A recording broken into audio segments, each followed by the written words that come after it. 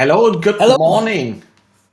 and hello from Europe. And that was an amazing stream from Australia. We are taking over now from Europe at a later time for you, Jens, because you had a time Yes, change, right? yes, I had, and I hate it. To be honest, You I do. really hate daylight saving time, and I hope they will get rid of it soon. Yeah. Good luck over there. I did not have a time change because I am in Iceland right now and they already got rid of it, which is kind of nice. But that means I am 2 hours behind you now, as opposed to one Okay. hour behind you yesterday. And our whole schedule got messed up from a European Yes. perspective. From an American perspective, it's still the same times, starting at 5 a.m. and going for 6 hours, meaning that we are done at 11 a.m. and we hand over at 11 a.m. Central Time in America to our friends at GaryCon. So, what are we gonna have in are we going to have planned for you today? So let's quickly talk about that, and then we will hand over to Penny Dragon Games, and they are probably already starting to warm up.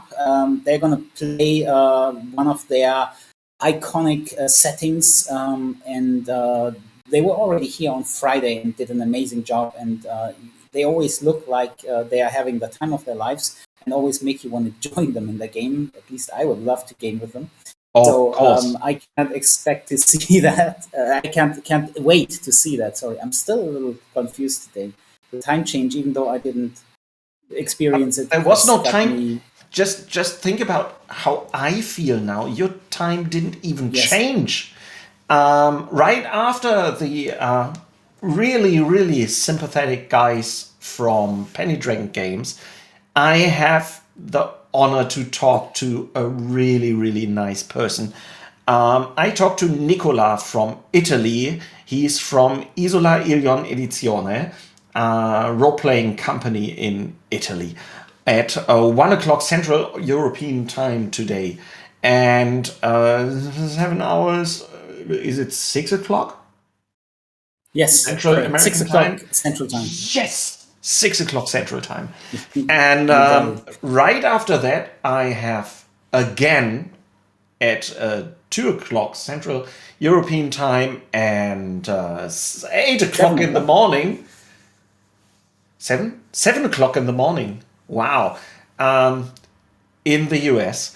I talked to Björn Flintberg, who's a really great number here in European role-playing game, and we will talk about European RPGs, how they differ from other RPGs, what makes them special, and how does it come then that Swedish role-playing games take over the world since a few years. Then you take Yeah, over. exactly. I take over then. We go back to Germany then with a German company, German publisher, Thorsten Loff. And Thorsten has been busy and in the gaming community for a long time. And he's basically a one-man show, but an extremely productive one-man show who has Yeah. had a large impact on the German role-playing community. And I'm going to talk to him a little about what it means to run a one-man show in today's role-playing community, and what the opportunities are and what the difficulties are. Because I think there are a lot of people who would love to be more active on a professional level because they love to embrace their hobby so much, and we'll Yes. find out more about that. And then, last but not least, we have Ulysses Spiele again here, and they are going to focus for the last 2 hours, I believe, on one of their big games, which is Fading Suns today, Really um, cool. which is a really cool game, exactly, Yes. and also well known, I believe, even in America. And yeah, I can't wait to see that because they're going to have a really wonderful game master there, and they're going to show us how that is played and give us some impressions of Fading Suns. But we don't want to take any more time from Penny Dragon Games, so we directly hand Exactly. over to them and I'm looking forward for the next 6 hours packed with role-playing program. So let's hand over to Penny Dragon Games. Have a nice day. Enjoy GaryCon in Europe All right. and all over the world. Yes. Happy GaryCon. Every November, around 1,500 visitors turn into true weekend heroes in the quiet town of Dreieich near Frankfurt, Germany. So, what are we doing? We are a roleplay convention with everything that comes with it. Game rounds, numerous exhibitors like publishers, traders, and illustrators, an extensive program with workshops, readings, and panels, and of course, a coffee and tea flat rate. And you will learn to appreciate the latter because we are open for 32 hours. If you want, and if you can keep your eyes open, you can immerse yourself in fantastic worlds non-stop for a whole weekend. With over 200 pre-registered game rounds, we are also the largest role-playing convention in Germany. But since we know that we can always improve, our team is constantly thinking about new things, such as our latest partnership with GaryCon in the US, or our online events on Twitch and Discord to which the entire world is invited. Curious? Then join us in November.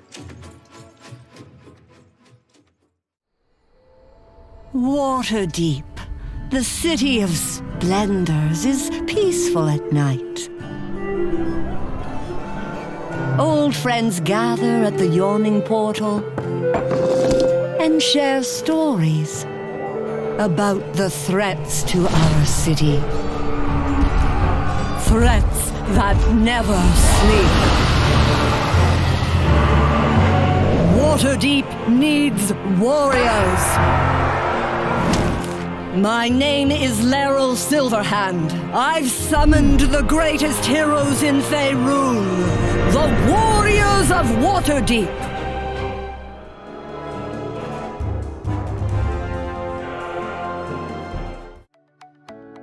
Level Up Dice. We are innovators in semi-precious, aluminium, wood bone, and even heavy metals. We have so many exciting projects in the works for 2022, including new releases at GaryCon. You can also support GaryCon by following the link above to discover everything we have to offer. So Krull is not your average turtle. Turtles are traditionally these dopey monk-like, slow-moving characters, and Krull, I wanted Krull to resemble a snapping turtle. Beaked, sharp spikes on the back of the shell, and the shell has been carved with draconic runes and prayers to Tiamat. And that comes out of his story, which was he was sent by the turtles to defeat Archon. And Archon bested him, but spared his life, as long as he gave his life over to fight for the Dragon Queen, and he accepted. And since then, it's this kind of fear, but he's also a fanatic now. And I think, but yeah, I think a lot of what he does is rooted in fear. You know, I wouldn't say there is a part Renfield to him. And another pop culture reference I would make would be like a Dr. Mindbender. And he's always scheming. He's coming up with, you know, if anyone was a G.I. Joe fan growing up, he was the Cobra scientist who was working to try to figure out how to bring Serpentor back to existence and create this genetic. So, you know, Krull is always searching for some elixir that's going to help Archon fight off Vecna's influence as the necrotic energy of the hand grows up his arm into his body. You know, Krull has commissioned some group of adventurers to bring him back a baby unicorn horn that he's going to grind up into a powder that he's going to feed to Archon somehow and stave off the necrotic energy. He's checking in with the artifact squads to check their progress to see if anyone's found the eye or found some leads on the eye of Vecna or any other sorts of weapons that could help Archon in his quest, Tiamat and the Dragon Armies for their quest. So, you know, very highly intelligent. And he's also super strong. He's got a 20 strength and he swings this giant two-handed maul that has, like, you know, frost capabilities. And So he's a very fearsome fighter, always surrounded by the dead. And he wears this white, like a white grease paint over his face, so that he looks like a skeleton. Like you would think he was undead at first glance, but he isn't. It's if that could give him some sort of advantage over an opponent that stumbled upon him. But there's always these zombies and whites and the undead around him. He's always experimenting on the dead.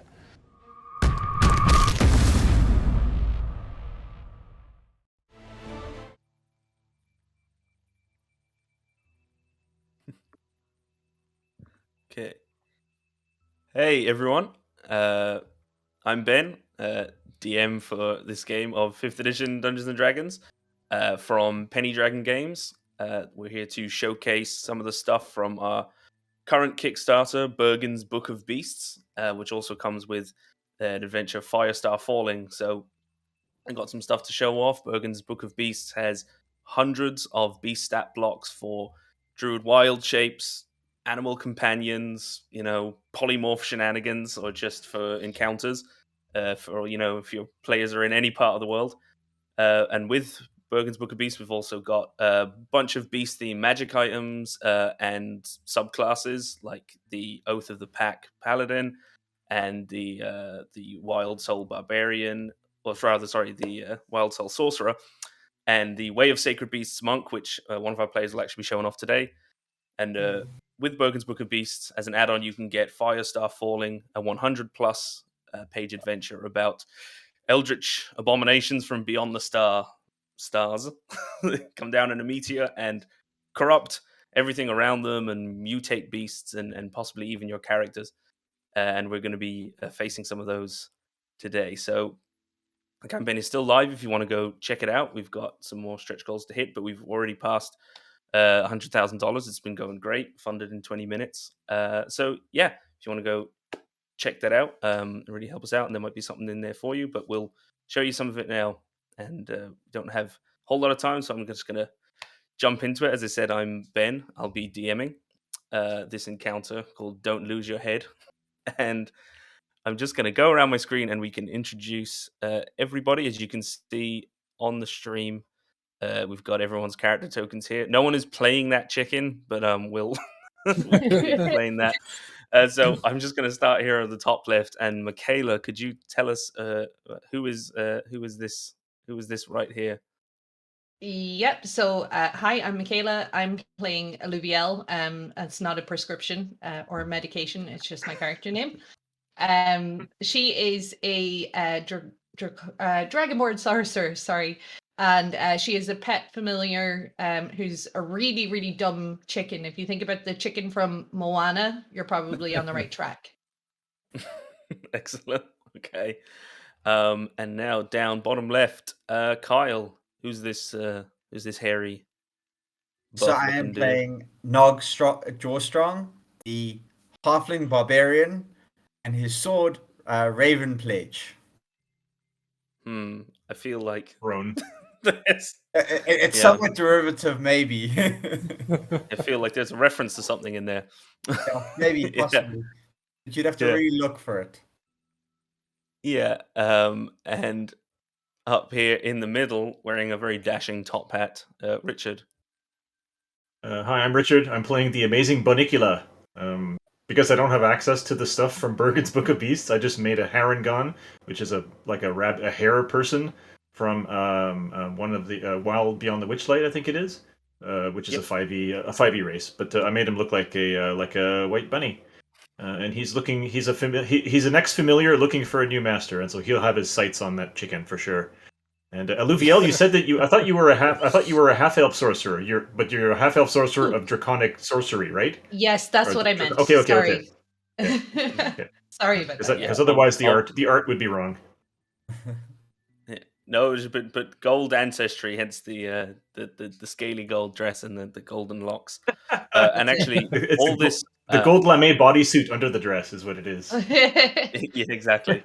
All of the token art, save for Banicula himself, was actually done by our own our own Richard, Bunicula's player, very talented, Richard Dufault, but Bunicula is by at Kathy_arts_. So shout out to them, and you can actually. I ended up not using her art. I didn't realize. So, but you can still check out Kathy_arts_ for another art bunny drawing that she did. Excellent. I thought Kathy's art was very similar to the rest of them, but I thought she learned from the best. No, I feel like hers is better, but that's not what Bunicula looks like. So that is true. Oh yes, that actually isn't. Yeah. So and last but certainly not least, Jean. How's it, everyone? I'm Jean. I'm playing Vakus Elmkai. He is a wood elf monk of the Way of the Beast, which is from Bergen's Book of Beasts. Oh, sorry, Way of the Sacred Beast, which I will try to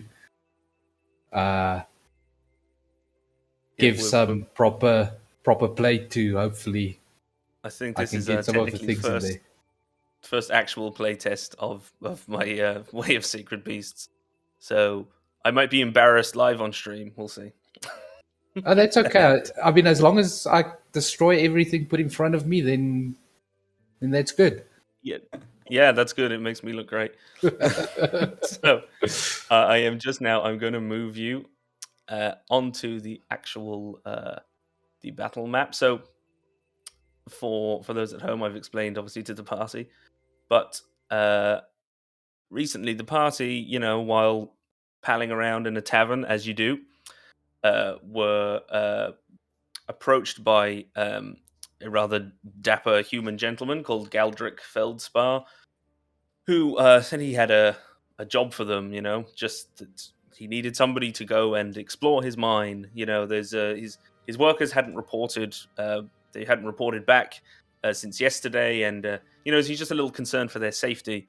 And so he said, if you go explore, and it can be good coin in it for you, and agreed. But after he left, some of the locals in the pub told you that the reason he's looking for someone to go in and check out his mine is that yesterday morning, one of his workers, the only worker of his that anyone has seen in a couple of days, came bursting into the tavern, babbling, covered in blood, and talking about how all of the miners suddenly turned on each other. It was a massacre. He just managed to get out of with his life, and then he started saying something about a star in the mine, pulsing. It was red. I see it. When I close my eyes, it's there. When I open them, I still see it in the sky. Flesh twisting, so much blood, and then just sort of collapsed into a blabbering catatonic mess.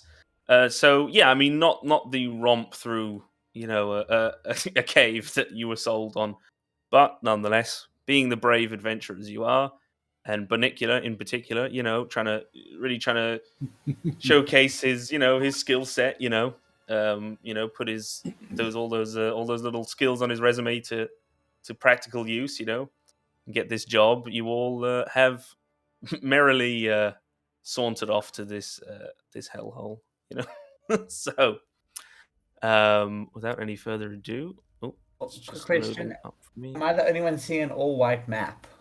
I only see a white map as well. Oh, nope. Is it loaded now? Mine's good. Like I've restarted Roll20 a couple of times, and it's just showing a white map. If you scroll out as far as you can see our tokens at the bottom left hand. I see them, but I don't see the map. Only Joanne can see the map. So maybe the map is only visible to the DM. I don't know. I'm sorry. Hang on, that is strange. Let me. The joys of Roll20, huh? Yeah. Oh no! God. Chat also says they can see the map, but that's probably because I can see the map. Oh yeah, I can see the map on stream. Also on stream, we can see all of us, and the map is very small. I guess that's how it's just being set up. I feel like my square is a bit big.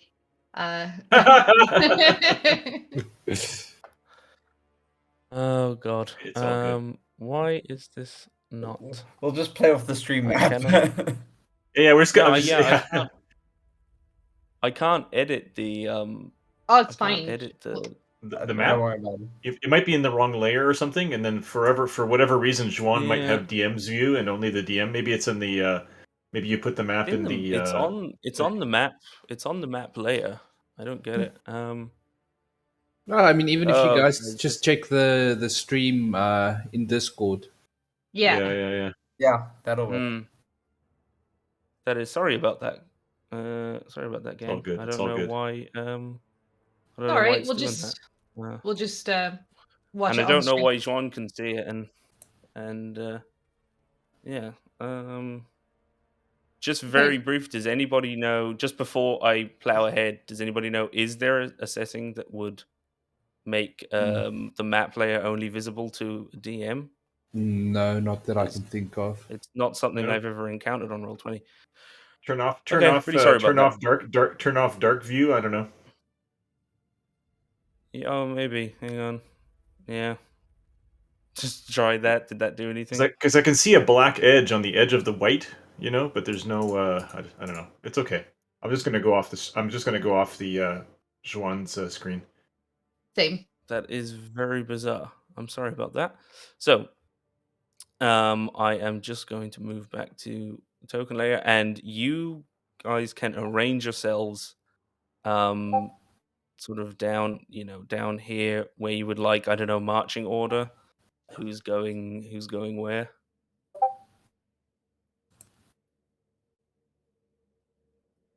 I'm I'm gonna be gonna. next to. I just want to be next to Alluvial, and I'm always saying bad things about the chicken. Yeah, and I'm assuming Nog is next to me. Sure. I'm gonna put the chicken behind alluvial. Over Yeah. here. It's Yeah. just running into So, walls and yeah. stuff like that. So you can see that the cave is lit in dim light by these faintly glowing crystals of quartz all throughout. And looking into the mine, you see all around, there's 9, 10 corpses of miners. They are just drenched in blood. Some have limbs half hanging off.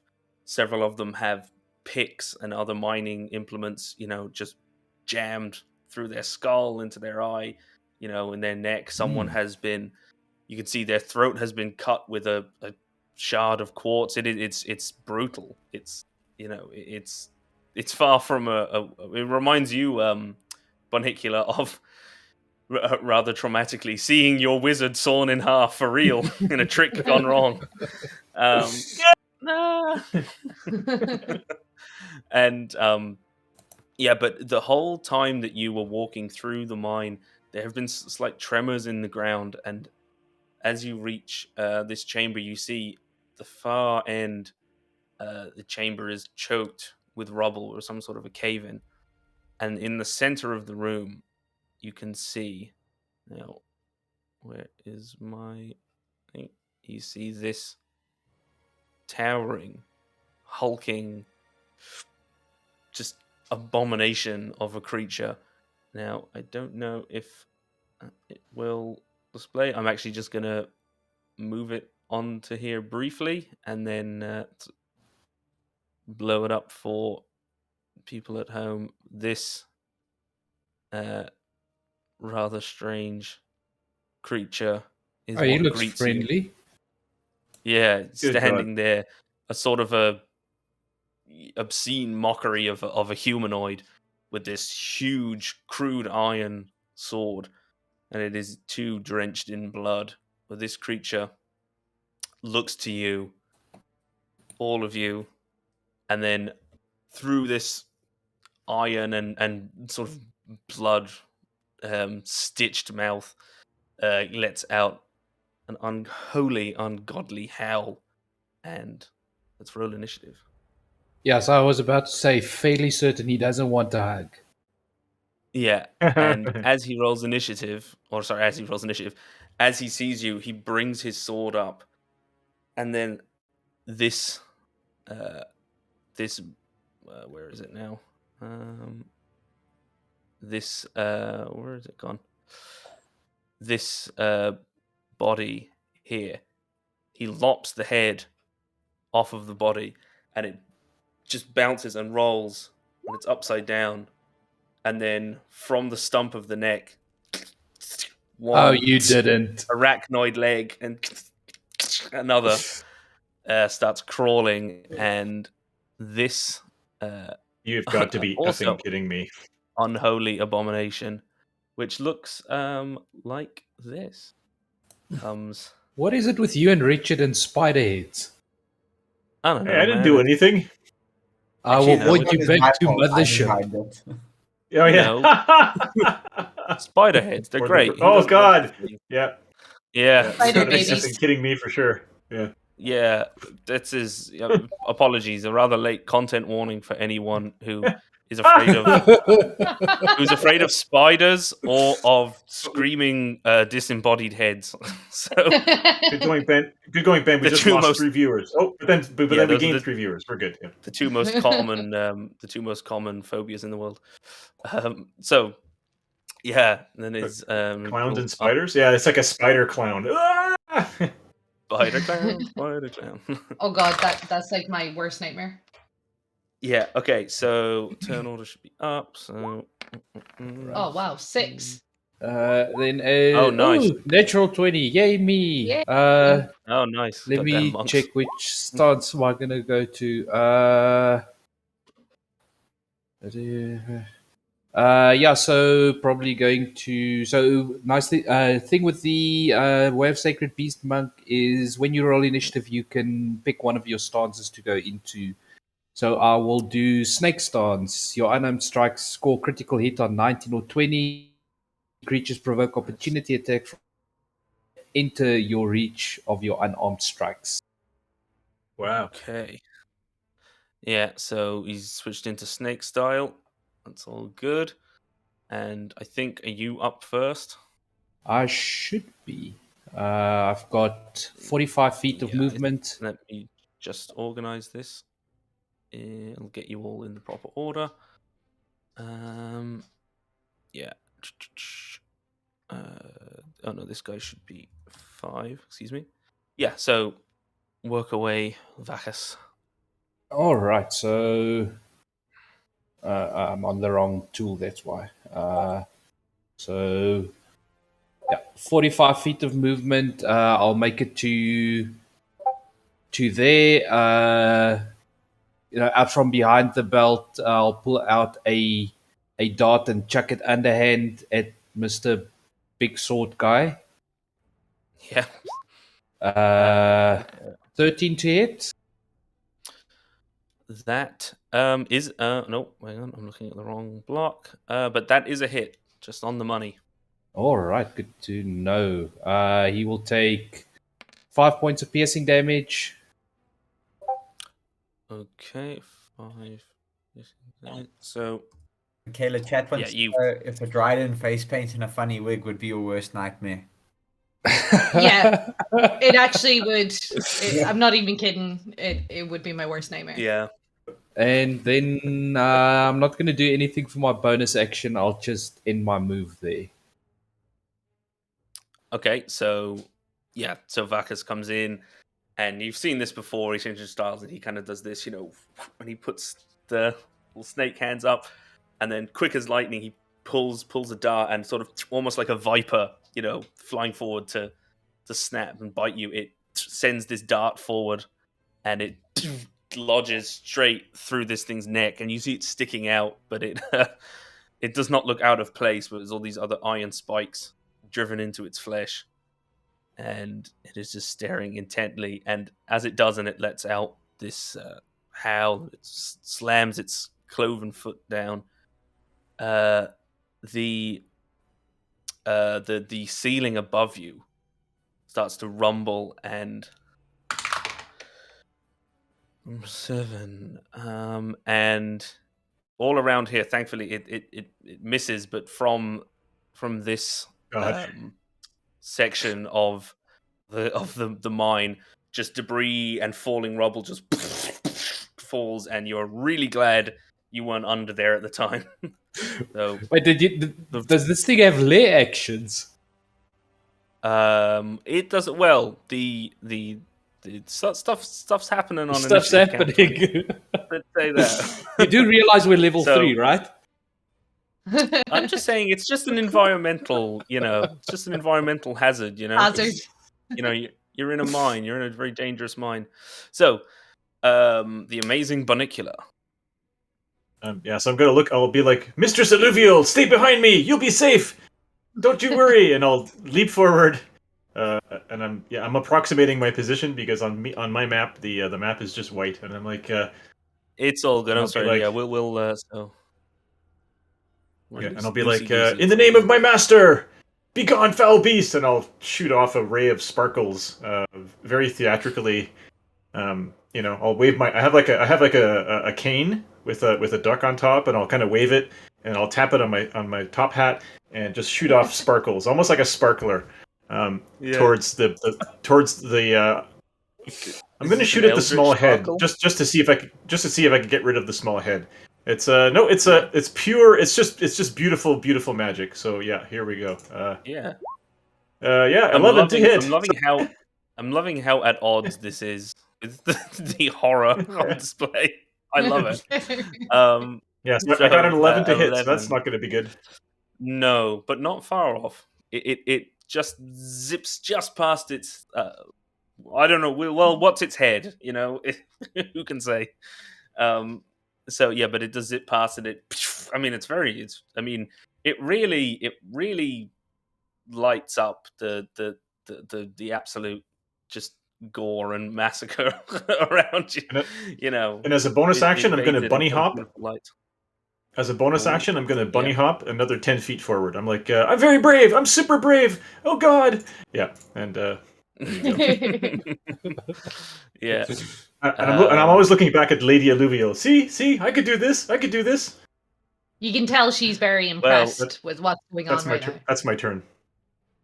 Yeah, well, it's a good thing you're brave because this thing starts coming towards you, but just almost like as an afterthought, it slams its sword into the ground, and it drags it sort of along. And as it does, it where am I now? It takes the head off of this corpse and summons another of these spider heads as it just rolls off, and a leg comes through the eye and out the mouth, and it steps 5 feet forward.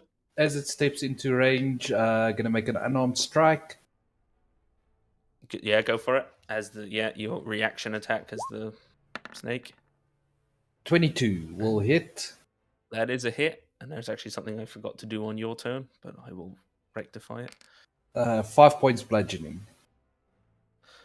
Okay, so another 5. Just give me 1 second here, guys. I just need to do one thing. So, okay.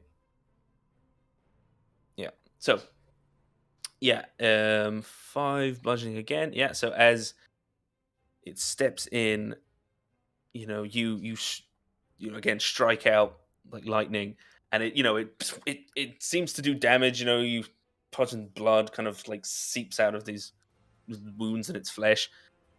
But as it approaches you, and it makes another attack. Oh, it's cocked. That is only a 14 to hit. A 14 will miss. Yeah, so it swings wild, this heavy blade, but something in you, it's seeing it, coming at you, and with this rage, a rage just starts to build in you, and it's just gnawing at your mind, and you just want to just lash out at it or anything. And so, will you give me a wisdom saving throw as you come within 10 feet of it? I forgot its aura was 10 foot, not 5. No problem. So it should have actually. I should have called for it at the start of your turn, but that's my bad. 14. That is a pass. You are okay. So you manage to, you think about what your masters taught you, and you think the serenity of the crane, balance, and you bring yourself down and center your mind. But that is its turn, and it is now Nog Jawstone.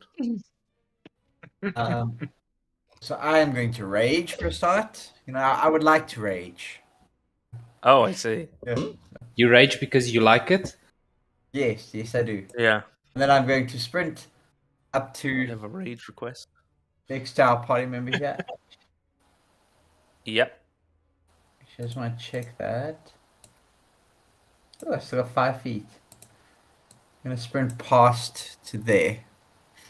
And then I am going to not do anything more because I've bonus actioned all my sprinty stuff. Sure. Um, All your sprinty stuff. That's everything. then Action bonus. I think I have to make a wisdom saving throw, do I not? If you oh yes, when you move into it for the first time on a turn, you do. So.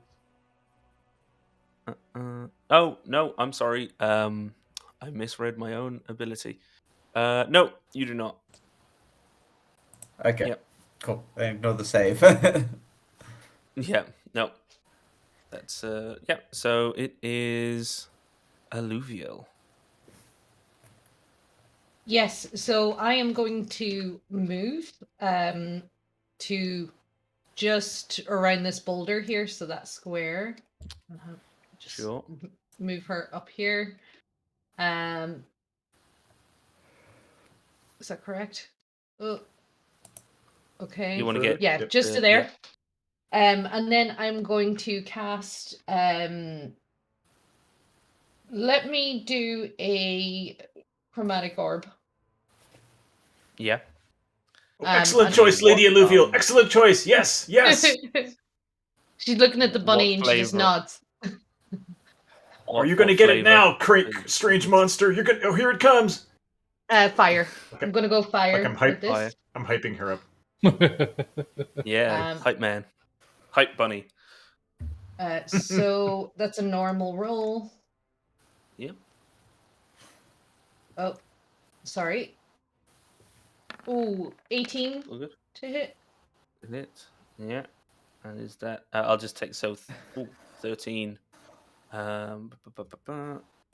So you pull out the diamond, which I believe is the material component, and it spins, and then almost like a little prismatic, beam kind of shoots out orange red towards this thing, and it turns into a bolt of flame, and it slams against it, and flames lick across its body, and it staggers back, and it's injured it, but it doesn't seem to have burnt it, and it just doesn't hit like you were expecting the fire to hit. Oh dear. Okay. Yeah, that's my turn though. That is your turn.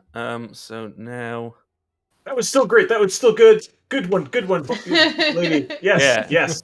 Very good, very good. Good opening sound. You can't start too hot. You gotta build. It's like on Family Feud when people give like a dumb guess. They're still like, yeah, good one. Yes. Yeah. Maybe try So this is something 5, different. 10, 15. Carrigan Chad is 20. complaining that he thought he was Penny Dragon's resident knockoff. Oh, he's still a knockoff, yes. Yeah.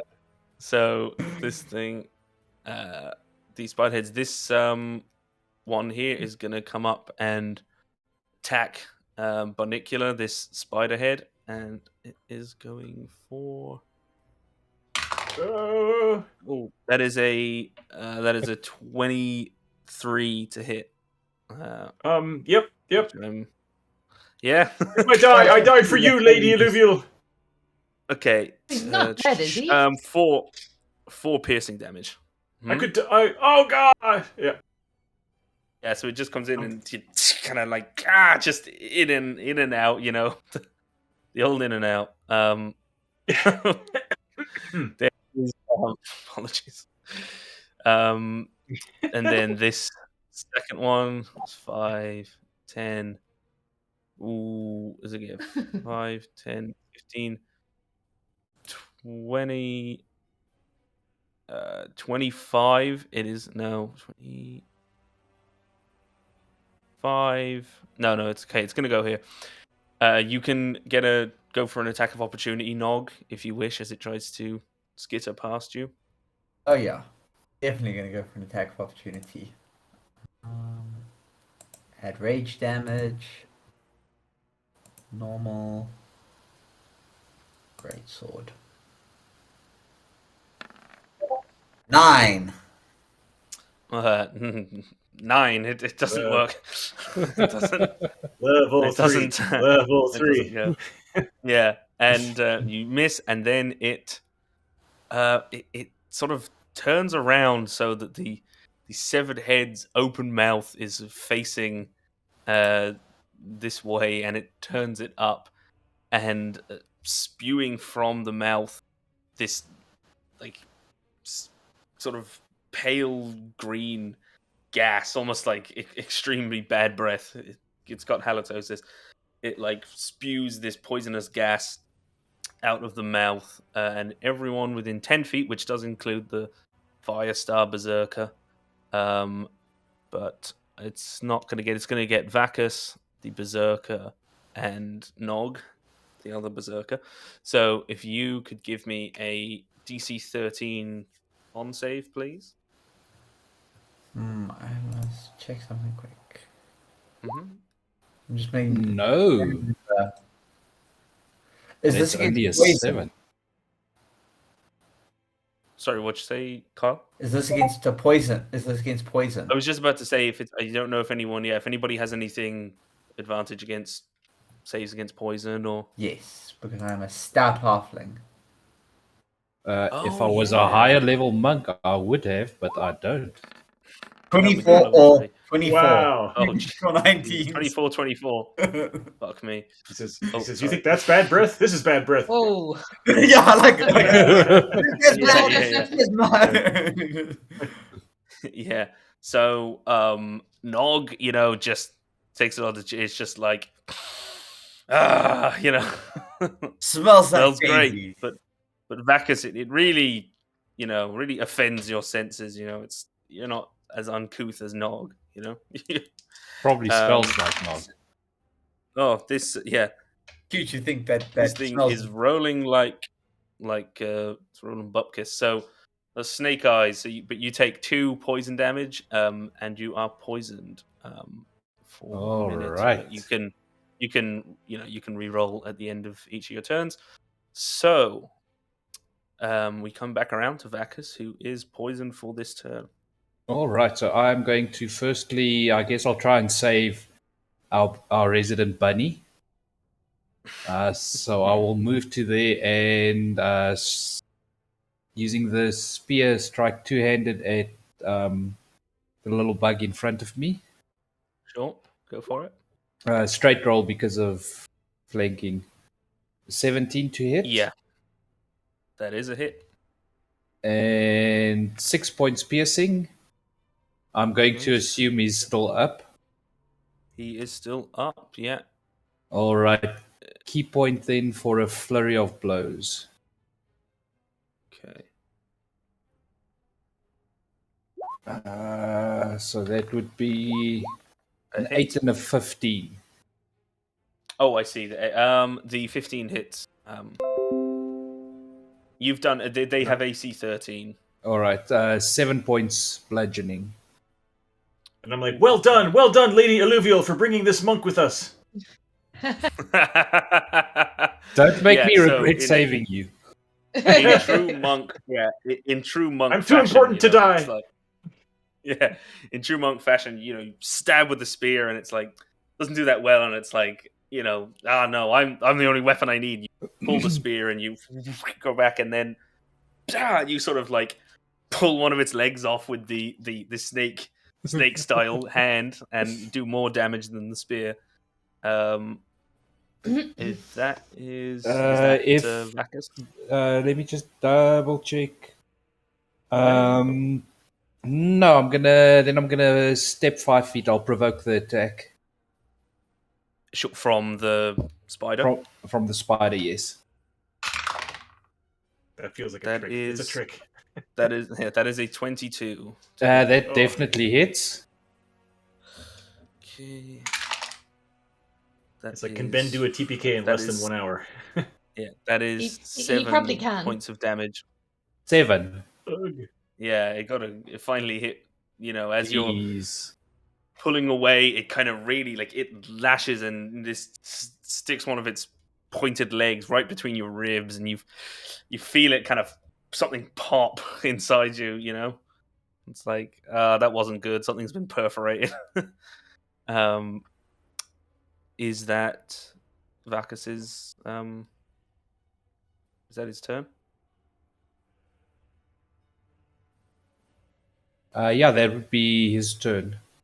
Yeah, cool. So just before the amazing Bunicular.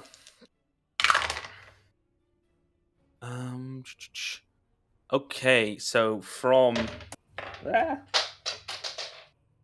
lost the D12. D12 down. Yes, gotta go. Serves you right. Serves you right. I'm like, good job, Ben, for allowing Lady Alluvial to play in this game. I'm very happy. So good. Yeah, just to be happy I don't count that downed D12 as a reroll. So from here, so in this oh god, can I in this 15-foot square area, from here, more debris falls, and Vacus, it just slams just next to your foot, right out of you. But from here, underneath Nog and the Berserker, some more debris falls, and I'm going to need you to make a deck save.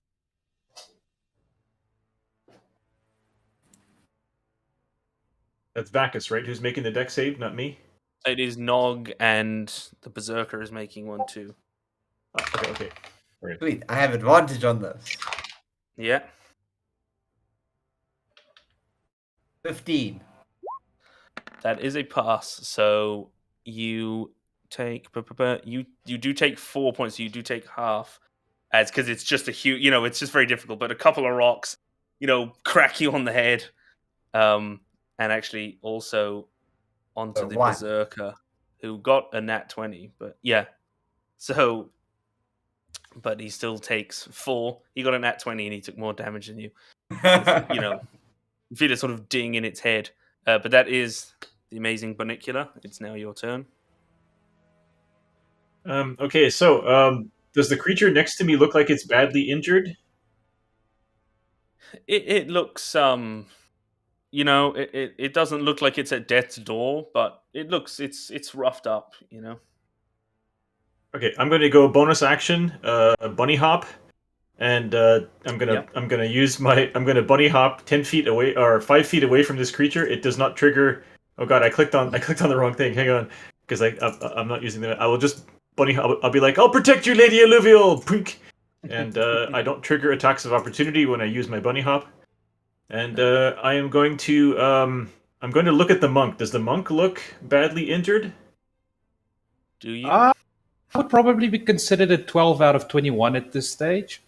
On that classic scale. On a scale of 12 to 21. Yeah. Lady Alluvial, in order to protect you and I from these melee combatants, I will heal our friend, and I'll spend 2 dice from my healing light, 2d6 to heal up the monk. So yeah, nice. As a celestial as a celestial warlock, I can heal people. So you get 6 hit points back.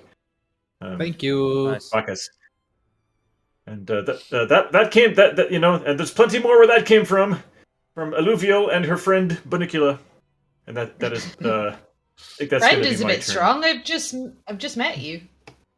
Well, I mean, not just. Don't worry. Is that you? I mean, got action, no? Or the healing light is my action. oh, sorry, I thought. The hop is. Oh no, it's a bonus action. That's okay. Yeah. You can still Yeah. move away from the spider because I triggered its reaction already. Yeah. Okay. It can't So in that case, I'll still bunny hop, but it's regular movement, and I'm ready for it to kill me, and somehow it doesn't. And then now I still have an action, so I'm going to go. Oh god, I clicked on the wrong thing again. I'm going to use my my Eldritch Blast again against the big creature, and I'm like, damn you! And once again, it looks like bubbles coming from my my sword cane. So bloop, bloop. And it's a 10, and it's a 10. Oh, Fortunately, I shake my wand. Damn it! It's like they sort of like they shoot out quite forcefully and fast, and it's like, but then it's like as they get towards him, they start to lose velocity in their bubbles, so they like. I turn back to Lady Alluvial. I'm like, I'm sorry, I'm very nervous in these interviews, but I have very good references, very good. Can I get a reference for the last guy? Yeah, I promise none of them are my brother doing a voice. No, there's a 1-year gap in my resume, which is my previous master. Yeah. Yeah, there's a 1-year gap in my resume. My previous employer had a rather large gap in his midsection. He had an industrial accident. It wasn't technically my fault. So that's it it for is me. This Firestar Berserker here is going to attack. Seeing Nog, I mean, it's the big burly dude. He Well, is the going little to burly dude. The little burly dude. Yeah, I mean, yeah, he's a chonker. He's gonna reckless attack. 12 plus. That's 17 to hit. 17. What's Nog's AC?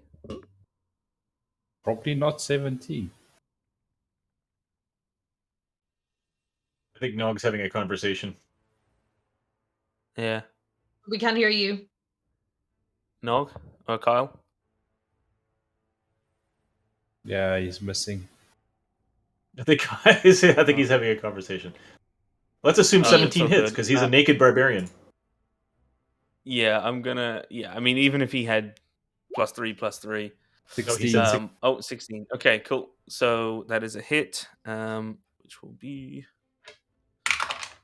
10. That is 4 plus.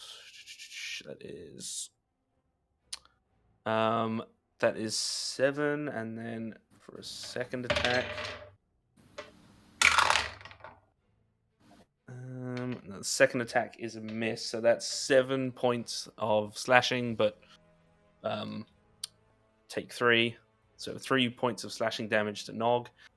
And then both Nog and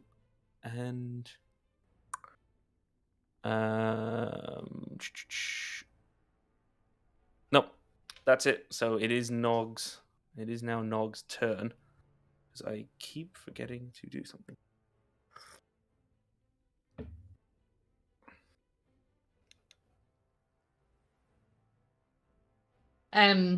Kyle, Kyle, I think you're muted. We can't hear you.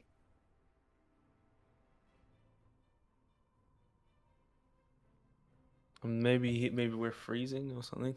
And of course, Lady Alluvial. This is why I would be a much more reliable companion than this barbarian who is not saying anything. You can always Kyle, count on me to not be muted.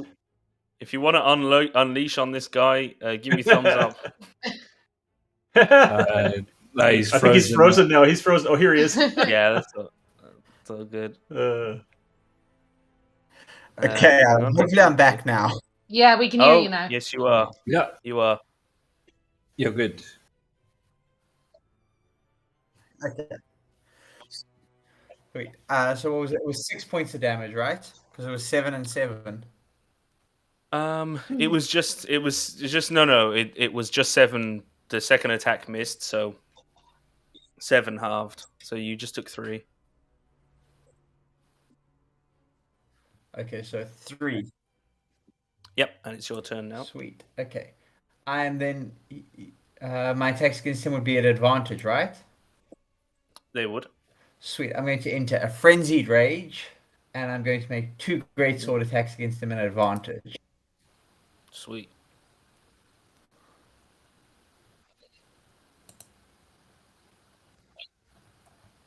If I could roll. I can if you want, I can. Just to let you guys know, I think we have like 5-6 minutes left. Yep, I've got my. But my I don't iron think we're clock. going to be getting this guy down in that time. No, But well, I still, have a hopefully contingent. people are. Yeah, just well, maybe if Mr. White Rabbit over there can stop being a white elephant and actually hit something. I'm going to assume. I'm gonna. Hang on. Here's what. I'm gonna roll. Okay, Nog, one of Nog's attacks has hit. Ooh, 11 plus. What's your strength, Nog? Plus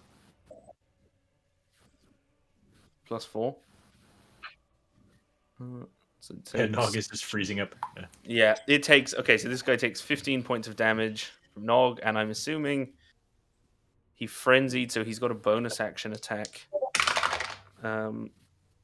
which is going to be a hit again. Yes, I do. So 8 plus 4, so that is another 12 damage. So that is, this thing is looking rough. It's getting chopped up. Is Nog going to stand his ground? I'm going to assume yes. So Alluvial. What is happening? Yes. So I would like to. Oh crap! Where's my character sheet? I think yours is the last thing we're going to be doing, so make it a good one. I'm like, this is it. This is it. You can do it. Okay, I'm going to use my twinned spell, Meta Magic. So that costs me 2 sorcery points. Because I'm going to cast Chromatic Orb again at 2nd level. But I'm going to do it cold. Yep. Frost damage. Sweet. So cast. Roll. Oh no, I rolled acid damage wait, sorry. I think it just does that by default, I think, does it? Maybe. No, it doesn't. Hold on, I got it. Cold roll, normal roll. Mm-hmm. Oh man. What was that, 15? So that is, did you say you twinned it? I think 13 hits though. Or Yeah. And I was hitting the 13 2 hits either of them. spider babies. Yep, that hits both of them. Yeah. So cool. This one gets pinged, and then this one. Well done, mistress. Yeah, and then this one is pretty bad. So one, it kind of this thing, and it goes and then splits into 2 crystals. It sort of strikes through one, and it kind of knocks it over, and it's got this big shard sticking out of it, which then dissipates into mist. But the second one strikes it in the eye of the head, and then it starts to freeze over fully, Sub-Zero style, and a chunk of rock falls from the ceiling and just shatters it into nice pieces. Is that everything that Alluvial's doing? I'm gonna pat Sir Bunny on the head, and then that's it. Sure. So, with that, on the Spiderhead's turn, you notice that all of the corpses, do you hear a lot of squelching and crunching noises as all of their heads start to pop off and sprout legs. Oh, nice. No. No. Yeah, as a horde of these things start. And hey, people in chat, if you want to see the end of this fight, you'll have to come and see it on our channel at some point. Hit exactly. us up. And now, Vacus, you can see, you can literally see cracks, big cracks forming in the ceiling, and more debris is coming down. And 7, 8, 12. And yeah, this thing 7, 8, 12. So none of you have to make. Yeah, you're all okay, except something falls. Yeah, so from the center of the ceiling, a large rock is dislodging. The Firestar Berserker raises its sword and looks like it's going for a massive swing to try and cleave Nog and Vacus, and then suddenly a rock just, you see it slams like a stalactite into its head and splits its head open, the sword drops with a clang, and then this thing falls to the ground. And actually, there had been a sort of an aura, or sort of a feeling while being around this thing of like Nog was already raging, but it was like it wanted to burr you into a murderous rage. But that thing has died, and Vacus can see, but from all around, from here and here, and the center and over here, the ceiling is collapsing. This chamber is about to cave in. Cool. So then on my turn, I'm just going to shout to everyone to start running. We need to get out of here. I am going to use a bonus action to swap into Monkey Stance, which gives me the ability to walk through hostile creature spaces, and I get advantage on dex saves, and opportunity attacks have disadvantage on me. Yeah. And then I'm going to evasion machine. I feel like you should have changed into bunny form and then go really fast. Yeah. I think we lost bunny style. We lost Kyle, Oh, unfortunately. But oh no, anyway. That's okay. What I'm gonna do is I get an athletics check from everybody, and Vacus, you have advantage. Cool. Yeah, so we'll just go from this stage. We won't bother. Yeah, I mean, everyone, it's time to flee. Everything here is buried under the rubble, and you just managed to escape with your lives, but with some bad memories. And so, with that, we will say goodbye. And we hope you all enjoyed it. And if you haven't already, please check out the Bergen's Book of Beasts Kickstarter. Yeah. Could do Thanks, some everyone. shit. You can check us out on our channel as well on Twitch. So. Oh yeah. I'm actually DMing in a few hours my regular campaigns. I'll see you soon, maybe. Cheers, everyone. Enjoy. Bye. Bye. Every November, around 1,500 visitors turn into true weekend heroes in the quiet town of Dreieich near Frankfurt, Germany. So, what are we doing? We are a roleplay convention with everything that comes with it. Game rounds, numerous exhibitors like publishers, traders, and illustrators, an extensive program with workshops, readings, and panels, and of course, a coffee and tea flat rate. And you will learn to appreciate the latter because we are open for 32 hours. If you want, and if you can keep your eyes open, you can immerse yourself in fantastic worlds non-stop for a whole weekend. With over 200 pre-registered game rounds, we are also the largest role-playing convention in Germany. But since we know that we can always improve, our team is constantly thinking about new things, such as our latest partnership with GaryCon in the US, or our online events on Twitch and Discord to which the entire world is invited. Curious? Then join us in November. Welcome back. We are here to talk to you again. I hope you all had fun with Penny Dragon games. I really, really like these crazy Irish guys and girls and their games. But now we shift a bit south of Europe and we leave the Irish island, drive the Atlantic, just move in around Gibraltar and Spain and move directly to the southern part of Italy. And I'm really happy to welcome you, Nick. Hi to GaryCon. Hi everyone. My name is Nicola De Marco, but for ease of use, we'll use Nick. But Nicola De Marco sounds so much better.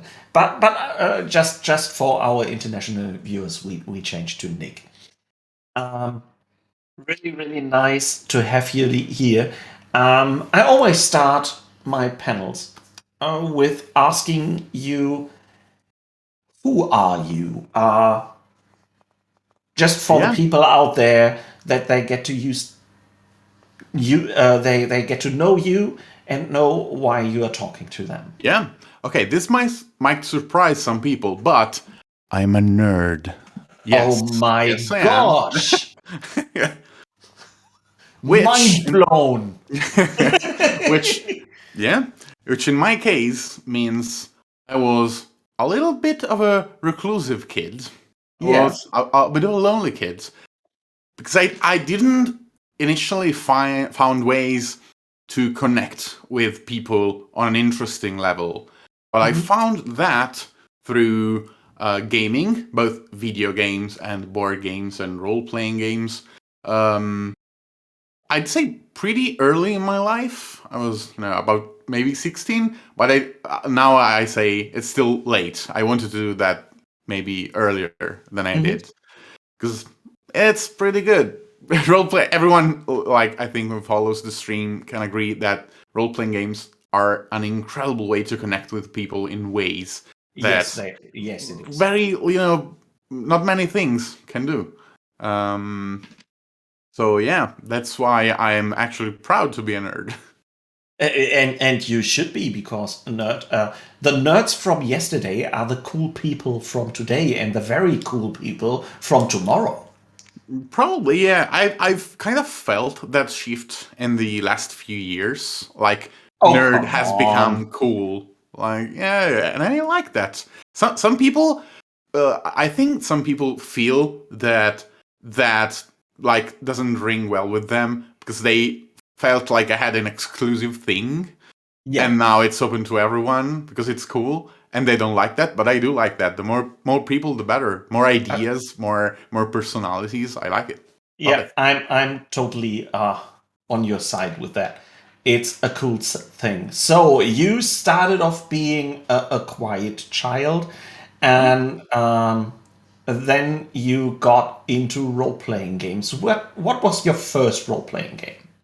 I started playing D&D 3.5. 3.5, 3.5 edition of Dungeons and Dragons with some friends around here that wanted to try it.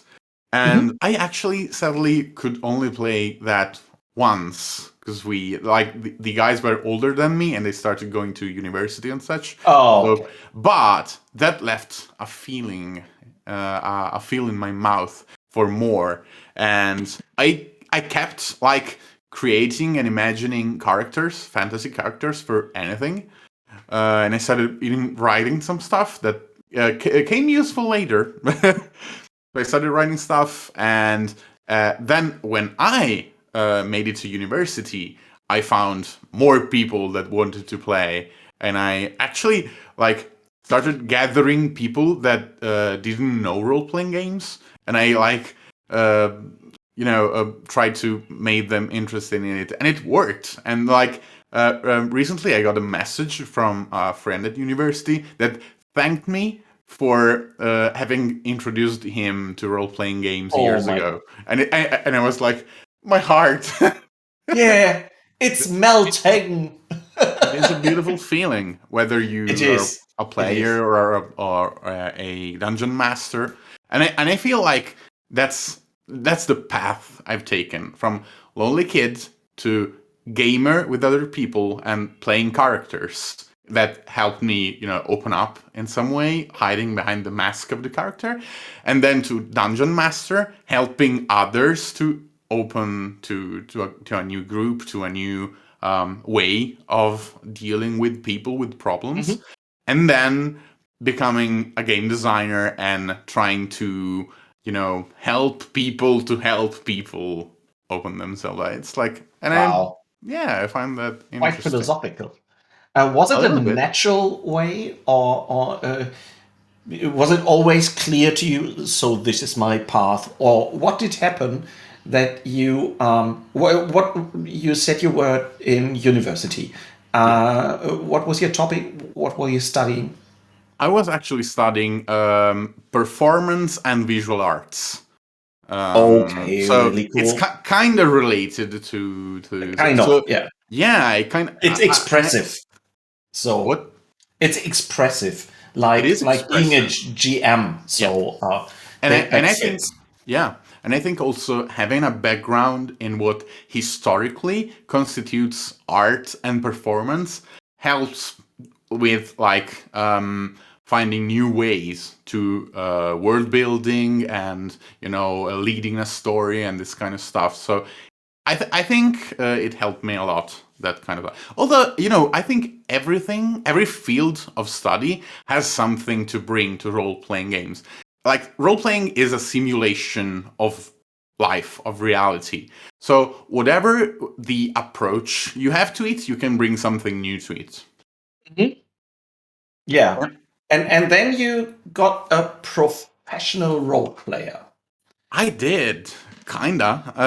Well, I think it started when I was the dungeon master for a group, and one of the guys in the group was, I think, inspired to be the dungeon master of a different group. And he was asking me for advice and ideas for the story he wanted to create. And that kind of triggered something in me. I was like, I can be the dungeon master's master in a way. And then I found out that some friends of a friend had created Isolalion, the company I'm mainly working with now. And I contacted them and I said, I think I got a few good ideas and a few good skills you could use. And and now we're really good friends, and we have been collaborating for, I think, 5 years at this point. We've been at conventions together, and that's another, facet of the role-playing industry. You also bind through making things together for other people, and it's really good. How big is Isolalion Edizione? Have I said that right? Isolalion Edizioni. Yeah, good. So pretty accurate. So, close. I think we could be defined as being part of the the indie side of of publishing. Indeed, although we worked on the Italian versions of some both major and some cult role-playing games. Like major, we have made the Italian version of City of Mist, which is a really interesting modern role-playing games, and also some lesser known but interesting role-playing games, kind of cute, like I think I got the book right here. Just a second. No, I haven't got it here. It's a game called I can't remember the name because it's in Japanese. It's in Japanese, okay. A Japanese game called Ryutama. That's it. I wasn't remembering it. I was blanking for a moment. Ryutama, which is a really, a little bit kawaii game. I think from 2003 that didn't get a translation in English for I think more than 10 years, and we found it out, and we liked it a lot, and made the Italian version of it because it's really interesting. Ryutama. Are you talking Japanese? No, I don't speak. I translated. Actually, I was the translator for it, but from English to Italian. I don't speak Japanese yet. Yet. I'd love to learn. I love languages in general. I would love to learn it.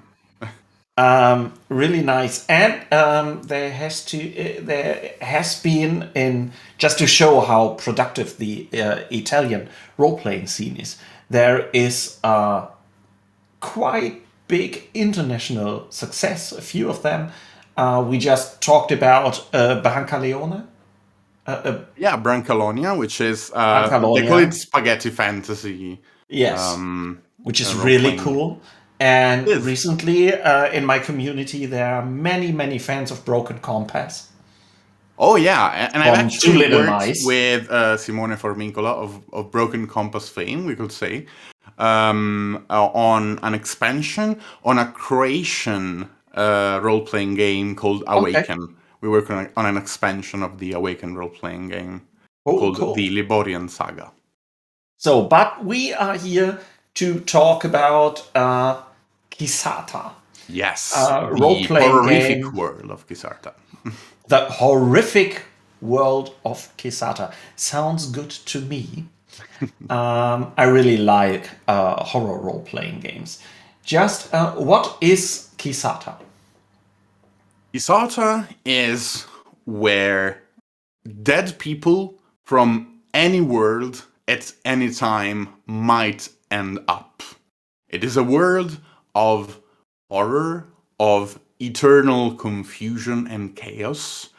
Because you got people there from many, actually infinite different worlds that are already dead, so they cannot die.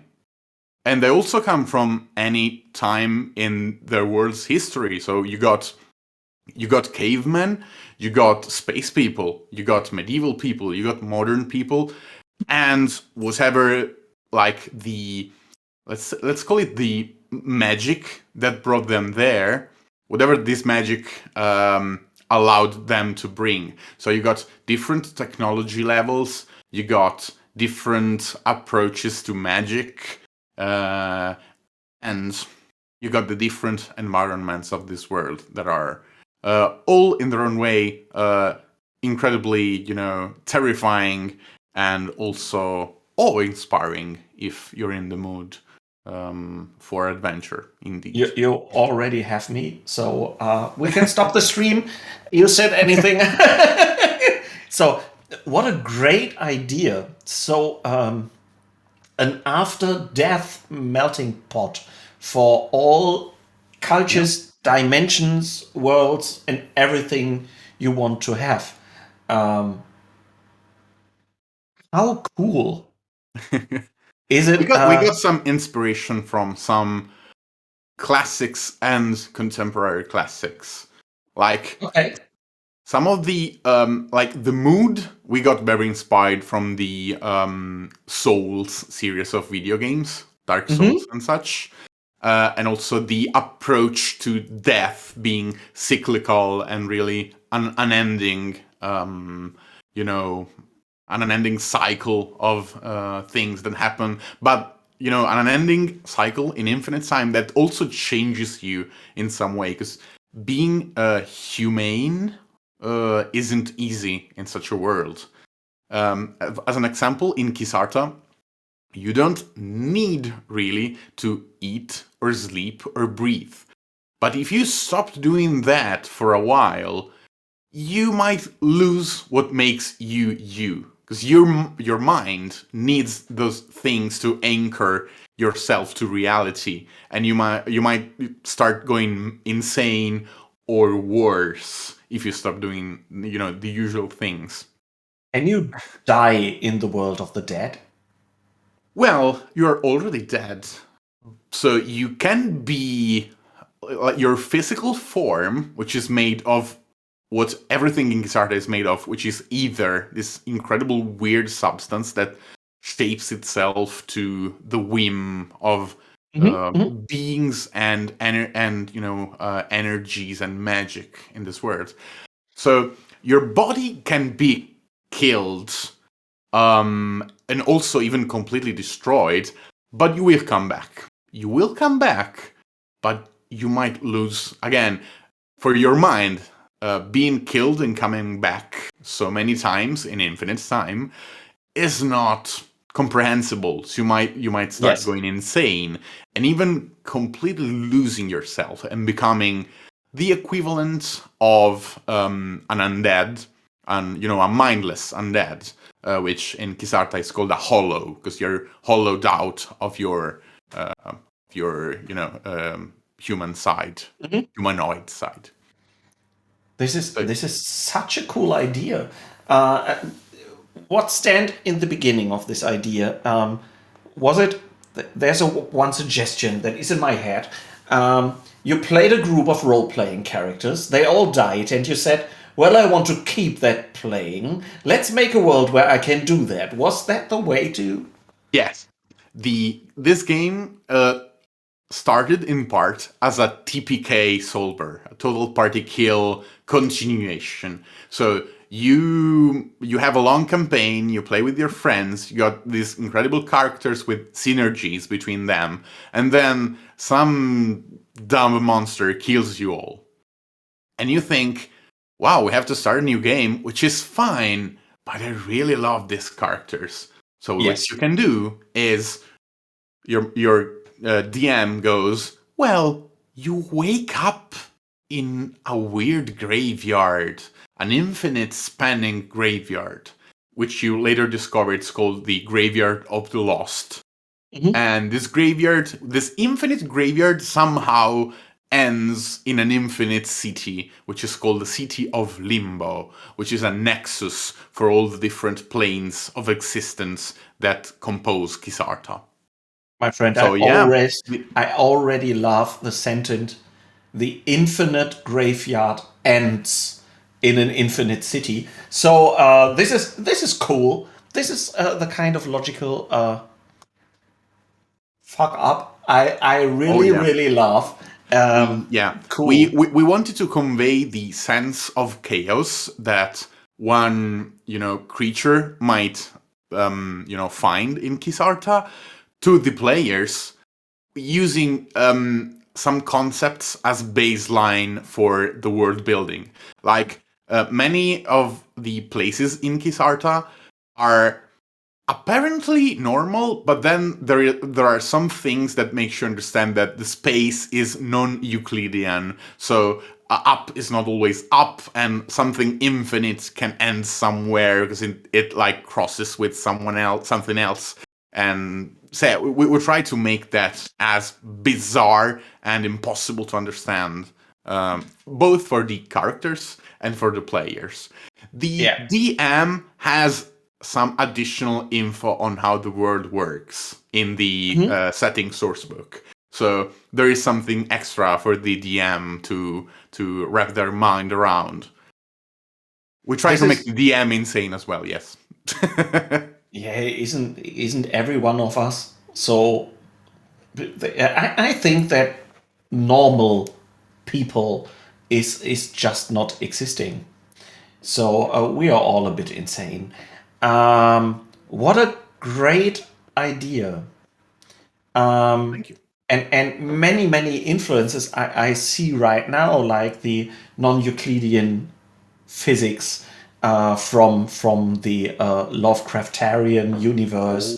A bit of cult, like the cult role-playing game where that has the sentence, the death is only the beginning.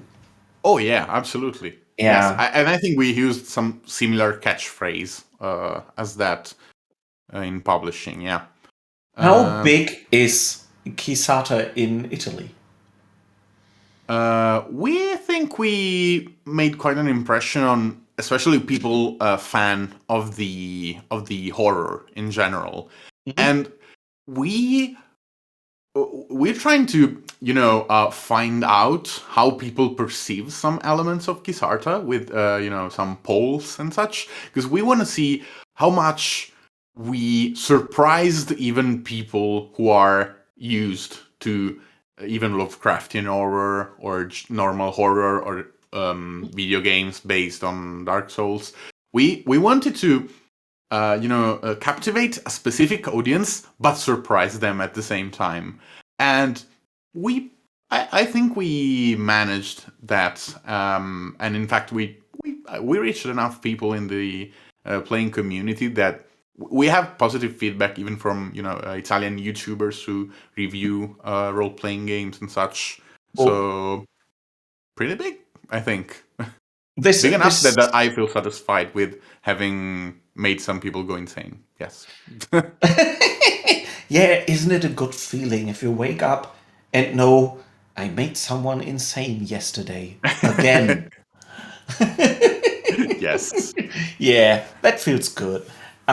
So what kind of, if something is infinite, if you have every possibility, sometimes it's a bit of heavy stuff for players, because if they can do everything, they have to decide and really know what they want.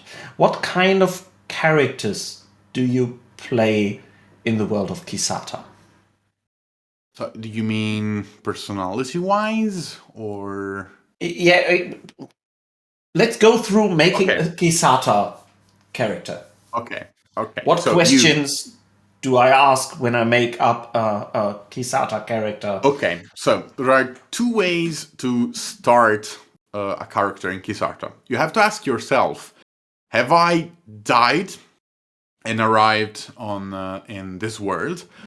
Or am I one of the few races that could be called native to Kisarta? Because there are a few There races. are. There are a few. So there is one race that is called the fetish. The fetish is a bizarre abomination, which is a conglomeration of different pieces of creatures that are made by a really powerful creature, a single powerful creature called the butcher. The butcher, yes. The Butcher is one of the most powerful beings in Kisarta. They are called collectively as the Black Circle, and they're like the masterminds between the shifting of like physical powers in Kisarta. If there is like a war raging in one of the planes on Kisarta, is because at least two members of the Black Circle are, trying to gain something from it. They're the real dark powers, the real, the gray eminences sometimes between the curtains, behind the curtains. Are So the these fetish, yeah. are these origin characters? There's a question in the chat, and I hope I interpreted right. Are there some kind of ghouls or? Well, they are humanoids. Although we have different ways, depending on races and also the new classes we have in the book. We have ways to give characters new tags. Like you can be a humanoid abomination or a humanoid. I think we have a way to be a humanoid undead.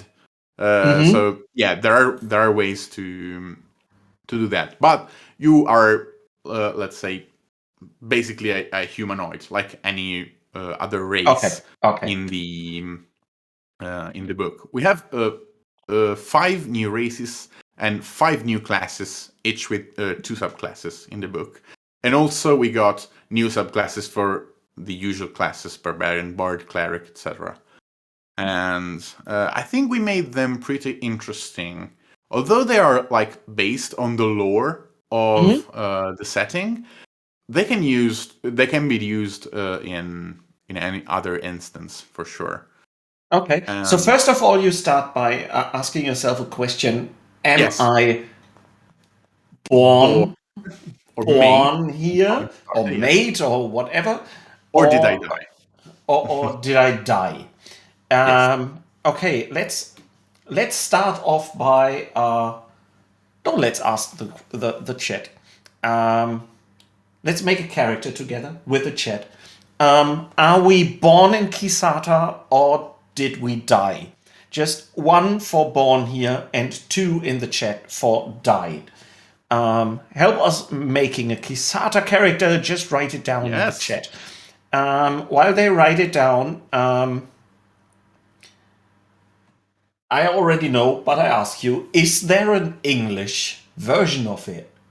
Absolutely, yes. And you can find it on kisarta.com. We got both the physical and digital copies of the setting sourcebook, and we got also some digital add-ons to the game. Okay. We got actually 2 more additional races, and then more subclasses for the new and old traditional classes. Do you sell in Germany? Do you know that by chance? I'm pretty sure we do, yeah. Pretty sure you do. Then I will have my eyes up for my own role-playing shop. That we will get a copy of it. Okay, the chat decided we died. We died. So if you died in Kisarta, you died in your world and ended up in Kisarta, you wake up in the Cemetery of the Lost, as I was saying before. and you still got options. You might keep the race you had before dying, and leave like that in Kisarta, or something might have gone wrong in this world trying to reform you, and rather than keeping your body, you might be reborn as one of the decorative statues in the Cemetery of the Lost Ones. So you might be reborn as something similar to a gargoyle or an angel made of stone. And the fact that now you can move, though, cracks the stone, and the energy of your essence seeps through, and you can see this glowing cracks in the stone of this living statue. So this sounds really deep, gothic. It is. We try to make the mood very gothic horror, very gothic inspired. So you wake up being a weeping angel.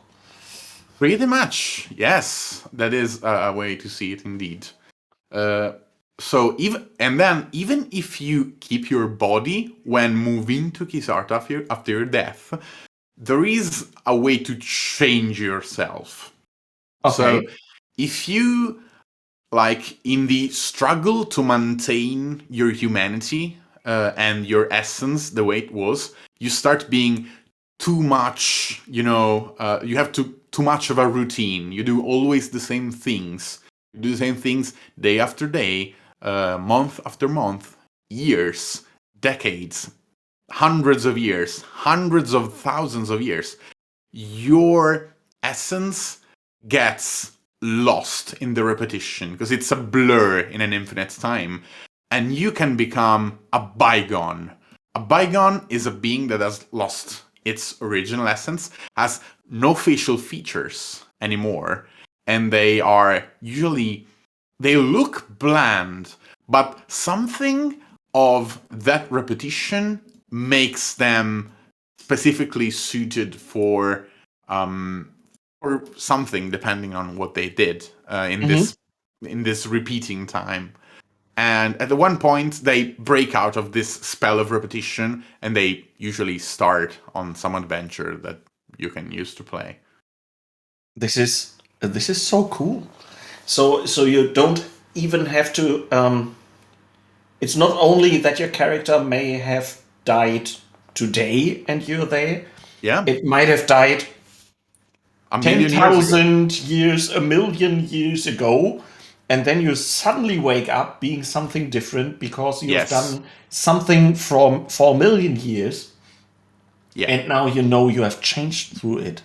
Yeah. There's so many ideas exploding in my head right now. Yeah, we wanted that to happen. Ideas exploding because we want people to approach huge time scales, which is not usually something that you do in role playing.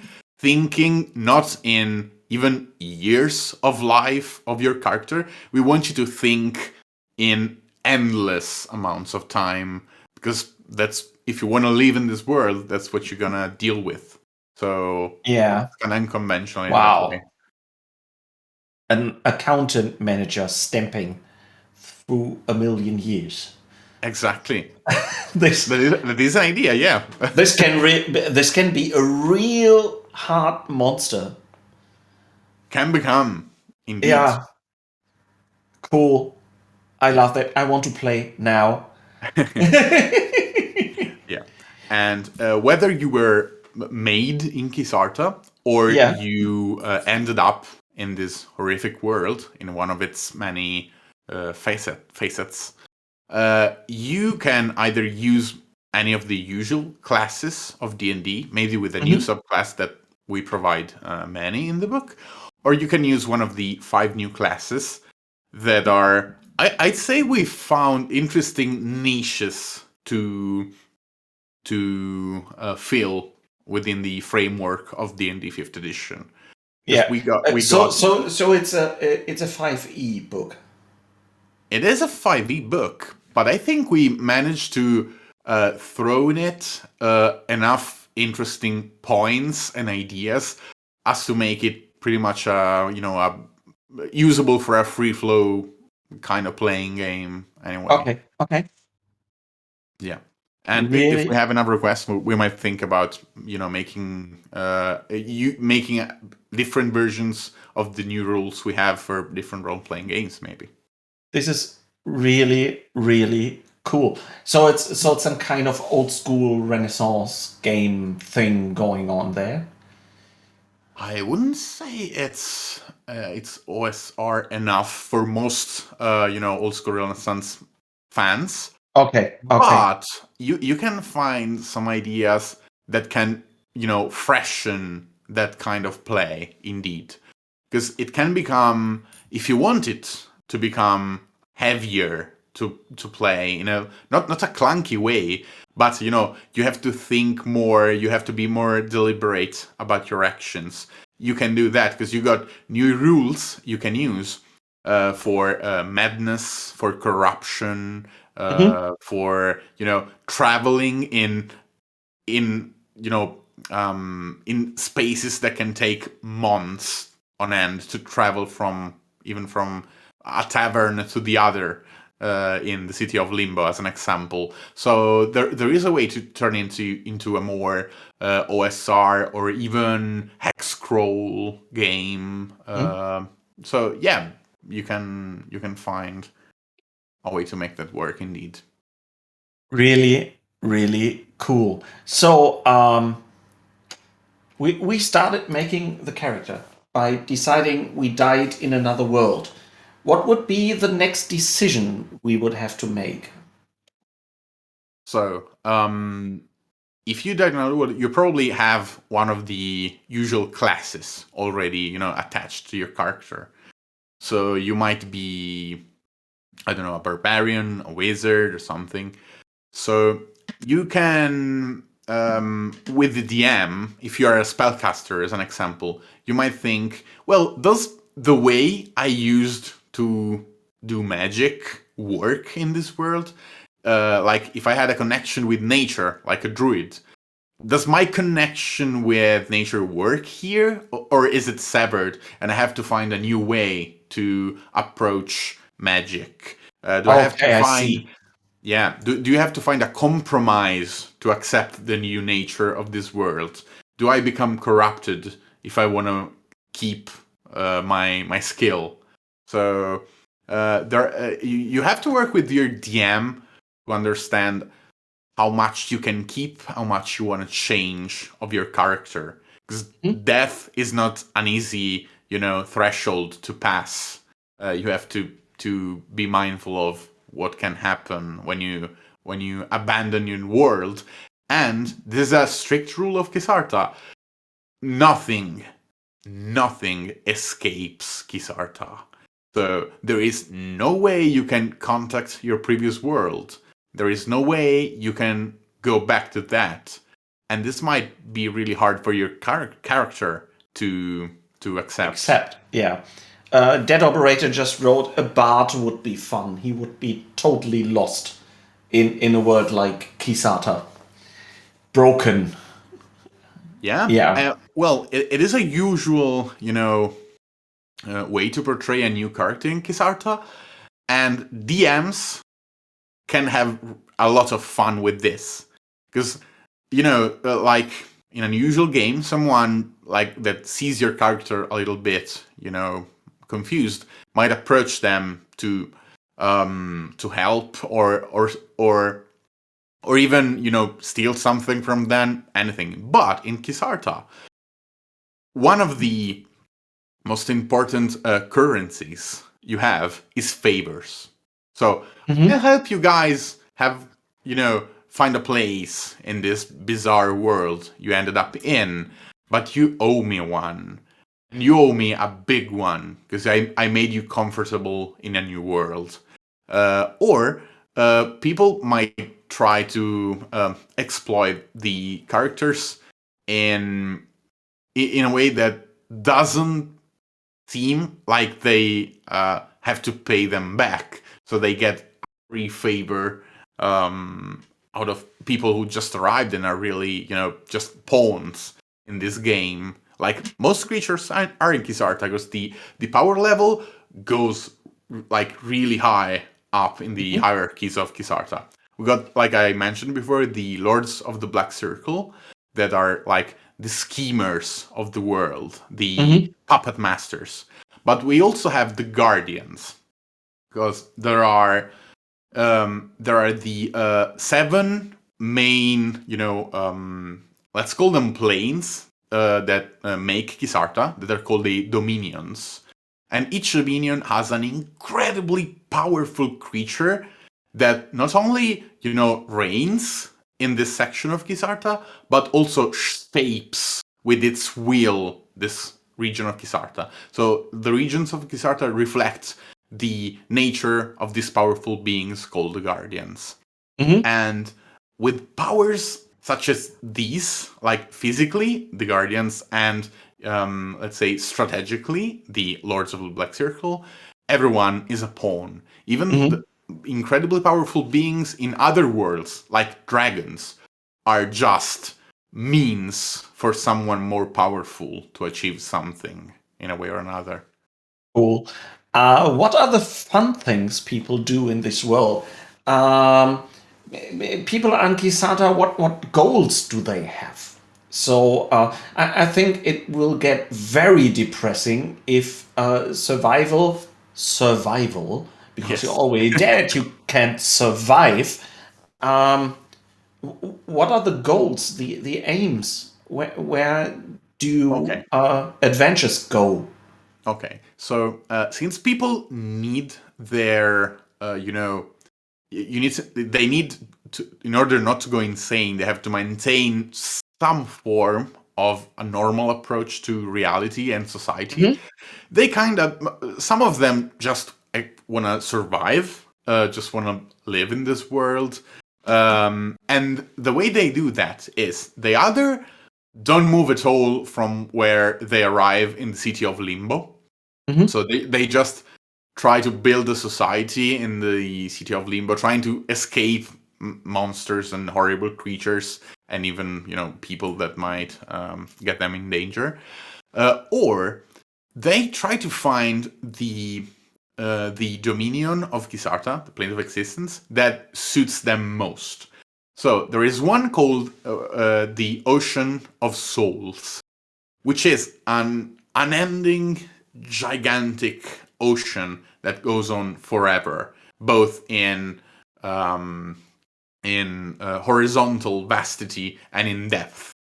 But there is one shore on one side of this infinite ocean, and most people in this dominion live on the shores. And since you have this sea for millennia, and you live on the shores of it for millennia, you start becoming like apathetic. Apathetic. You lose the will for adventure, maybe, and you start to become mellow. But even then, some people might become easily enraged, like the ocean when a storm brews up on the horizon and suddenly comes to the coast. So people start, changing based on where they live in Kisarta.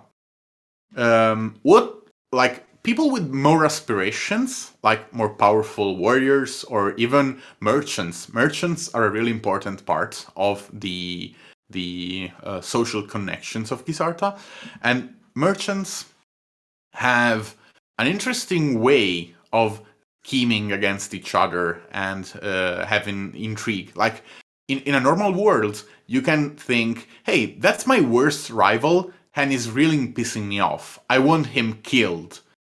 But on Kisarta, having someone killed doesn't amount to much. You make arrangement for having someone killed if you want them to arrive late at an appointment. That's the kind of cool. You have to think sideways with things in Kisarta because people saying you killed me again. Yes. Yeah. This is cool. You're making my work impossible by killing me all the time. Please stop, I pay you. I've counted. It's 174 times you've killed me. Yes. Stop it. This is exactly. This is cool. This is there's always fun in disaster. Cool. I'm loving it totally. Are there adventures to play? What kind of game do you play when you are in Kisata? How does it feel? Are there ordinary adventures like get me item X, something like that, or is it more an ongoing game that is really character focused? Okay, so we try, like in every adventure, like heroes need to be the agents of change. But being the agent of change in an unending, immutable world, apparently immutable, can be, like, if you approach it lightly as a dungeon master, can be dissatisfying. Becomes just, yeah, we do the usual stuff, routine and stuff. So what you have to do is find a way to make, first of all, characters discover their way in Kisarta. Like they have to approach this chaos in a way that makes them more comfortable. Like, you are dead, which is insane, but you will get used to it. You will get used to dying and being born again, being reconstructed again in this ether material. But then you at one point you will become powerful enough to stop being afraid of danger, which means becoming the danger behind the corner. You will gain the respect of powerful beings that previously were just trying to kill you, maybe for fun, because that happens in Kisarta, or manipulating you. But at one point, you become actually one of the powers of Kisarta. You can become one of the powers of Kisarta, and you might start to think, how can I and how would I go about changing something in Kisarta? What is, immutable and what isn't? We try to make the DMs understand this shift in mentality has to happen at one point for the characters, and there are ways to do that. And we have a couple published adventure. We have actually a quick start on a drive-through RPG, which we have an updated version of the Italian version of it, and we'll really soon, in the next couple of weeks probably, an updated version of the English version of the quick start.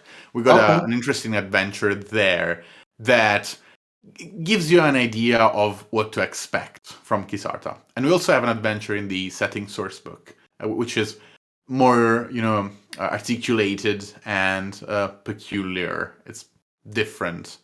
Let's say it leverages some of the weirder aspects of the time in Kisarta, because infinite time is pretty much time on a loop, and the adventure in the source book plays on that. Okay. Wow. This is really going deep in the brain. I think about all the possibilities. Yeah, someone said this is more like playing vampire than playing D&D, because you're dead. That will, well, you have in vampire you have the possibility to die, and then everything will end. Yes. And here you haven't. Yeah, I'd say one of the things in common with vampire is, in vampire, you are a vampire, and of course are superior in most aspects to humans in that world, in the dark world.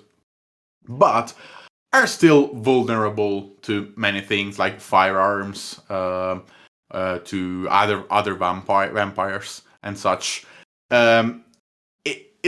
It can be similar in Kisarta. So you might have been a hero in your world, but in Kisarta you have to be careful of everything that's going on around you. But as you become more powerful, is like going back in generations in Vampire. So if you ever played the what's it called, the medieval setting for Vampire Dark Ages. Dark Ages. I've played it. I GM'd it. Yeah, you are a previous generation vampire, so you are way more powerful. Like a human is unlikely to be a threat for you. You maybe have to be aware of mobs or something, but that's it. There is a, let's call it a power creep that you will have to be mindful of as you go on in Kisarta, both as a player and as a dungeon master. So there is a similarity in approach to what you want to risk in taking a decision in the world of Kisarta, and it's similar as what you might want to try to do in Vampire. Okay. Yeah, thinking of it, I think we talk about most of the game. Is there anything you want to tell the people out there? Well, I am specifically proud of the new classes we have in the book because I worked on them. Okay, then tell us about the classes. Yeah, we try to cover most aspects of the game in general as we could.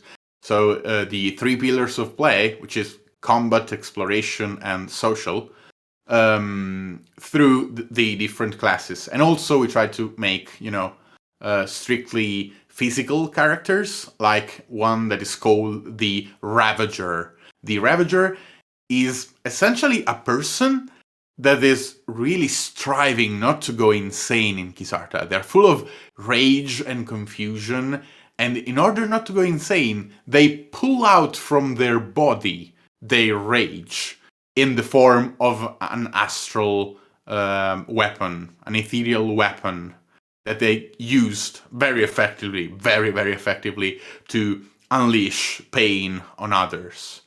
And we also have characters that balance their physical prowess with magical skill, like the Hexen Knight. The Hexen Knight is a person with a talent, a very strong talent in either magic or physical prowess, and they have been trained by some patron of some kind in what they lacked, so in the other side of the thing.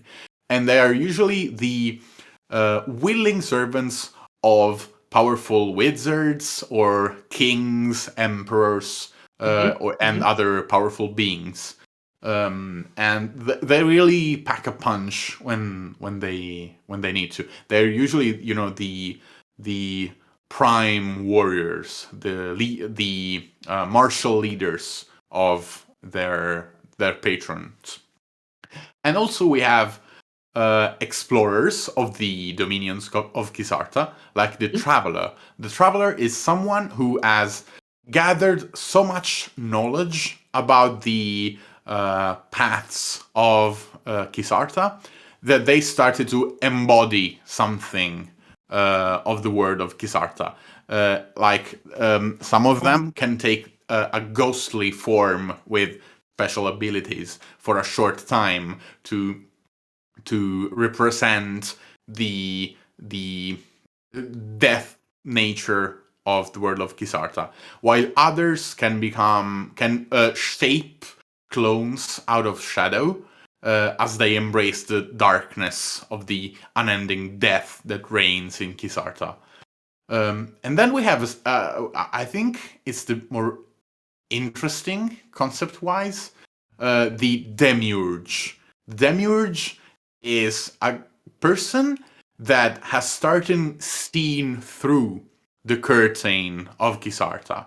he started seeing that there is something quite not right in this twisted version of nature that they're living through, and they can use that knowledge similarly as like the wizards do with the weave of magic in other worlds, but it's different because their will is what allows them to reshape reality as it happens, and they are like ability-wise, they might be akin to a psionic character, but it's a bit more than that because they start to understand the true nature of Kisarta. If someone is playing a demiurge, their goal is likely to be finding like ways to exploit the rules that make this world work. It's weird to say something works if there is infinite time and not many things change, but that's what they try to do. Yeah, but there is a plan behind everything, and some kind of mechanic behind Kisata. Yeah, there are some basic rules like nothing escapes Kisarta, and there are some truths. We have actually a chapter in the source book which is called simply truth, and it's explicitly for the DM to understand a few things that underlie the nature of Kisarta and help them, help them work with things that don't seem to make sense if you don't know specific things. So I don't want to spoil anything for the players. So yeah. So, my dear friend, I'm so happy that you have been here, I'm happy and as well. that we had the chance to get to know such a weird, brilliant idea and one of the heads behind it. I'm really eager in playing Kisata now, I have to admit, because it sounds like being made for campaigns, for long-term role-playing game. It is. I think that's the best way to play it, to really delve deep into the connections you can make in the world and into the eternal dread that like envelops you as you go on living in Kisarta. I think a long campaign is the way to go in it. Okay, so thank you for being our guest. Thank you for showing us this wonderful game. This is a wonderful thing on conventions. You get to know new stuff over and over again. And not only Kisata is endless, I think the fantasy of people doing games like this seems to be eternal. And I'm doing this for so many years now, and I'm getting surprised over and over again. That is the best compliment you could have made. To be surprised even if you have seen so much. And that's what we try to do with Kisarta. I do role-playing since I'm 12.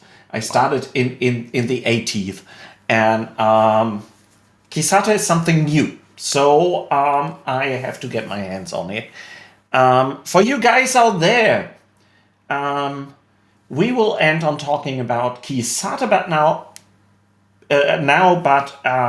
the day hasn't to end for you right now, because this will go on. Next up, right after us, there will be me again talking to Björn Flintberg, and we leave Italy and go up in the high north, and we will go to Sweden. So we came from Ireland, drove down to Italy, and now go up to Sweden again. And I will talk to Björn Flintbeck, who is a really cool guy and in European role-playing scene since ever. He's done a lot of cool stuff, worked on a lot of cool Swedish games. And I will talk to him what's the difference between European role-playing and American role-playing? What are the similarities? What are the differences? What makes European games special? What can we learn from the Americans? What can the Americans learn from us? And how can we get all this stuff bigger together? This is the next theme right after a short break for a few minutes. So see you soon, stay tuned, and bye-bye, Nick. What a real pleasure.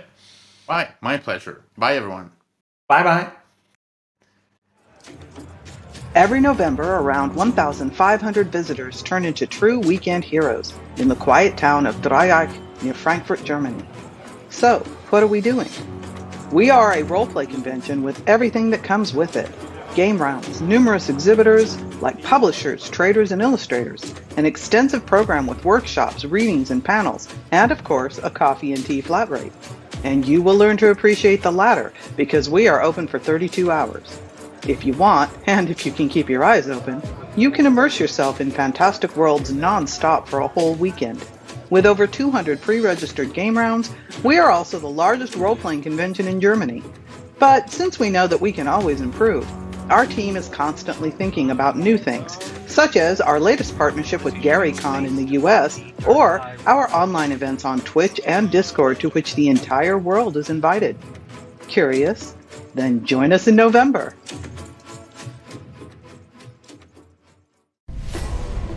Hewn from ice older than memory, with a heart as cold as the glaciers that form its lair. The terrible frost giant scours the lands as it seeks to quench its unending hunger.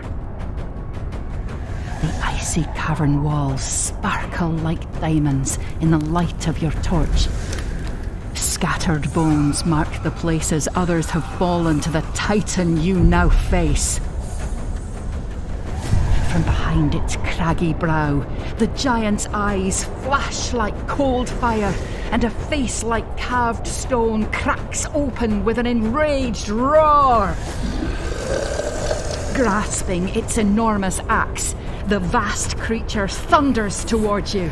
The fight of your lives has begun.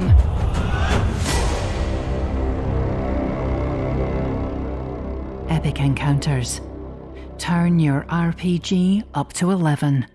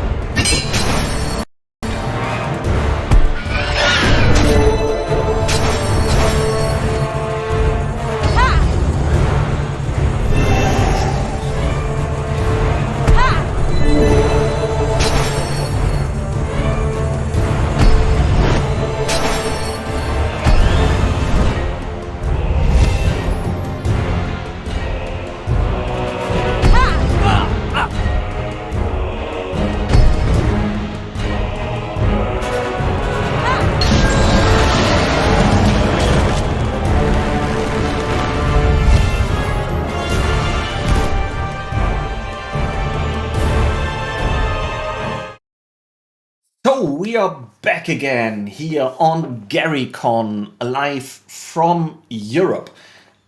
We started off this morning with Raz and me chatting. I am in Germany, he in Iceland. Then we moved to Ireland with Penny Dragon Games, and they had a Let's Play. Then we moved to the south of Germany, went to Italy to talk to Nick, and now I'm rushing up to Sweden talking to Björn. Hi Björn, welcome to GaryCon. Thank you so much, Jens. It's really nice to see you again. It's been a few years now. It's been a few years. We were on a stage and I did a fabulous thing on a German stage asking people in English if it's okay for them if I talk English to them. Yes. That was really funny. That was the last time we met, about 3 to 4 years ago. Yeah. Wow. A lot of gray hair since. Yeah, both of us. So, as I start every chat I do here on GaryCon, just tell the people who you are and why are you here, if you know. Yeah, that last part, Yeah. Now, I can tell you a little bit about myself, of course. I'm a Swedish gamer. Have been for many years. I think it was 12 or 13. I usually say, and I think it's the most correct way to say it, my entry point was actually Joe Deaver and the Lone Wolf Choose Your Own Adventure books. That was sort of my entry into the hobby.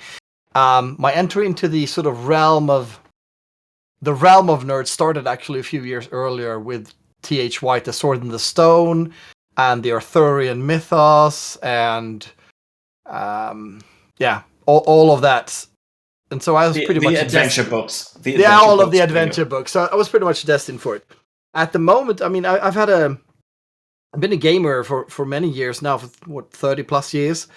But I started a small publishing company a couple of years ago called Aloso. And that's actually how we met. We had a product. Yes. Storytale Adventures, Sagospelet Äventyr, with my friend Daniel. He now runs that by himself. But we have moved on also from Melosa. We're currently the Chaosium licensee in Sweden. Mm-hmm. So we're publishing the Swedish edition of Call of Cthulhu, which we have not just translated because most people in Sweden speak really good English. So there was no point in trying to translate to sell the same books again. But what we did do was we moved everything over, transported everything, and set it in a Swedish 1920s setting. Pretty much like the Berlin source book, I guess, to an extent for that. We're also currently working on the Swedish edition of RuneQuest, and we have a few other games as well, but those are, I guess, the most internationally known. Our latest production was actually a board game that we did with Astrid Lindgren Company, probably mostly known in Germany for Pippi Longstockings and so on. We did the Swedish board game Mio. I had the books here. This is beautiful. So this is our board game along this is the painting of Mr. Egerkrans. That's Egerkrans, that's correct.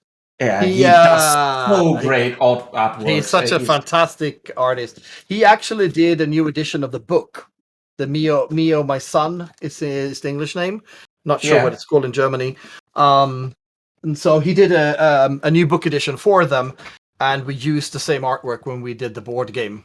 He has done also the artwork for Vaesen, the Nordic horror game. So he's such a brilliant artist. I admire his work very much. So you are. We have a similarity, you and I. We are into this stuff for always. So I also started role playing. From the moment it started in Germany in the 80s, then I started role-playing. So we both know a bit about role-playing games.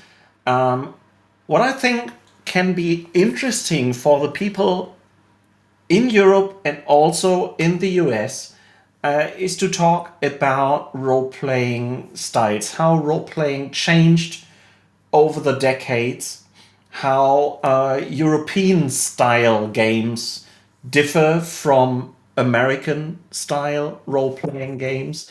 And maybe then in the end we can do a lookout in the future. Just cook a bit in our crystal globe and think what will have to happen to keep this saga going on.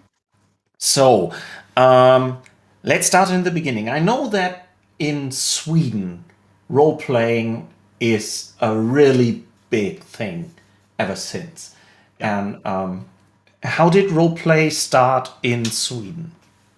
So basically, one reason that it was so much fun for me to be able to publish Chaosium's Call of Cthulhu was that the Swedish role-playing game tradition has some ancient ties to the Chaosium company, because Fredrik Malmberg, who was one of the 4 founders of Äventyrsspel, which was the main company in the 80s, worked as an intern under Greg Stafford, and Oh wow! and came home over summer. He was 15 or 16. He was originally Wargamer, and back then you would have these mail order catalogs, and it was almost like the old demo stage for the computer scene. You would make paper copies, and you would print stuff up, and you would cut out these little markers and sit with the little tweezers, and it was amazing. I remember. I remember those times. Yeah. So he came back, and he was quite inspired by the basic role playing system and the idea through that, and that sort of led to the Drakar och Demoner, which is, I guess, a similar development, although it's a completely different system, like you have had with the Schwarze Auge, I guess. So you have your own tradition. You never adopted Dungeons and Dragons, but you had your own base game. And it was the same thing. We have Drakar och Demoner was the first one, the fantasy setting, then Mutant, which is of course now also available. Mutant is also available in English. We had Kult, which was a bit of a creature of its own, by Gunilla and Mikkel. And then we also had Chock, which was actually a Swedish license of the Chill game. The Chill role-playing horror game. So that was sort of their horror thing. And then they did a translation of MERP into Swedish. So we had the Middle-earth role-playing game. And so these were all big games back in the 80s and 90s. And they were played all over different editions and so on. And so that tradition became very big, partly because also Sweden has a very strong civic tradition. So we are very good at forming like non-profit organizations and so on. And there's also a very strong system for government funding. And so what happened in the 80s was that a number of people who were gamers got together and formed like a national gamers association called Sverok, the Swedish role and conflict play gaming association originally. And like the guild of fantasy role players in Germany. So we have the GFR, which is one of the oldest foundation for that in Germany. One of there have been elder ones, but they got really small over the decades. The GFR's still there. Right. So this is a similarity. A similar development, yeah. And Sverok never... It had, stronger and weaker periods for sure, but they managed to hang on and went from being a regional organization to being a national organization and have a lot of funding, but they have decent funding from the government. And they help small gaming clubs with getting somewhere to play their games. They can call up from the national office and call up the local municipality and say, this is established. They're tied into different learning organizations, and they do a lot of games for kids of different kinds and inclusion projects and so on. So a lot of activities. And this has sort of helped boost the hobby. There was always a place to go if you were new to the hobby. You never had to just rely on your friends. If you wanted to join a wider community, you could. And of course, like in Germany also, I would mention the convention scene and the local cons, of course, also has played a big role to keep this tradition strong. But I mean, we're still talking little Sweden has at least they say 100,000 active role players. So that's a decent size for a fairly small country. Yeah, it is. It is. Role playing has a much more important role in Sweden than it has in Germany. Much more important. There are, I think, in total maybe more role players in Germany, but it's a bigger country than Sweden. Yeah. So we have one thing that is interesting. While the US were the inventors of role playing games, they flamed some kind of a spark here over, and we were not only a consumers of the American role playing game here in Europe. We took that and made our own things of it, like Draka et Demona in Sweden, or the Dark Eye in Germany, or other games in other like Warhammer in Great Britain. Yeah. And maybe this is why why D&D, that is so dominant in the US. It's the dominant game there, is not so dominant here in Europe. You have a much more diverse role-playing community. Yep. And every country, every region has their own their own role-playing games, I think. And I would say, I mean, in the last few years with Critical Role and all of these successful Dimension 20 and so on, I think I would at least say that even if people still play Dungeons and Dragons in Europe, we do not play exclusively Dungeons and Dragons to the extent that that might be the case in the US. There's always room for smaller games, for indie games, for stuff like that. So I think a lot of these smaller, interesting games are coming out. I'm really hopeful to see even more of that in the future. But we can save that for later. But I started thinking about games that I have bought that I have not played yet. Some are many. I'm glancing over at my shelf here with all my newer games, and I'm like the pile of shame. Yeah, like books that are waiting there to be read. Yeah. Yeah. What is the difference? So we could have made only copies of D&D, but there was something else happening in Europe. So what do you think? Are there similarities between the European games, and what's the difference to the overseas games? It depends. I would say that in the current indie development market, I think that the cultural flow goes both ways.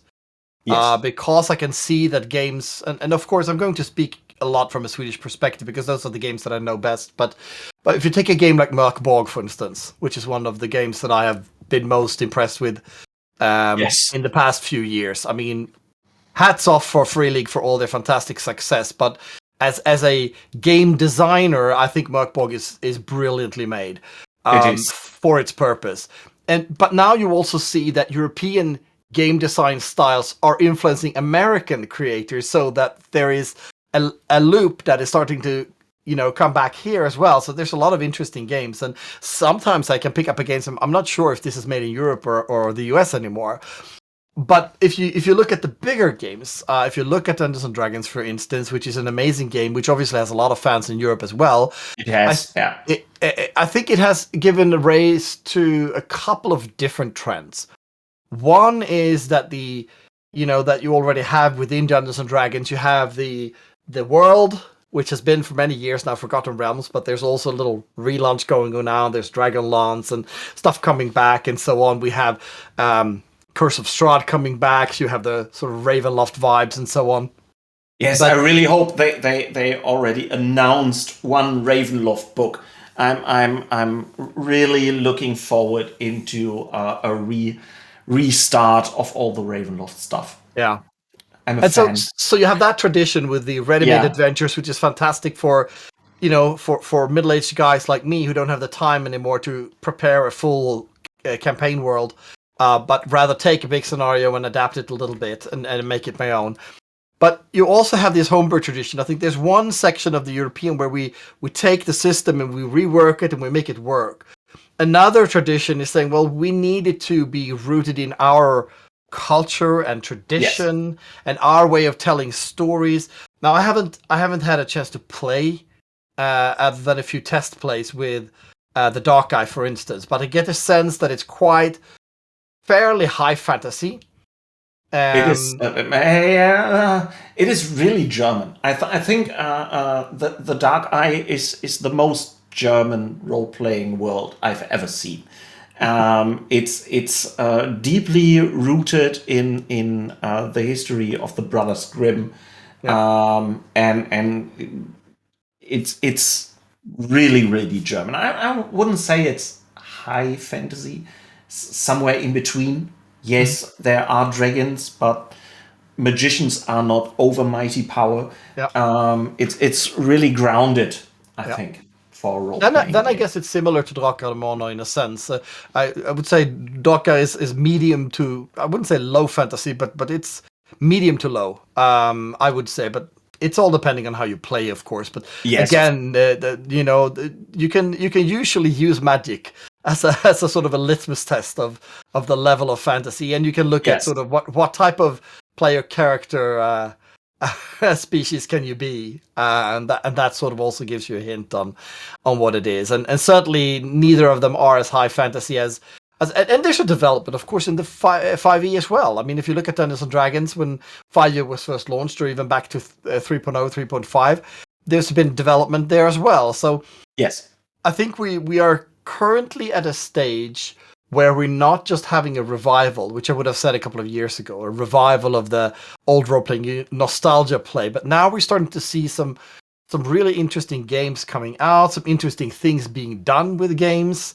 I'm really enjoying the whole domain thinking, which Strahd is an example of, but the entire sort of idea of having miniature realms, which you can build by yourself in there.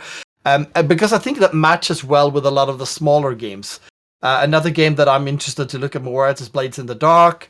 What's that? It's called the Night Witches. Another game that's very narrow that I'm interested in looking at a little bit more.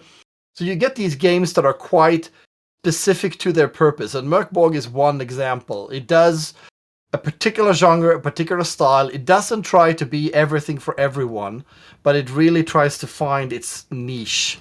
For the people out there not knowing Mörkborg, we talk about this game. What is it and what makes it so special? Mörkborg is unique in the sense that it is both a celebration of the old OSR genre. We're talking back to the earliest days of role-playing, where your characters died as flies. You know, the game is quite simple. A few stats, a few abilities, a little bit of equipment, and off you go into the world. Very simplistic, and you move along, and there's not this huge ton of development and 10 pages of background, because the games are quite easy. It's a lot of dungeoneering and traveling through mazes and labyrinths, and a very high death rate of player characters. And it's sort of part of the game that's something you have to buy into, that you're more a part of a story rather than you can see some games where you are the protagonist, is in the center of the story. I would say in games like that, the story is the most important. You're experiencing a world setting. And Mörkborg, the other half of Mörkborg is, of course, it's basically rock, what do you call it? Heavy metal meets role-playing games. Yes. Like Viking Death Squad. Yeah, pretty much. Yeah. And the world is so focused around that, and the design is so focused around that. The entire book breeds the lore of the book in a sense that I have seen few others been able to do. And I think this is an important thing for game design in general. The system must support the story. You can't have a quick-paced world with high action, and then the system is very slow and complex. And so, absolutely. Another game that did this, if you look backwards, in time, a game that did had magic in focus, like Ars Magica, for instance. Yes. Had a very elaborate magical system on how magic was supposed to work, which is natural. Or Pendragon, another game that I'm very fond of, where morals and choices and ethics was sort of big part of building your character, where you also play generational games, and your legacy became important. So I think there's a couple of things there that we'll see more of in the future, where games move along. And Merkborg is a good example. Here, we want to make a role-playing game that is really easy to get into, but really embodies heavy metal or death metal, and is easy to play, and winks at old nostalgia type of gaming. And on the other hand, we have really, really modern games, like, for example, Monster Hearts. That was always also a really big underground success. Funny word. Where that is really, really much character focused, has so few rules, and I think this is one of the games coming from the US, which for me looked like a European indie game. Like we've seen it here years ago, but this is the other trend I see, which is quite similar to the Merkborg trend, because this also is a game that's not like D&D, The Dark Eye, something that wants to build a whole big world where you play in forever and everything is linked. This is just to play a story. Yep. This is just to play one story, and in the end it collapses. And then you play a new story. And this is quite a new trend, I think. Do you think that came? Where does it come from? I think, of course, this is guesswork, but if you back up a little bit, there has been a few games that have moved away from system-based game and into sort of dice-less role-playing games. You have different types. You have GM-less games. You have Fiasco, and there's a ton of games moving towards that trend. And I think this is sort of a counter-argument saying you can play games that have a specific purpose, but that do not have to be rooted in sort of the theatrical tradition. That can be rooted rather in the gaming part of the tradition.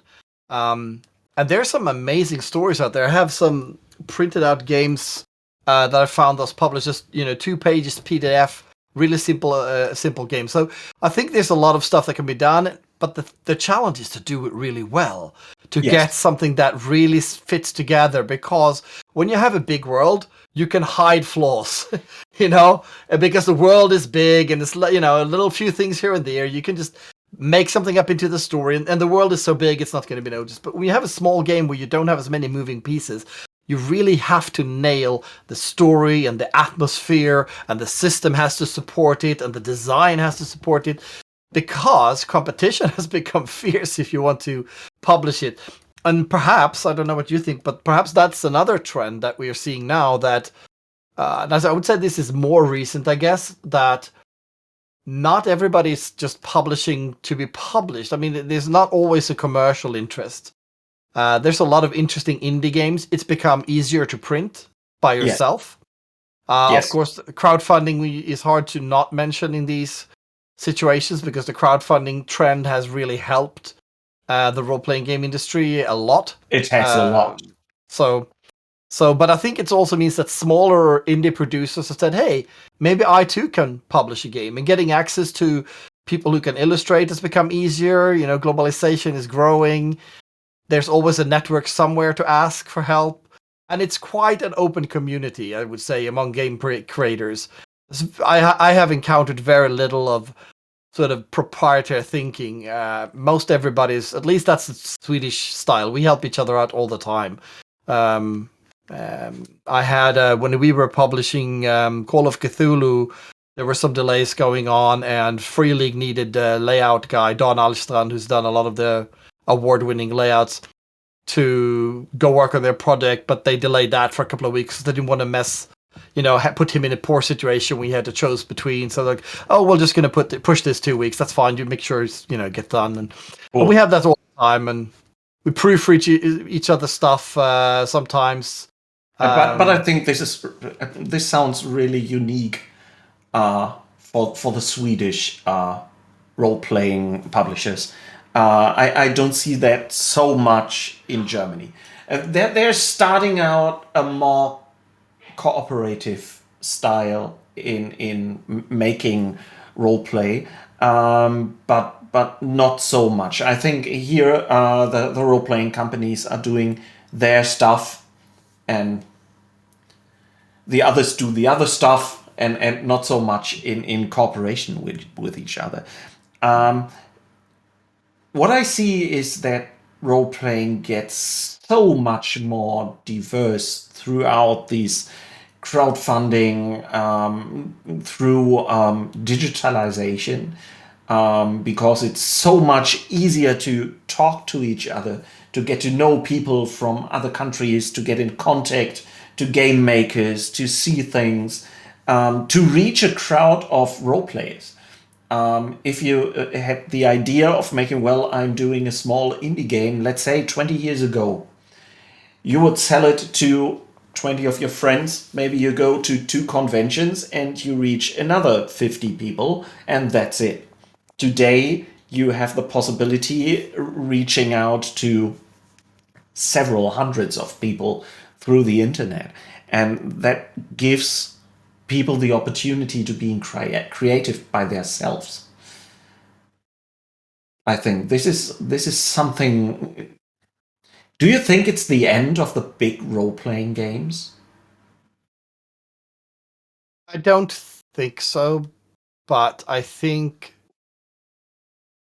the peak of this huge second wave, I would call it, of new games has passed, and now we're moving into a new way. But you know what has changed since the 80s and 90s, when the first wave was, is that we have all grown up now. We're no longer kids. And a lot of us have jobs in the media industry, in the IT industry, and in politics, and so on. And so I think there's a lot of acceptance now, which means these games can more and more become an integrated part of things. I know this is certainly true in Sweden, and I think it's true in many places in Europe as well, that it's not something you have to sort of say, oh, I'm a gamer.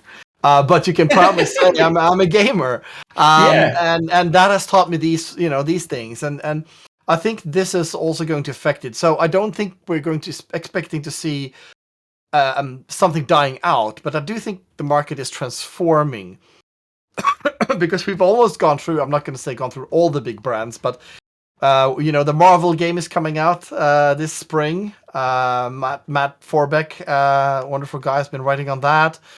We have The One Ring out now. We have, there's a lot of stuff coming. Obviously, it's going to, at some point, be a new edition of Dungeons and Dragons 2, and then that will sell, of course, very well.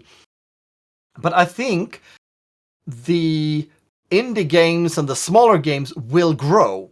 I'm not sure that the bigger games will wane very much, but I think the indie games will grow. So as a percentage of the market, I think we will see more of these smaller, medium-sized games. Of course, some will still fail, and some will move up and become the next fantastic game. Yeah, you see this role-playing industry is a bit behind computer gaming industry, where we already have seen this trend. Well, there are still this AAA games, but there are so many indie games getting prizes, being played by many people. You've seen that there.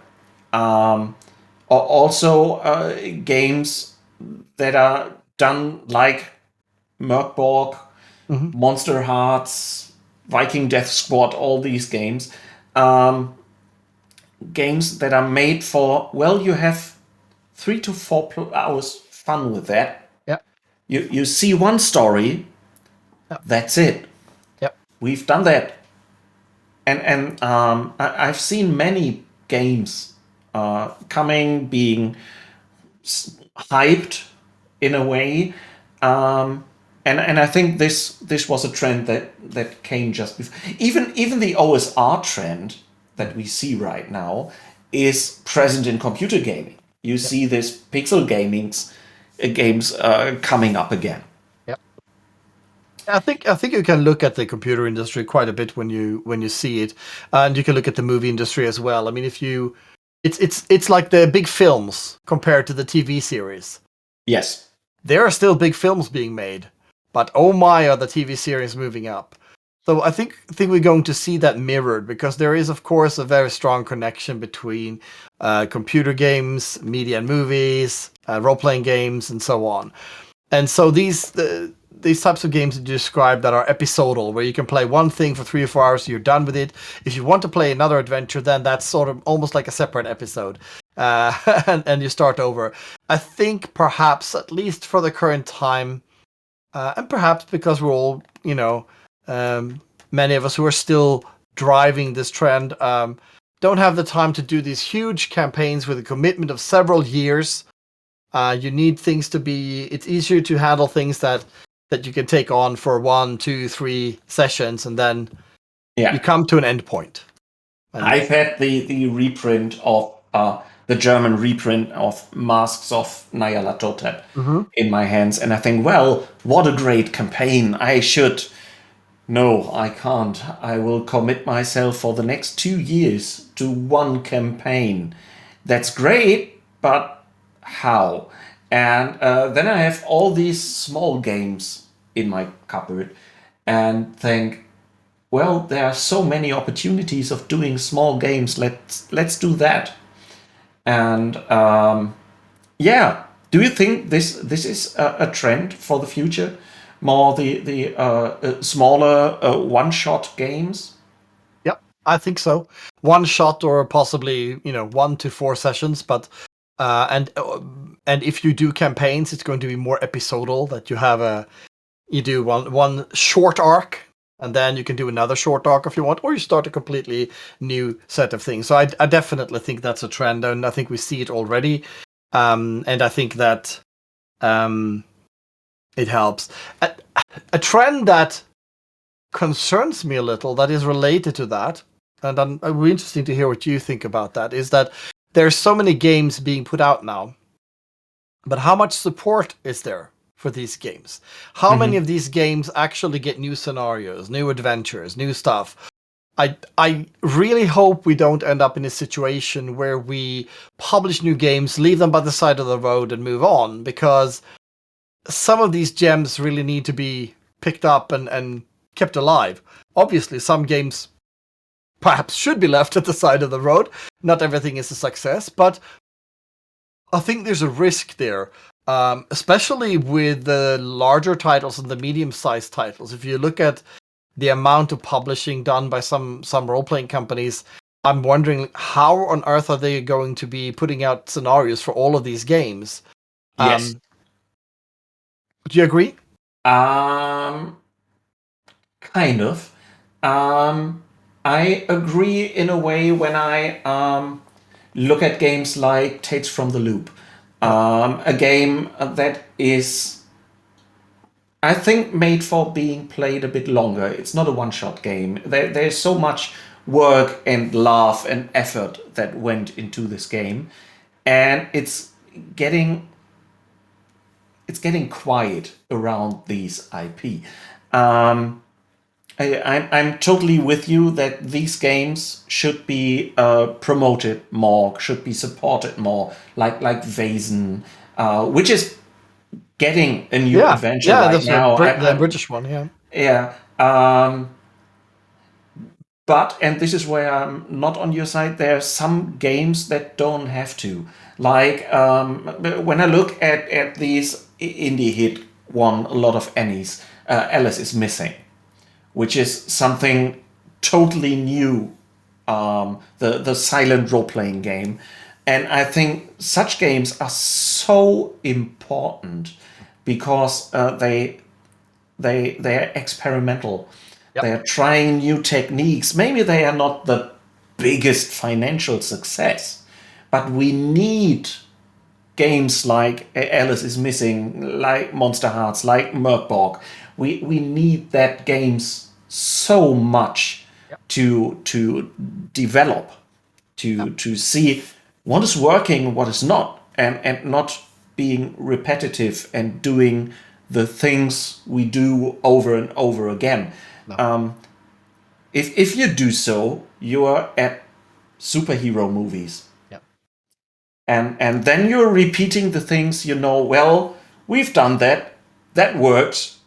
We do it again. So, and this is something you see in cinema, where the same movies are made over and over and over again. And it's a kind of taste, I think, because I like to see a movie. When I see a superhero movie, I really like Birdman.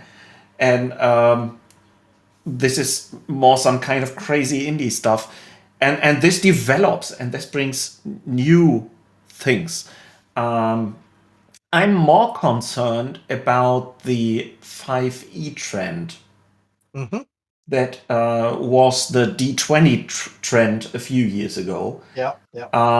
Where everyone is bringing out a 5e expansion.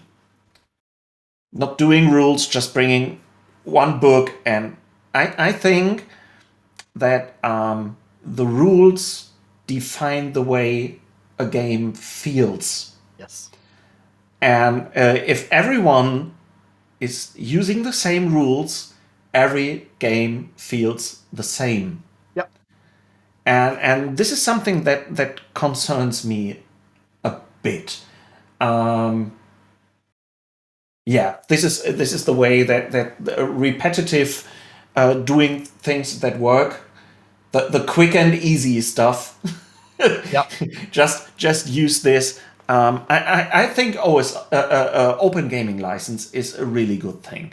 But if one or the other is using maybe the Year Zero engine and not 5e, there would be more interesting games out there. Yep. And even I would say the Year Zero system has games that it works better with than others. Yes, I think it's brilliant for Aliens, for instance. It works perfectly there. I haven't had a chance to play Twilight yet, but I'm sure it works well there too. I didn't enjoy it as much for Mutant, for instance. So I think it works brilliant on Aliens. Yeah, Aliens it's fantastic. So to me, it was great with Aliens. Okay with Mutant. So even any system has this challenge. I mean, just like the 5e engine works great with some games if they follow the format.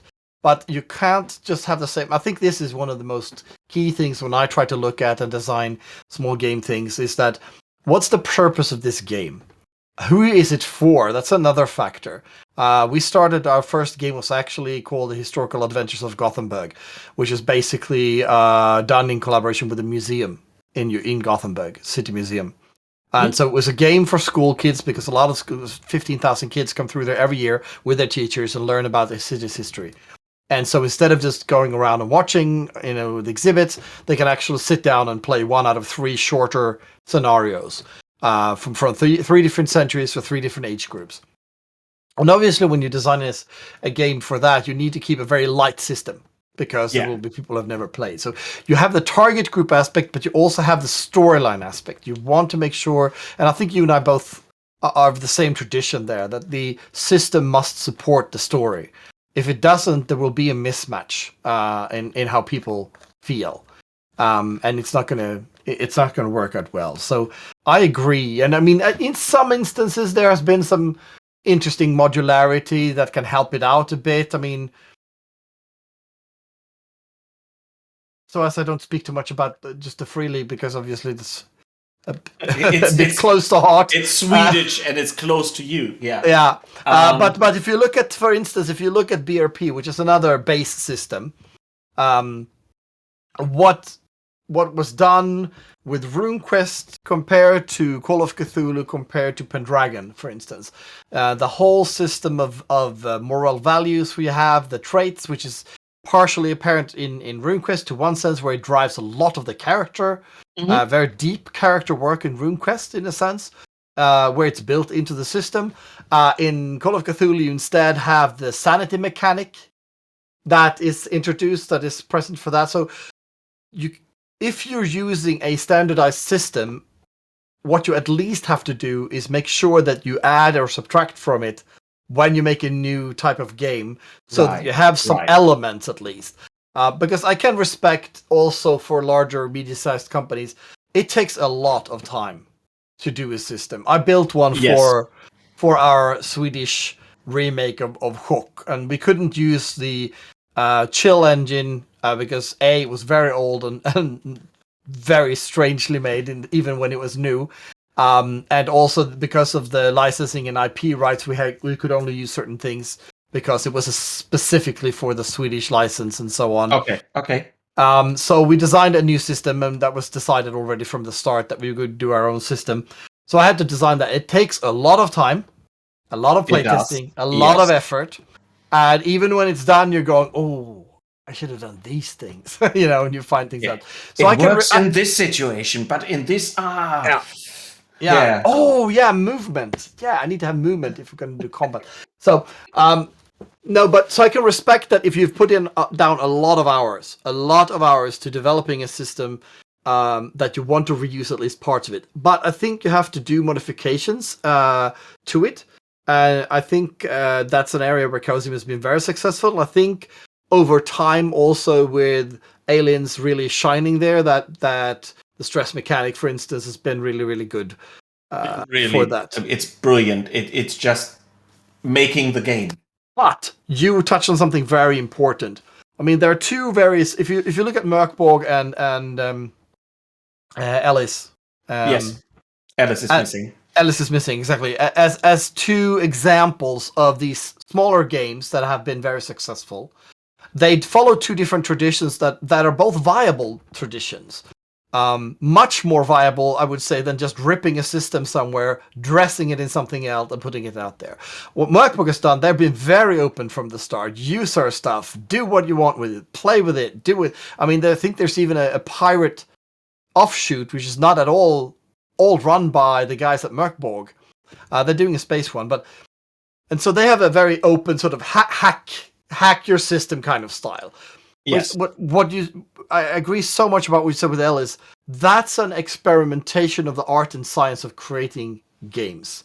Right. And that needs to be unique, and that needs to be special. And I think that we will see more of both of these traditions in the upcoming years, I think. And I hope so. And I'm really curious to see more from countries that we perhaps haven't seen so much from. I mean, if I might be very, off it because I might not know that there are some fantastic games. For instance, we know that the board game market, the Czech tradition is really interesting. The Czech games are really good. Some amazing stuff coming out of Poland. I mean, in the future, perhaps, if everything goes well, I would love to see what the Ukraine market is like. I would love to see game creators from countries, that we haven't seen so much from Romania, Bulgaria, from the eastern part of Europe, to see what kind of games can come out of there. Because that would be really cool. Poland has a really active role-playing scene. So they've done Witcher. Yeah. So they've done this. Witcher, of course. Polish company. They've done the new Cyberpunk role-playing game. That's right. It's also from Poland. So they are really active in it. Czech as. You're right, not so much. There's one writing in the chat. I don't want to say that that we don't have to worry, because the more dominant and boring the big publishers become, the more active and creative will be the indie scene. Yeah. Because it's not repetiting is not always fun. And so, and you see it right now. There is this dominant Dungeons and Dragons in the scene. worldwide speaking. In Germany, it's on the first or second place. There has been a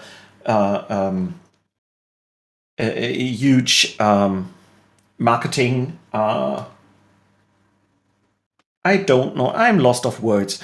They've asked lots of people, and I think about 6,000 gamers were asked.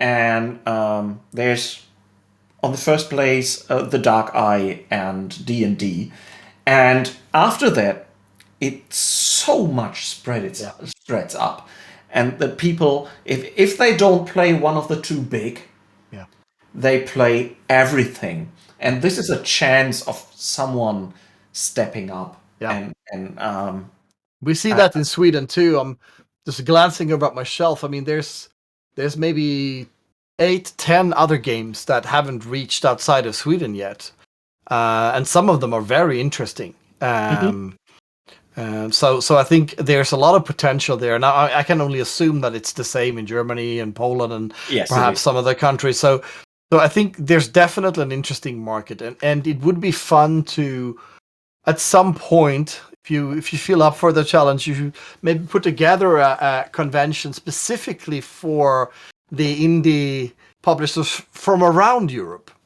Because a lot of the time when you work indie, it's often local or regional because there's not the resources to travel as much and so on. And at the really big conventions, it's hard to get heard. So any excuse for indie developers to meet, I know we have a community in Sweden, is really cool because ideas exchanging is fun, and when you can do it across cultures and across borders, you get so many new ideas. I mean, when I was in Germany last time, I picked up a few games that we don't have here, and so my German is, basically good enough to get an understanding of it.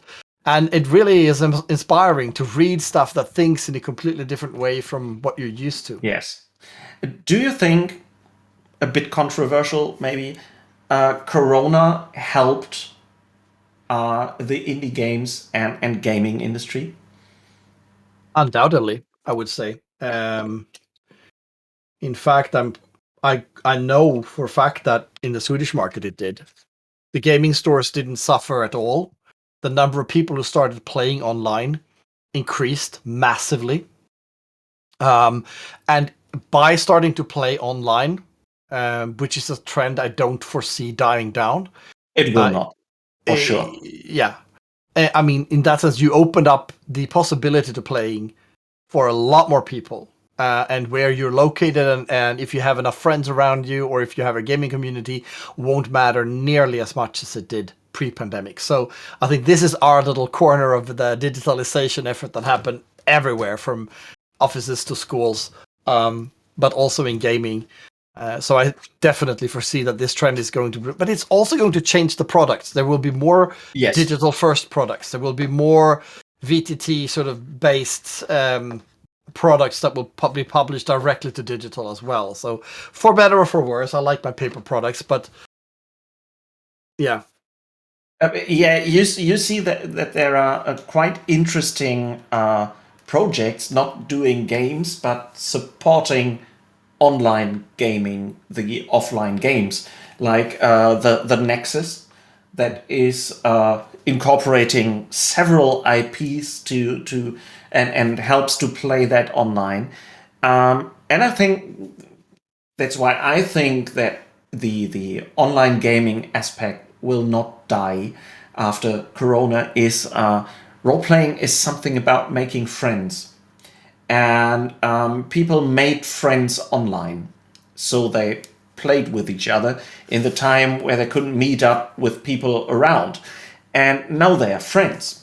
Now they know each other, and they will not stop being friends just because they can go to the supermarket without wearing a mask. Exactly.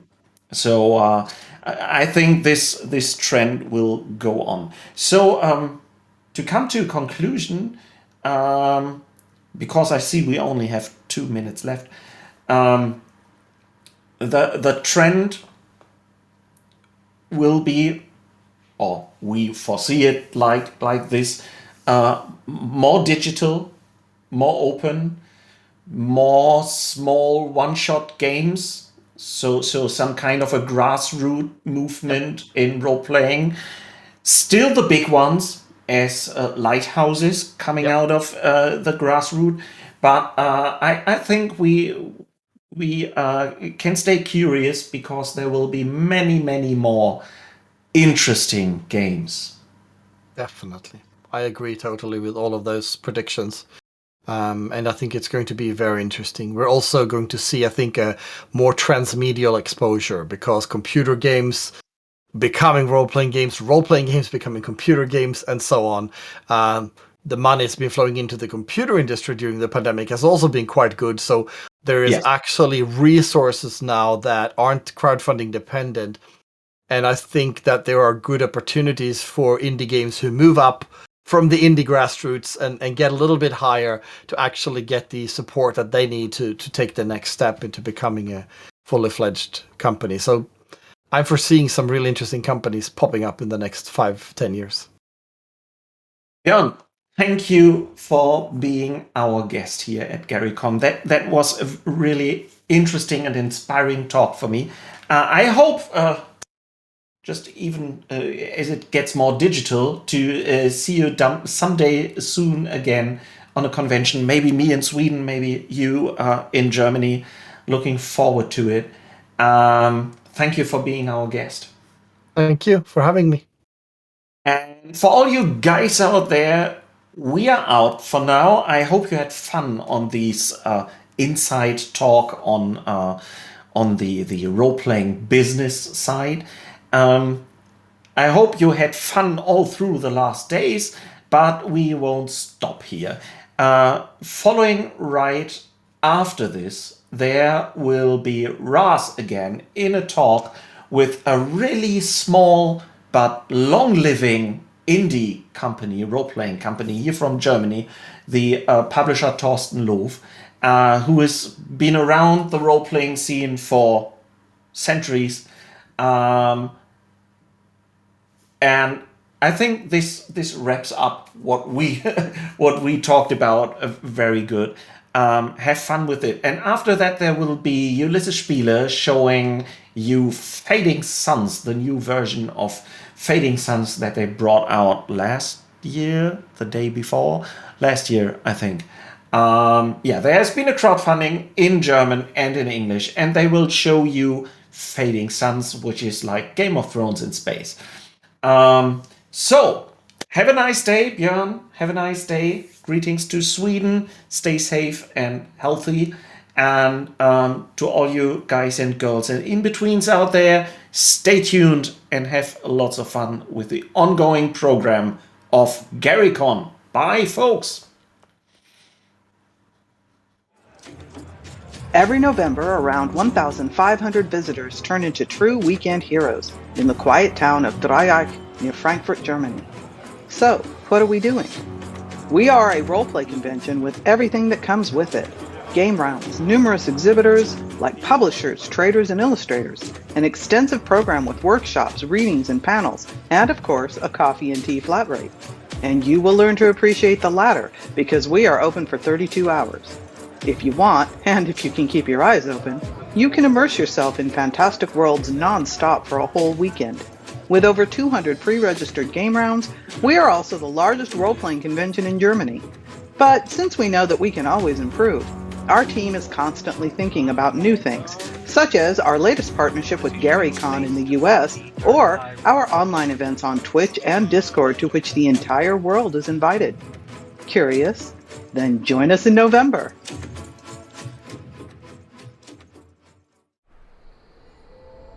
Waterdeep, the city of splendors, is peaceful at night.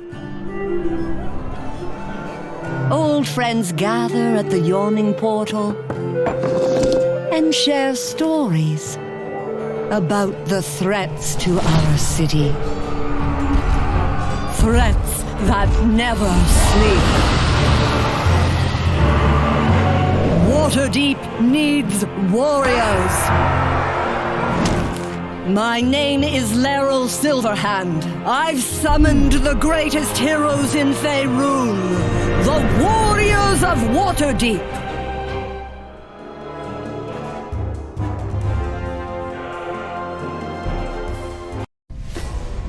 Hewn from ice older than memory, with a heart as cold as the glaciers that form its lair. The terrible frost giant scours the lands as it seeks to quench its unending hunger. The icy cavern walls sparkle like diamonds in the light of your torch. Scattered bones mark the places others have fallen to the titan you now face.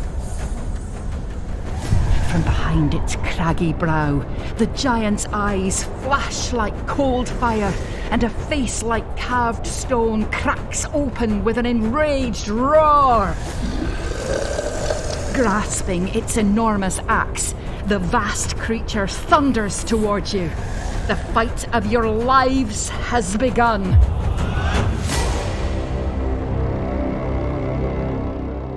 Epic encounters. Turn your RPG up to 11.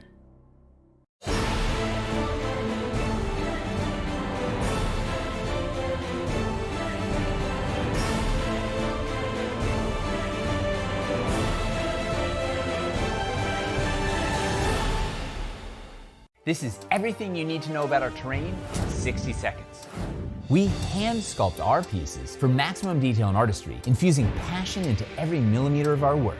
Everything is available beautifully hand-painted so you can start playing right away. Or you can choose unpainted to paint everything yourself. Our pieces are completely modular so you can use the same sets to create a new adventure every time.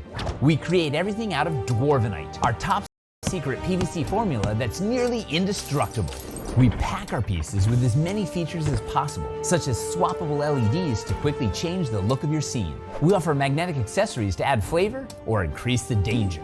A 1-inch tactical grid is sculpted into our floors. We offer a range of environments, including dungeons, caverns, cities, castles, sewers, forests, mountains, streets, burrows, ice, and hellscape. And that's just the beginning. That's everything you need to know about Dwarven Forge in 60 seconds.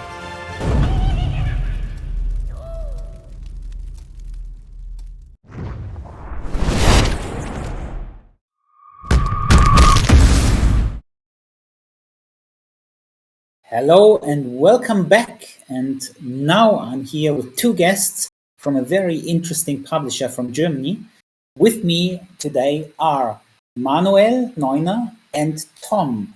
I don't know so much about you yet because we have just met, but I know you're working for a very interesting publisher. And we are going to talk about you, about the publisher, and of course about the products that are out. Manuel, can you start by telling us a little about who you are and what kind of role player you are? Hello, everybody. Hello, the guys from America and the other parts of the world. I'm Manuel from good old Bavaria. I'm 40 years old and I'm working as product manager in the company Thorsten Loff. It's a publisher for anthology fantasy books and painting books, comics for adults.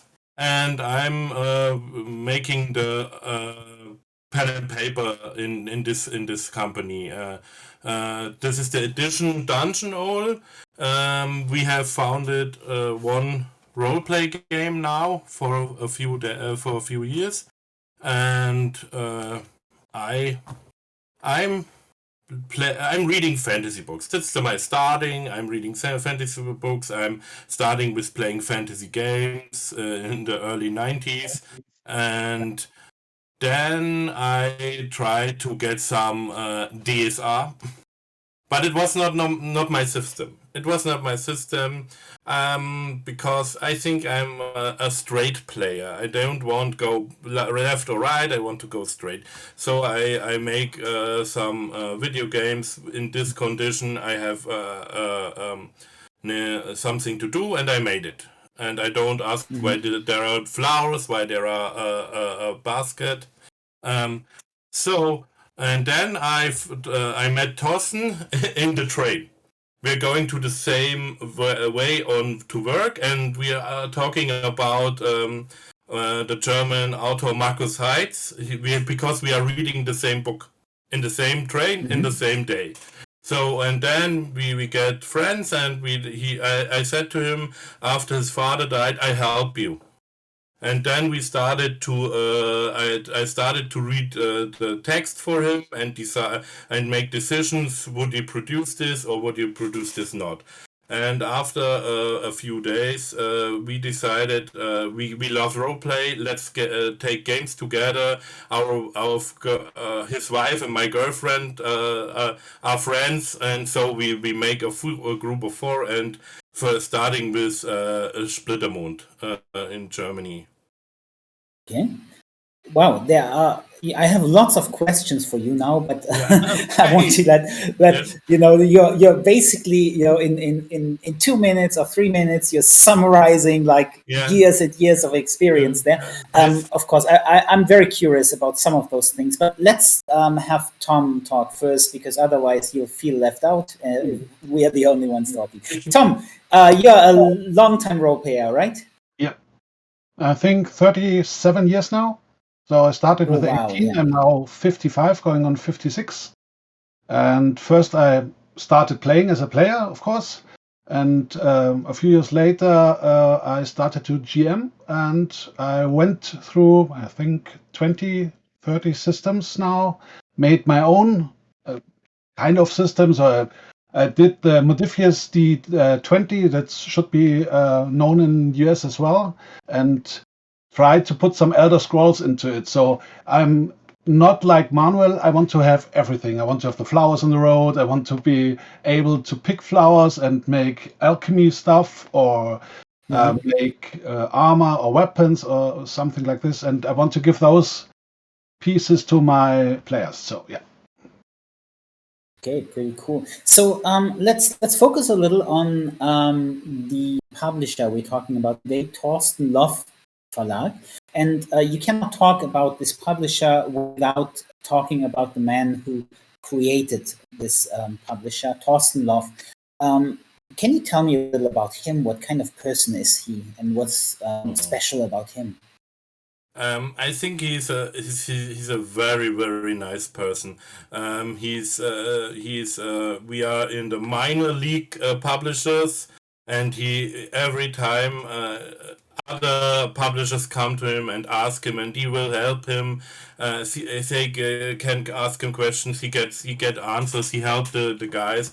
He said always, our authors, we are a family. And now we are when family help others, and so this is a very big part of the company, because we are not. We have also main workings, and this is our hobby, or not our big job, our hobby. And so for us, for Thorsten, is important. He knows every book in his publisher. He read every book. He can when you go to him and talk about this book, he has read it, and he can talk about it. That's I don't know how many publishers know every product.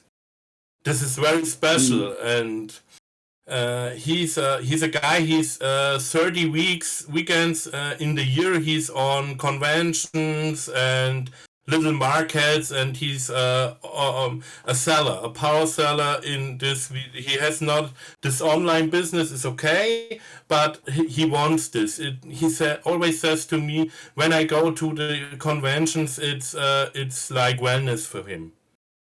And I said, you are so stressed. You come home from the work, you package your car and go to driving 800 kilometers to Berlin, and then you have 2 days where you can talk about the people, and then you can't package your car back, riding 800 kilometers, and then you go to work. Where is the wellness? As I said, the guys are the wellness. You met him on GaryCon. He's the big guy with the black shirt, and every time when you come to our marketplace, he's reading from a book, because he know every book. So, and that's very special, I think. I don't think every publisher knows his products.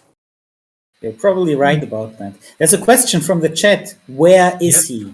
We probably meaning where is he now?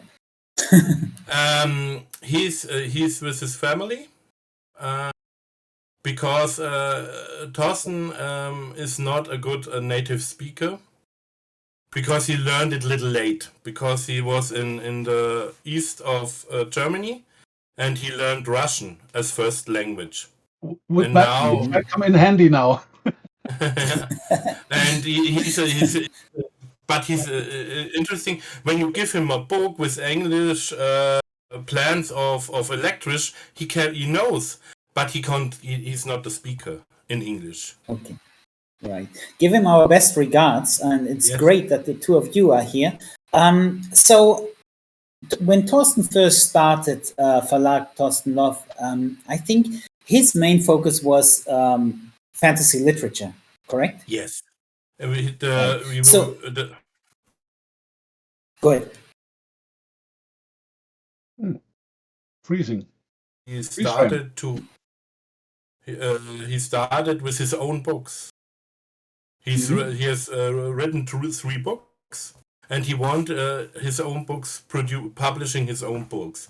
And then he started with our focus is anthologies or short method, short terms, and this is the starting. And he started with 2 books a year, then 3 books a year, 4 books, and now we are by 5 books in the year producing. Okay, and when did he? How old is the publisher now? 2005, 17 years. We planning 2030, 25 years. Great, sounds really good. So Manuel already talked about it a little about how he became part of this publisher and what his connections are. And I'll ask you a few more things about that in a moment. But Tom, how did you get involved with Verlag Thorsten Love? I actually met him on a convention once where there was a lot of readings, and Thorsten was one of the readers, and I thought he was doing very well. He was quite nervous reading, but he was doing it with a lot of style, and he wanted to bring over his books. And so I bought a few books, and I met him, I think, a year later at the GaryCon. And so I went to GaryCon every year. And after the GaryCon was finished, we sat down and have a drink or 2 or 3 or more, 2 bottles with the readers and other guests. And so we made it a kind of family affair to meet every year and drink a bit and read a bit and laugh a lot. So I met those guys. And then Manuel asked me if I would take part in the role-playing process of the edition Dungeon Owl. And when the first edition, the Herbstlande, the first role-playing game, I was not involved, but I try to be involved in the next role-playing games they will produce, maybe in the future. Okay, very nice. And by the way, for those people around the world who don't know GaryCon, I happen to be wearing a GaryCon shirt because we are the team of GaryCon is the team that is streaming the GaryCon live chat, GaryCon live program from Europe. Because we as GaryCon are partnering with GaryCon to bring European content to America this way. And vice versa, the team of GaryCon has done the night shift for us in Europe during our convention. Because these two conventions have something that is very much similar. And that is that they are really the meeting points of the definitely role-playing community, if not more fantasy community in general. Of course, you know about GaryCon out there. There are so many important people attending GaryCon. For Germany, it's on a smaller level because the fantasy community is, of course, not as big as in America, but the German community really gathers at GaryCon every year. And it's a little like a family meeting where you meet friends again and get together and have a drink, have a book to read, just as Tom described. That is a very common thing, and that is also what we want to turn this convention into. So just for those of you who don't know GaryCon yet, but we'll also play a little GaryCon trailer after this panel, so you'll hear more. But back to Thorsten Loff Verlag. So thank you for that introduction to all of these things. Right. I will probably jump back and forth as you are revealing more and more of these things. I am currently a little more interested in this role-playing aspect because, as we have heard, Thorsten Loff Verlag is traditionally a publisher of fantasy literature, which is very close to role-playing, of course. It's like almost every role-player reads fantasy literature, but it is not role-playing. But you have recently started to become a publisher of a role-playing game as well. And maybe you can tell me a little more about that. Basically, why did you do it, and what kind of game are you publishing? Okay, it's a complete simple thing. It's merchandising. We have one Herbstlande Roman, and it started with one. Now we have two romance and short romance novels, and it's like a franchise. And a few years ago, I and Thorsten and Philip Lohmann from Nerds Against Stephen, or the Nerdic Trash Talking, a podcast in Germany. He's a very nice guy, and he has made big, nice podcasts about fantasy, roleplay gaming, and so on. And he want to, hey, we have Herbstlande. Why do we make not a roleplay game? It's because it's a very nice word for a roleplay game. It's very lovely. We have zones. Herbstlande means you have the 3 months: September, October, November, and these are landscapes. And you when you go from October to November, you have changing the landscape. So why we make a roleplay game? And then Thorsten and I said we made it, and we just started with a very, very simple roleplay. It's only 60 sides, our roleplay, but because we want the readers of the books going to play roleplay, so we decided to make it simple. And also, we want to make roleplay gamers say, "Oh, what a nice book! Oh, it's very short. I can play it with my children." Some guys said to me, "Oh, it's so nice. I can play it with my children at home. It's 2 hours. We have fun, and that's what we want. It's not a 400 sides book and rules and bestiarium and so let's keep it simple." And then he said, "Oh, there are the books. That I buy the books." So it's a crossover, so we think. Okay, so it's if I get you correctly, this game is really focused on storytelling, right? And it's very rules light, and storytelling is really at the center of this game. Yes, perhaps we can show the book, the cover of the book. Yeah, we can. The book helps Herbstlande. Yes. Because you see it on the paintings. It's very it's nice. It's only nice. It's not. Let me explain. It's not. It's child friendly. It looks a little like a fairy tale book. Yes. Is that the intention? Oh, this cover is not the roleplay cover. It's the travel journal from the books, but it's very, very good because there is the world with a card inside, and you can see the types of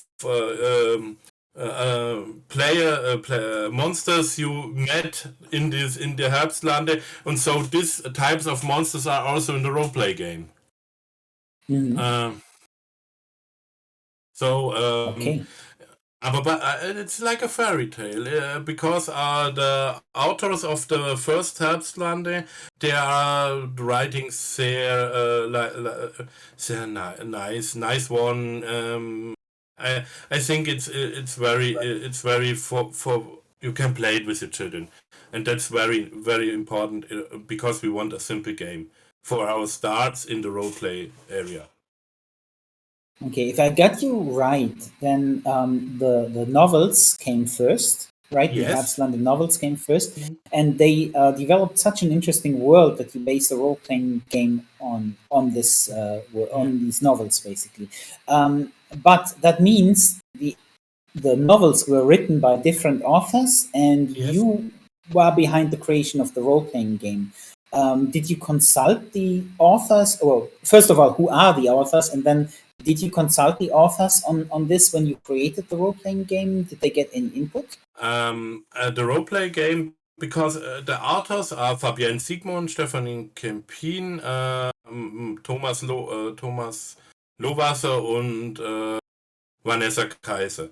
And they say we can't talk. We must talk about the roleplay writer was in communication with the authors because there is the word from the authors, not from the roleplay gamer. So he must always ask, "Can I do this so?" And because before we started, the author said, "Yes, we want it." So they are in this time of process. They are very important because I don't know, when you're creating something, it's your world, it's your baby, and some guys come and said, "Oh no, this baby has 3 legs." That's not necessary. Right. So it's important for us. How long did it take you to create such a role playing game based on these novels? Wow, I think because Philip was a professional, not a newbie. I think it was 1 year, 1.5 year for the first. I think it's going faster because we have the world. When, for example, I starting now writing my own roleplay 4th edition Dungeon Roll, and I have first thinking, what is my setting?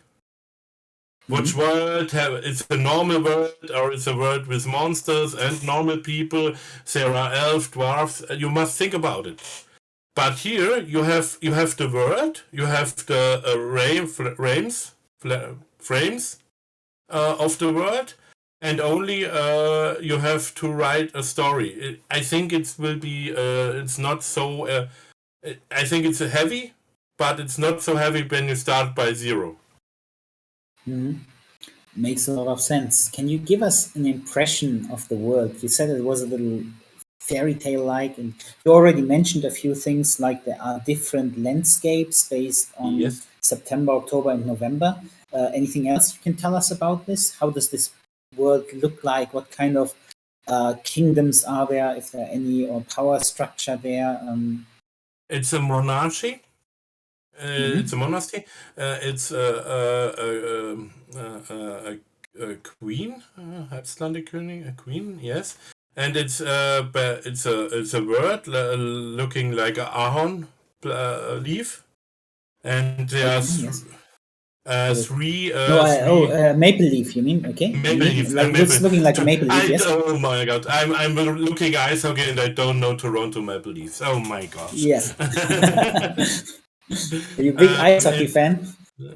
Yes, yes. And we have an ice hockey. The oldest ice hockey club is in my hometown, and the oldest ice hockey club in Augsburg. Augsburg is the oldest one. Is in my hometown. In Germany. Nice. So it's three areas, and they are typically for this month, September. For example, you have things like during September you have Laub auf English, Gott. Leaves. Leaves, a leaf, a dragon in September, because it's in September. So when you got in September, you have a chance to see this. Okay. For example, you go to October, you have a chance to see other monsters or other guys. It's but we are writing the first roleplay game was September, and no, it was October. Sorry, September is the next one. We have October roleplay, and we have their mission with you have normal guys. We have a little bit of magic in this country because fairy tale, but you have your mission. You have to go on a raid to change something in the October, and now we are planning for September and November. They are the next plans. Mm-hmm. So what kind of characters do you play in this game? You play most of the time normal people. For example, I was a guard in the king's palace, and also we have normal guys. As in, we have not. You are playing normal people in the middle age area, I think. Mm-hmm. Middle age will be this. Your guard. You can be people who live in the town or in the city. You have people who live on little farmhouses, and normal people in this area, in this timeline. But perhaps some guys will play the other side. But in our games, we play a group of 4 or 5 people who have some special skills. For example, guard, or I think it was change. There was some guy who was medicine apotheker. Okay. Apothecary. Simple. Keep it simple. Okay. All right. And so the other side you refer to is what is that? You said some people might want to play the other side. Perhaps because it's for me it's open. You can also play. We have the leaf dragon. You can play it. Oh, okay. Perhaps when you bad guys, basically. Yes, or you can. We have a Halloween guys. Also, Kürbis. Pumpkin guys. You have to smash pumpkins, smashing pumpkins. And you can also play the pumpkins. Perhaps when you have a good master, you can make it great. You can play side by side. Okay, nice. Sounds really interesting. So, how much playtesting have you personally done with this? Because of course you must have done some playtesting, and that's probably the fun part of designing a game when you can see it spring to life. And how was that playtesting? Was it just fun, or was it also very frustrating at times when you saw that maybe an idea wasn't working and you had to change things again? Or how was that experience? In this time of plans, Philip Lohmann played in his own roleplay groups. He has one or two roleplay groups where he tested it. And we got the completely product. So we know the Herbstlande, so we don't need too much information before about the country, about the landscape, and the people that live there. So this completely was closed for us because we have read the romance, and now we are playing. It was very fun because everything you want to quit the game on a special way. For example, you go left, I go right. What happened? Okay. But it's so simple scripted that is not so much testing volume like a big one, like for example 400 sites, book, role play, bestiarm, and you have our character sheets are little ones.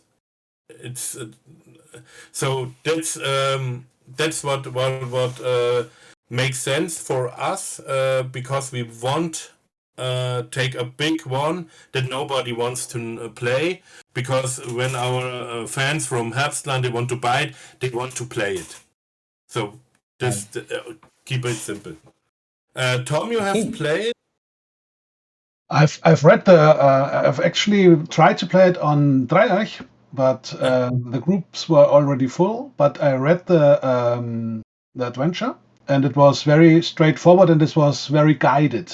So I think it's ideal for a beginner, or even for a beginner GM, because he's very guided what's to do. What if people do this? What do you have to do as a GM? So I think it's very straightforward. And I think that when I remember correctly, the first the only adventure in the base game was hunting some dangerous animal, which turns out was not so dangerous, or maybe it is. So it depends on the GM and the players if they want to make it, if they want to get the adventure done by fighting, or if they want to do it by communication. So I think this is very different, because normally when you start Dungeons & Dragons, you want to hit something or lots of enemies. In this game, you can go through the whole game without attacking or fighting in the whole game. So this was different for me, even for me. Yeah. Right. Okay, thank you for that. Tom, can you elaborate a little more on your involvement with Thorsten Loff Verlag? What are you responsible for, and what is your role? I am responsible for buying lots of books. I actually not involved really in selling stuff for the guys, but as I said, Manuel and I want to do the second role-playing game and want to give it more beef. So we want to bring out a game that's not only for the readers of Herbstlande, but that's more appealing to a broader audience, so that we can say we want to have a better system and more beef to it. Okay, so basically they brought in a very experienced role player with you to do that, to appeal to the gaming community. Is that something you can already tell us about this, or is everything top secret? Currently, we are playing with a lot of ideas. So the biggest problem is not the system itself. I think the system itself is one thing. I'm currently in negotiations with some role-playing biggies if we can take the system and modify it a bit. But it's not so easy to get them to say, yes, you can do it, or you have to pay €5, or you get it for free, or whatever. So we are currently in negotiations. So I can't say something about the system, because maybe they want to have more money if I do this. No. And the other way is the world itself. That's the biggest problem, because if you have to avoid, I think, for a bigger system or a more available system, that you take the Herbstlande system, because the Herbstlande system is already fixed so much. You have if you make a Tolkien game for J.R. Tolkien, you are fixed with the elves, with the dwarves, and what they do.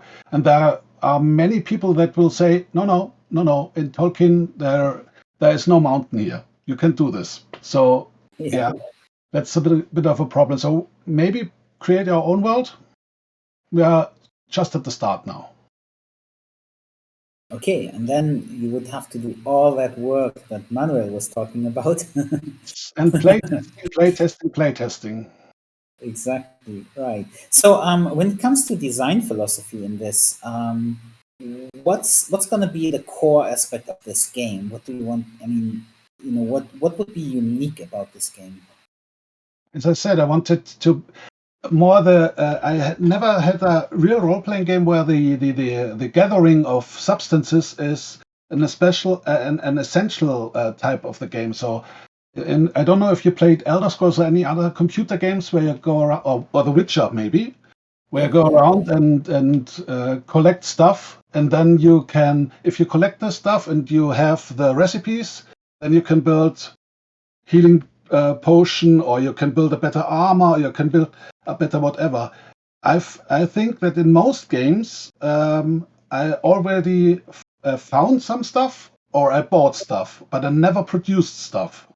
So I want to implement the idea of the people being able to produce really good stuff that's even better than the things they can buy, or maybe they can find. Okay, wow. So Or this modify stuff that already exists, right? either this, Like or produce them all yourself, make a new armor, whatever. If you can do it, yeah, that's the idea. Okay, or make your armor fireproof. It's a very good idea. I like that concept. The problem with that would probably be a lot of bookkeeping. Have you thought about addressing that? Yeah, but the problem is not so much about the bookkeeping. The problem, I think, is that you have lots of charts. Then you have 400 armors and 400 weapons, but that's why I rely on the experienced GMs. So that you can not make it up on the fly. That's not the idea behind it. So that you have a kind of help, a guideline how you can produce armors. And if you remember Rollmaster, one of the role-playing games far away in the past, in the 80s or something, or 90s, they had lots of charts where you can roll and then pick something of this. Maybe we can go this way. I don't know. We will see how the playtesting goes, how the other people like it, how the other GMs like it, if they need more help, or if they say, oh no, I don't need the help. I can imagine the things myself. No idea. As I said, Interesting, but it's pretty cool that you are that you have the courage to just try something new this way. I think that's going to be quite a challenge, but if you can pull it off, and I think going with the expertise of the game masters might be a really good idea in this. Then I think that could be very unique in this one, definitely. In April, we will test this. He will be a player and gather around a few more players, and we just will start a new role-playing group, and then we will have players that are experienced. One of the players is with me. I think I played with him 30 years now, and the others are newer ones. So we will get feedback from different types of characters. So we will see if it's working. I have no idea. So if anybody is interested in this kind of idea, or can give us feedback on this and say, it will not work because, or it will work if you do X, so please contact us. Right. Can you also tell them how to contact? I think it would be best to contact us over Verlag Thorsten Love. This would be the best idea. The official you website. Can write me an email. You can write me an email. I have. Wait a second. I have too much emails. Too much emails. Yeah, too much emails. Manuel. Point. Perhaps somebody can write it in the I chat. will do that. Yes. In the chat.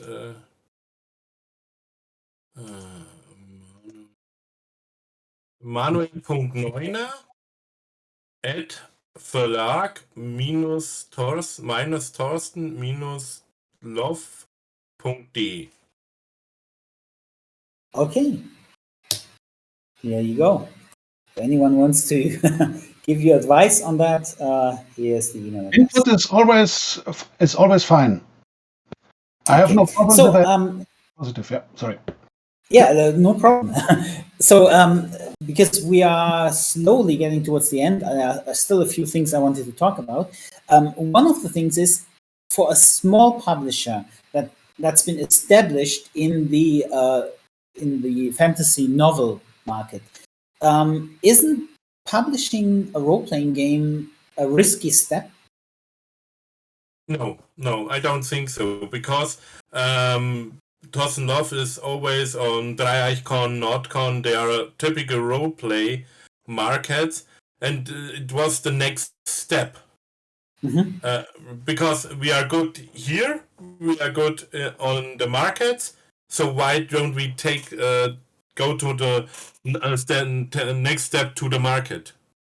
You know, Thorsten Love, I think will be 10 years on GaryCon or on NordCon. So they are typical roleplay conventions.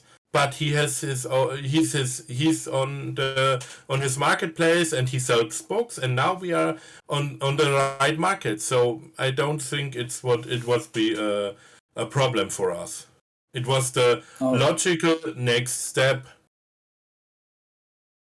All right. Another question that I have for you is, might it be a logical next step to aim for the English-speaking market? Have you ever thought about translating any of your products to English, or have you already done that?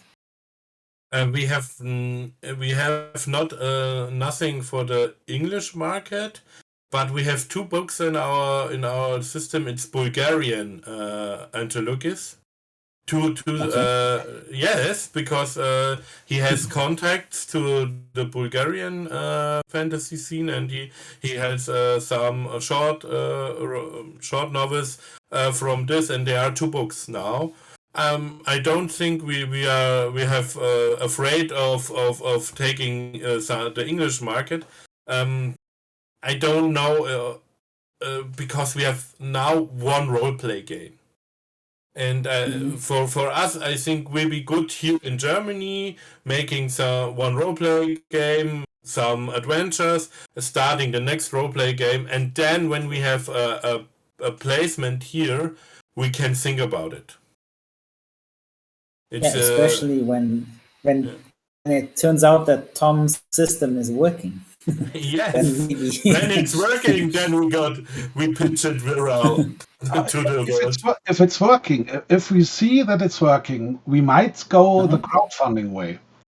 I saw I think Ulysses did it with no, it's nicht das schwarze Auge, it's in German, it's the black eye, yeah? I think in English it's the dark eye. The dark eye. Yeah, the dark eye. They did it over Kickstarter, I think, and they were quite successful. It was for role-playing games. It's not something big in the US, but I think the US now has the dark eye, and I think it's quite good there. So they sell a lot of books in North America. So why not? But I think let's take one step after another. First, let's make this book in English, in English, yeah, why not? Let's make it in German, and if it works, why not in English? Yeah, okay. So, especially if you get a lot of hints and suggestions from the English-speaking market, maybe that could drive you more towards doing it. Yeah, right. Absolutely. Okay. Never say no. Okay. So you would say that the success of the publisher is mainly due to Thorsten Love personally going to all these shows and connecting and networking all the time. At least that's what I got from what you told me before, Manuel, right? Yes, it's the name is the product, and the name is the person, and that's was make it special. because he's not the guy. He goes front, and I am the guy. You are know nothing. I know everything, and I'm here the big one, here the big player. He's the guy. He's an. I think it's like Jürgen Klopp said when he come to Liverpool. I'm the normal guy from the Black Forest. He's the normal guy from Bavaria. So and that's making sympathetic because everything because he knows everything about his publishing, and that's and not being normal and knowing everything is a good baseline to talk with others. And we have often talking with starting publishers who ask him, "Can you help me? I have questions. Where did you print your books and something? Have you a graphic for me?" Or and he don't say, "No, that's my products. This is my placement." I help you. He also in Facebook. He's in a group. Authors asking publishers, and he always get a foundation. He get always an answer of the questions. Also, I'm writing something about my part, and that's he helps, and that is I think it's not normal when you said, "Oh, this one is a concurrence to me." That's not normal that I help him. But he said, Right. So we are all publishers in this little market is family for him. okay, that's very unique, I think, because especially the novel market is a big well, it's actually an area that's mostly split up between the giant publishers, and they are not really cooperating in any way. They are it's fierce competition out there, and so it's amazing that a small scale publisher can actually survive in this market, and not only survive but also thrive by being friendly to others, by being helpful to others. But it's, I think, a little of what makes the gaming community so special as well. And because with gamers, we have a lot of cooperation, we have a lot of friendly help well, help and support. That's what I'm going to say. So, if you are or if you want to become a small scale publisher, Thorsten Love is probably someone to contact because he has all this experience, and according to what you said, he would be a wonderful guide to help you get started with some advice. Is that right? Yes.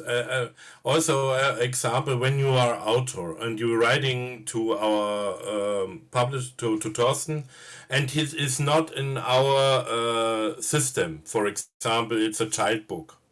He don't sometimes not every, but sometimes he said, "I'm writing him back. Go write this one. This publisher, he helps you." That's quite amazing. Yeah, that's the special way, because we don't make every kind of books. We don't make krimis. We don't make love stories. We make fantastic, and when we don't make books for yoga, for example. But when you're writing in I have a child book, you can go to there. I have a lyric book, you can go to there. That's I think it's not normal when some publisher writing it's not in my range, so why I don't help you. But him writing, go to this guy or go to this guy, perhaps he can help you. Mm-hmm. And from what you said, you guys are also at many of the conventions in Yes. Germany, at least. So that would be a perfect opportunity to meet you guys and ask the questions and find out, Yeah. what you can do to get started as an author, as a publisher, as someone who's just interested in this area, maybe. Yes. Probably goes for cover artists as well, right? Are they part of your family as well, or yes, do you have a lot of contacts? Yeah. We have some cover artists, for example, Chris Schlicht, who is making a lots of covers, and also we have our favorite guys who make covers for us. It's a normal, and Chris Schlicht also make a painting book where you can buy in our shop, where is you can. They're black and white, and you can fulfill it. It's for child and also for adults. It's very very nice. You can paint. It's like what I say. In Germany we have Malen nach Zahlen. It's like this one. Okay, nice. Okay, I forgot to ask Tom something. Tom, when will we be able to see this role-playing game? When? I have no idea. I think with, as you said before, with playtesting with a small size role-playing game that's not so much on the rules, it took 1.5 years. So I guess this may take 2 years or more. I fear. I think. Yeah. Because we don't want to put out a game that's not complete or that doesn't work. So yeah. I think 2 years and 2 years plus will be the normal stuff. But if I get more help, maybe it gets shorter. I have no idea. Not yet. Okay. I think 2 years. Go ahead. Manuel, go ahead. Sorry, I didn't want to interrupt. Yeah, I think it will be 2 years and more because Tom said it. We want a perfect pitch. And this means a lot of testing, lots of talking, and you don't forget we make it in our free time. We work 40 hours in the week, and then we have some time in our free time. We make it in unsere.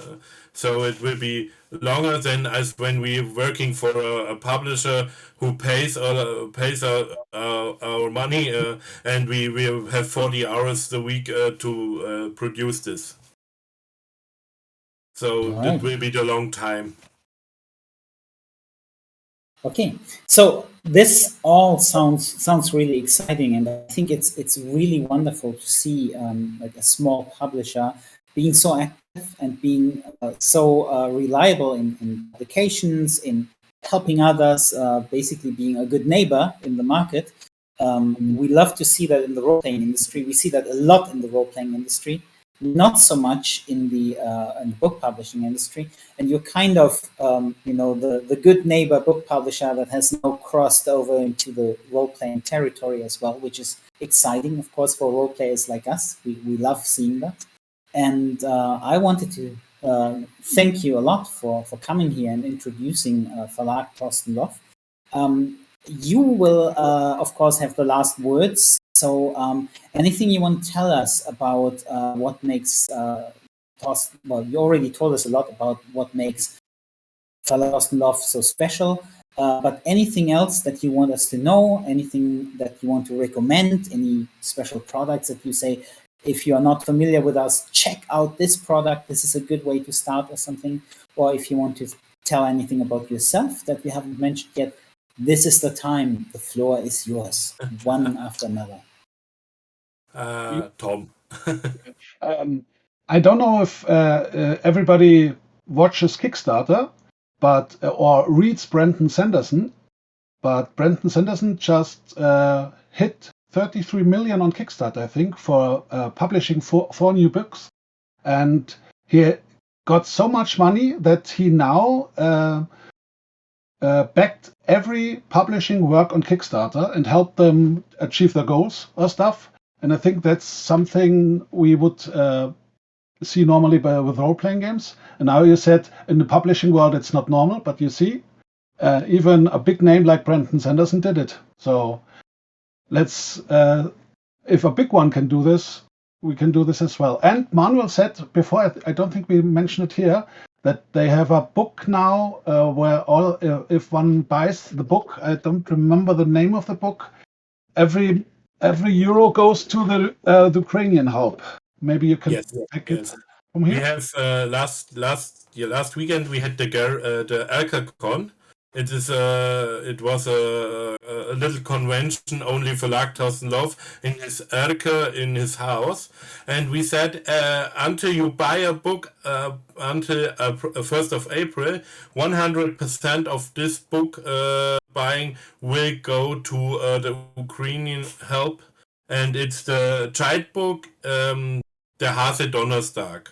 It's not a product of our publisher. We don't make childhood, but he knows the author, and the publisher get involved. So he bought the last 200 books from this publisher because he want to help the author. This is Thorsten Love. Yes, it's essentially Thorsten Love. Yeah.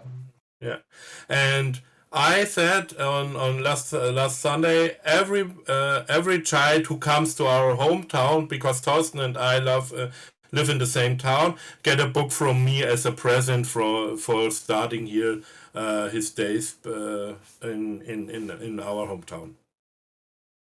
So perhaps somebody can go on our shop site and look at not the last one of the left side, and it's called the Hase Donnerstag, and it costs 10 euros, and the 10 euros got 100% to Ukraine help. All right. I'm having some technical problems on my side. I'm sorry about that, but No problem. thanks for. I could hardly hear you anymore, but I think you did a wonderful job of presenting Verlag Thorsten Love. And we'd like to see you again, of course, at GaryCon in November. Hopefully you'll be there. Right. So all that's left for me to say now is goodbye and thank you very much for coming. And after this next short break, we will have Ulysses Spiele there as our guests, and they will present Fading Suns. Thank you. Have a wonderful weekend and goodbye, and thank you for joining GaryCon. Bye. Every November, around 1,500 visitors turn into true weekend heroes in the quiet town of Dreieich near Frankfurt, Germany. So, what are we doing? We are a roleplay convention with everything that comes with it. Game rounds, numerous exhibitors like publishers, traders, and illustrators, an extensive program with workshops, readings, and panels, and of course, a coffee and tea flat rate. And you will learn to appreciate the latter because we are open for 32 hours. If you want, and if you can keep your eyes open, you can immerse yourself in fantastic worlds non-stop for a whole weekend. With over 200 pre-registered game rounds, we are also the largest role-playing convention in Germany. But since we know that we can always improve, our team is constantly thinking about new things, such as our latest partnership with GaryCon in the US, or our online events on Twitch and Discord to which the entire world is invited. Curious? Then join us in November. Waterdeep, the city of splendors, is peaceful at night. Old friends gather at the yawning portal and share stories about the threats to our city. Threats that never sleep. Waterdeep needs warriors. My name is Laeral Silverhand. I've summoned the greatest heroes in Faerun, the Warriors of Waterdeep.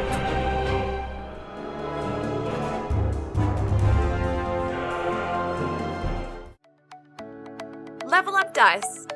We are innovators in semi-precious, aluminium, wood, bone, and even heavy metals. We have so many exciting projects in the works for 2022, including new releases at GaryCon. You can also support GaryCon by following the link above to discover everything we have to offer.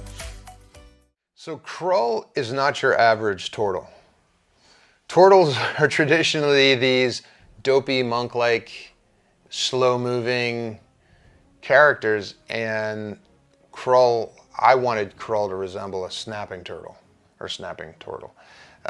beaked, sharp spikes on the back of the shell, and the shell has been carved with draconic runes and prayers to Tiamat. And that comes out of his story, which was he was sent by the turtles to defeat Archon. And Archon bested him, but spared his life, as long as he gave his life over to fight for the Dragon Queen, and he accepted. And since then, it's this kind of fear, but he's also a fanatic now. And I think, but yeah, I think a lot of what he does is rooted in fear.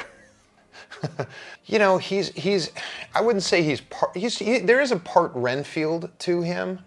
And another pop culture reference I would make would be like a Dr. Mindbender. And he's always scheming. He's coming up with, you know, if anyone was a G.I. Joe fan growing up, he was the Cobra scientist who was working to try to figure out how to bring Serpentor back to existence and create this genetic. So, you know, Krull is always searching for some elixir that's going to help Archon fight off Vecna's influence as the necrotic energy of the hand grows up his arm into his body. You know, Krull has commissioned some group of adventurers to bring him back a baby unicorn horn that he's going to grind up into a powder that he's going to feed to Archon somehow and stave off the necrotic energy. He's checking in with the artifact squads to check their progress to see if anyone's found the eye or found some leads on the eye of Vecna or any other sorts of weapons that could help Archon in his quest, Tiamat and the Dragon Armies for their quest. So, you know, very highly intelligent. I mean, he's also super strong. He's got a 20 strength and he swings this giant two-handed maul that has, like, you know, frost capabilities. And so he's a very fearsome fighter. Always surrounded by the dead, you know, and he wears this white, like a white grease paint over his face, so that he looks like a skeleton. Like you would think he was undead at first glance, but he isn't. It's if that could give him some sort of advantage over an opponent that stumbled upon him. But there's always these zombies and whites and the undead around him. He's always experimenting on the dead.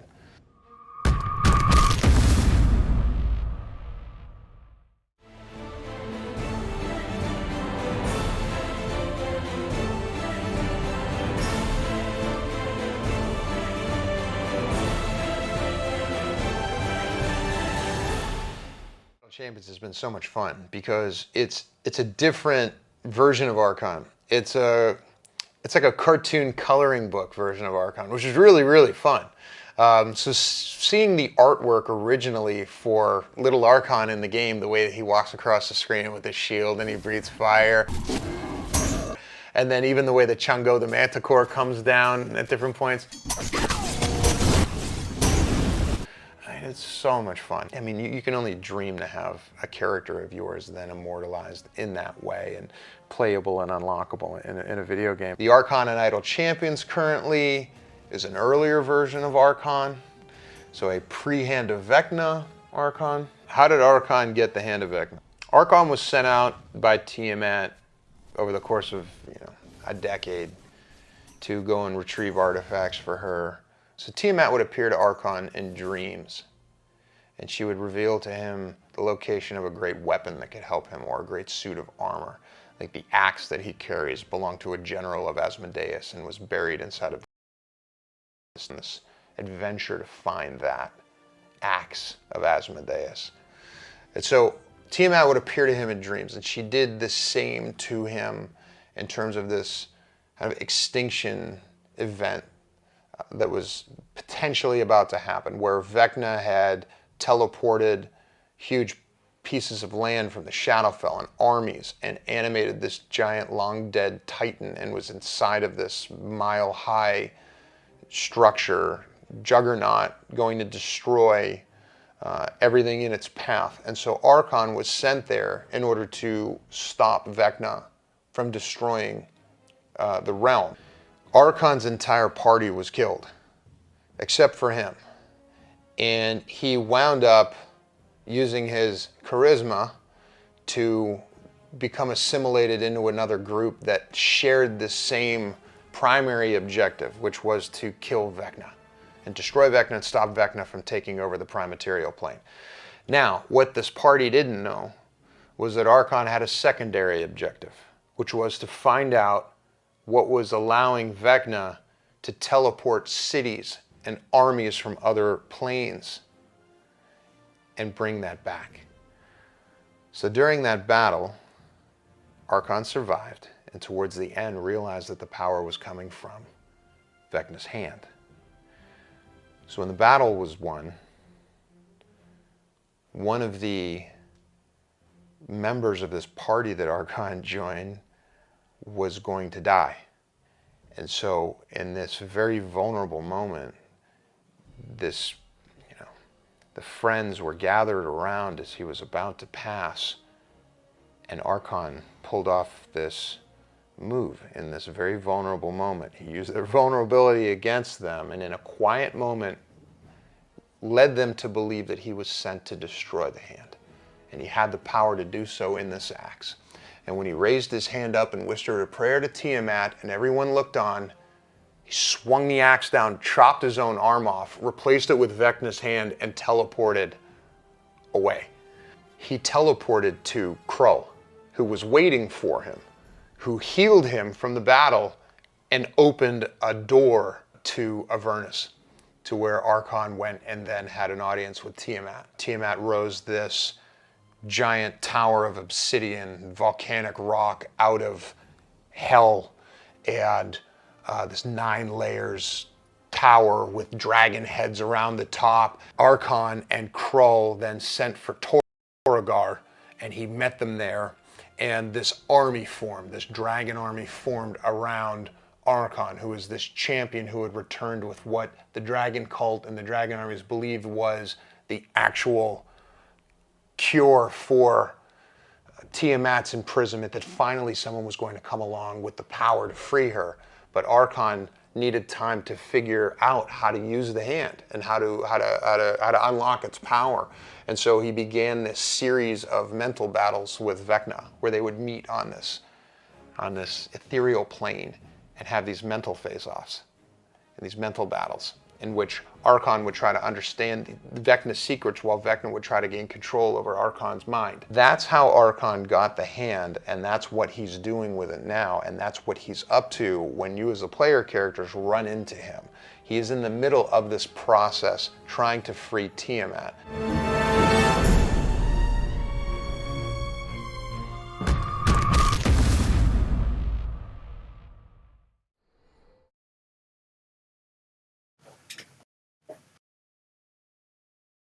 Hello, hello, hello. Can everybody hear me? Yes. You're good. Excellent. Good deal. Well, welcome to Fading Suns.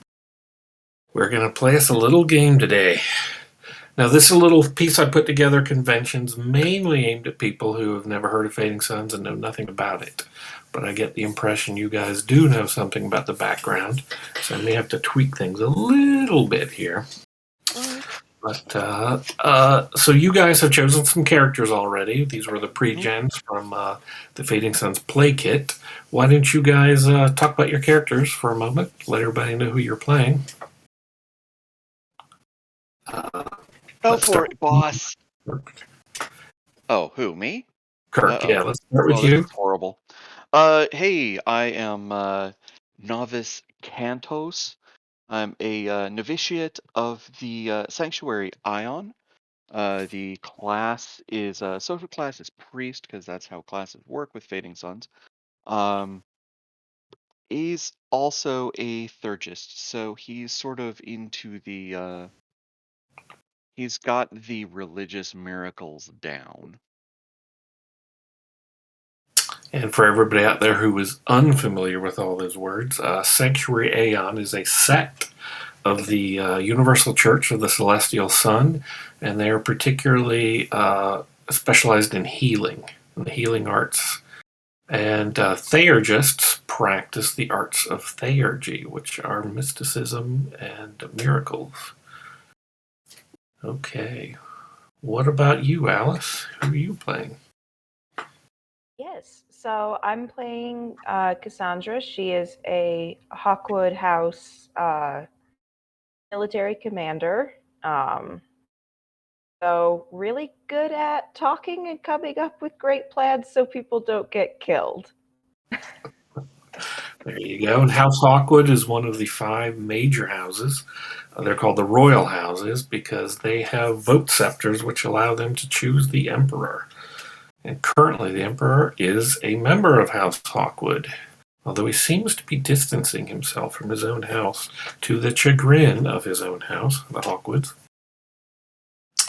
And who are you playing? My name is Mark, and I'm playing App. It's short for Apprentice Vaughn. I'm an engineer, and more specifically, a tech redeemer. Basically, I fiddle with the forbidden tech that the church doesn't like, but I also keep everything moving because you can't get in a spaceship and fly unless engineers are fixing it. Yep. And by engineer, he means the Engineers Guild. They're one of the 5 major guilds of the Merchant League. The Fading Sun setting has basically 3 major social groups vying against each other for power. The Noble Houses, the Merchant League, and the Church. And then there's an emperor who sort of is trying to wrangle them all together. And if anybody doesn't know, I'm Bill Bridges. I'm the co-creator of Fading Suns and the current product manager for the new editions from Ulysses Spiel. And we've got a lot of books out so far, a lot of products, and a lot more coming. And so this drama that you are going to be running is called Unsafe Orbit. And I will read to you all you know as we begin the game, which is that you wake up in a space station stateroom with no memory of where you are or how you got here. Red alert lights blink on and off. The door is sealed shut from the inside, implying that you sealed it yourselves. The communications panel is dead. The only way to find out what's going on is to open the door. But I will give you certain more information, which is that a cursory look around your room reveals that on the wall there is a map, a sort of schematic guide of the space station for folks. I'm going to send that to you guys. It's a very, very simple one, so it's not necessarily one the audience needs to see, though I'll show it in a minute to them. If I can get back to my files here. Sorry about this taking so long. It's a very, very simple schematic. There's a PDF should show up in our Discord group that we sent around earlier. And I will show it if I can, so people can read that. It's called Fellowship Station. It's a big orb of a station. And there are different decks there. And you guys should be able to see it. Hopefully open it up. And there is a secondary map showing the particular level that you are on. I will upload that real quick to you too.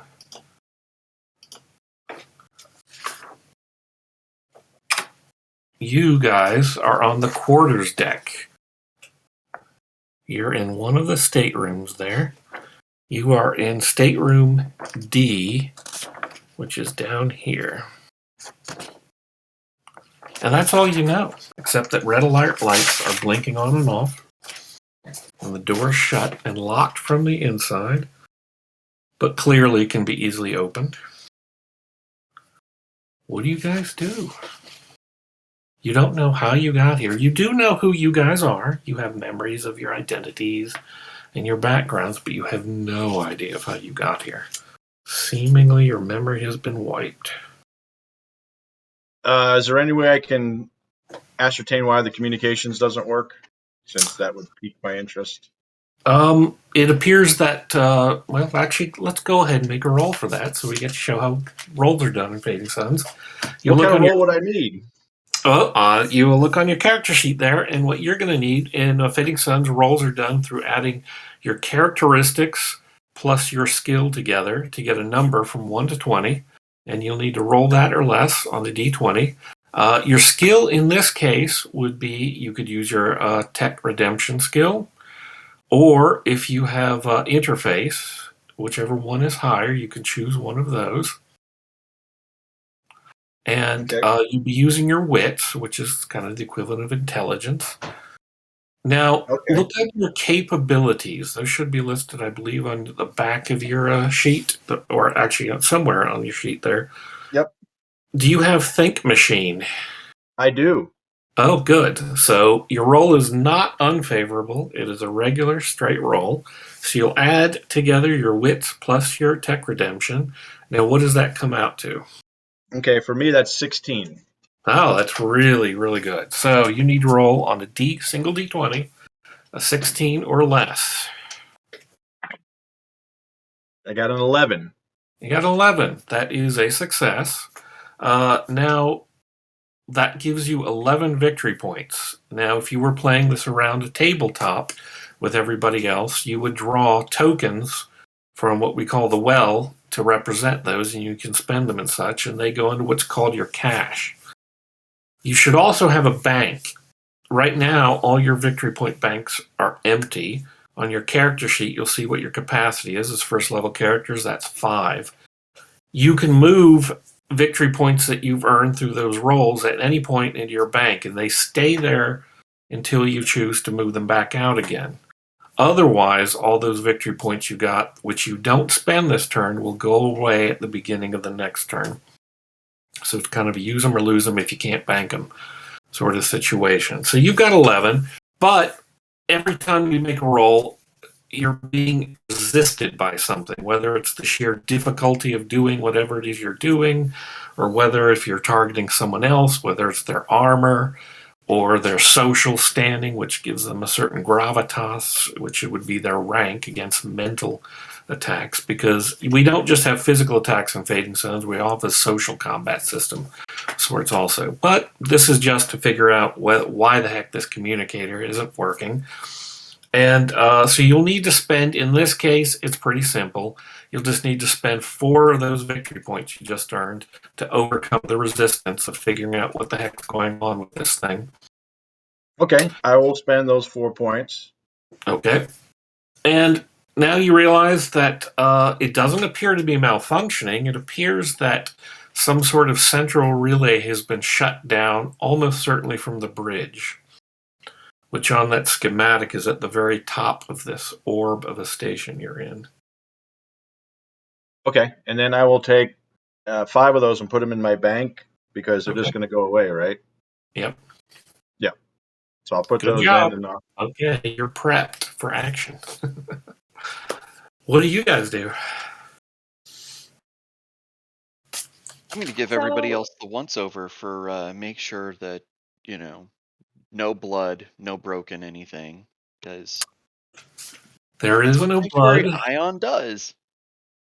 You guys are wearing, if you have armor or particular interesting things listed on your sheet, you have them, except none of your weapons are on you. So if you normally have like a sword or a gun, they're not on you. there's no containers in the room that might hold them? No, they're not. There are 6 bunks in the room. 3 of them look like they've never been occupied, but 3 of them look like they're probably your bunks that you've been using, because the beds aren't perfectly made or anything.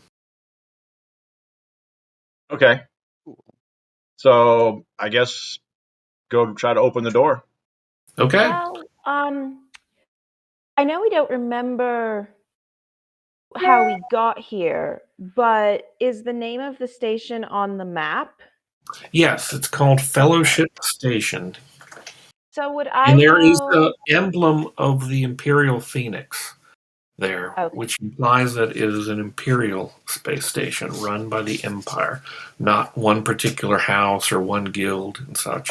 Oftentimes you'll find stations, like especially run by Scravers, to be used as like floating casinos in space and things like that. But this appears to be an Imperial station, which normally would imply probably a military outpost, but this doesn't have that vibe at all. This might look more diplomatic to you. Okay. So he's reaching for the door to open it. What do you guys do? He I'll opens just the go door stand. as you Yeah, I'll stand just go around stand waiting. behind him and Okay. ready to go out. All right, door opens easily, and you now hear, blaring from speakers out in the hallway, self-destruct sequence active. Countdown 40 minutes. And out in the hallway, you can sort of see, just a little bit, there looks to be a body lying on the ground. Hey. I'll give it the remedy once over. Take a look at. So you go out to the hallway to go look at it? Yep. You know. Okay. As you go out, you see the body, but you also see other bodies. There are 4 bodies, and they look to be in some sort of, looks like security guard garb with Imperial Phoenixes. They're clearly dead. They've, in fact, the way they're positioned, it looks like they attacked each other. Now, the only weapons they have on them are frap sticks, which are basically stun batons. And yet it looks like they've kicked each other, bit each other, and somehow just smashed each other's faces in. Well, without touching the frap sticks. Yeah, they haven't used the frap sticks. They're still hanging from their belts.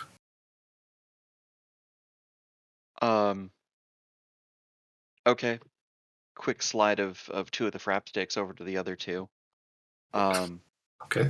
Because somebody's gonna need them. Yeah, these All right, guys. as you tug poke on each one of the frap sticks, other. the body twitches, and then you hear a Oh, and great. then Oh dear. all of them start to move. Breathing? Not breathing? Not breathing, kind of groaning, and starting to move towards you. Nope. Nope. Yeah. Nope. All right, now is when we will go into an initiative turn-by-turn order. What we should have done earlier, which we'll do now, is which one of you guys is the troop leader? Cassandra. Makes perfect sense. She's the I noble. second that. There you go. Okay. Okay.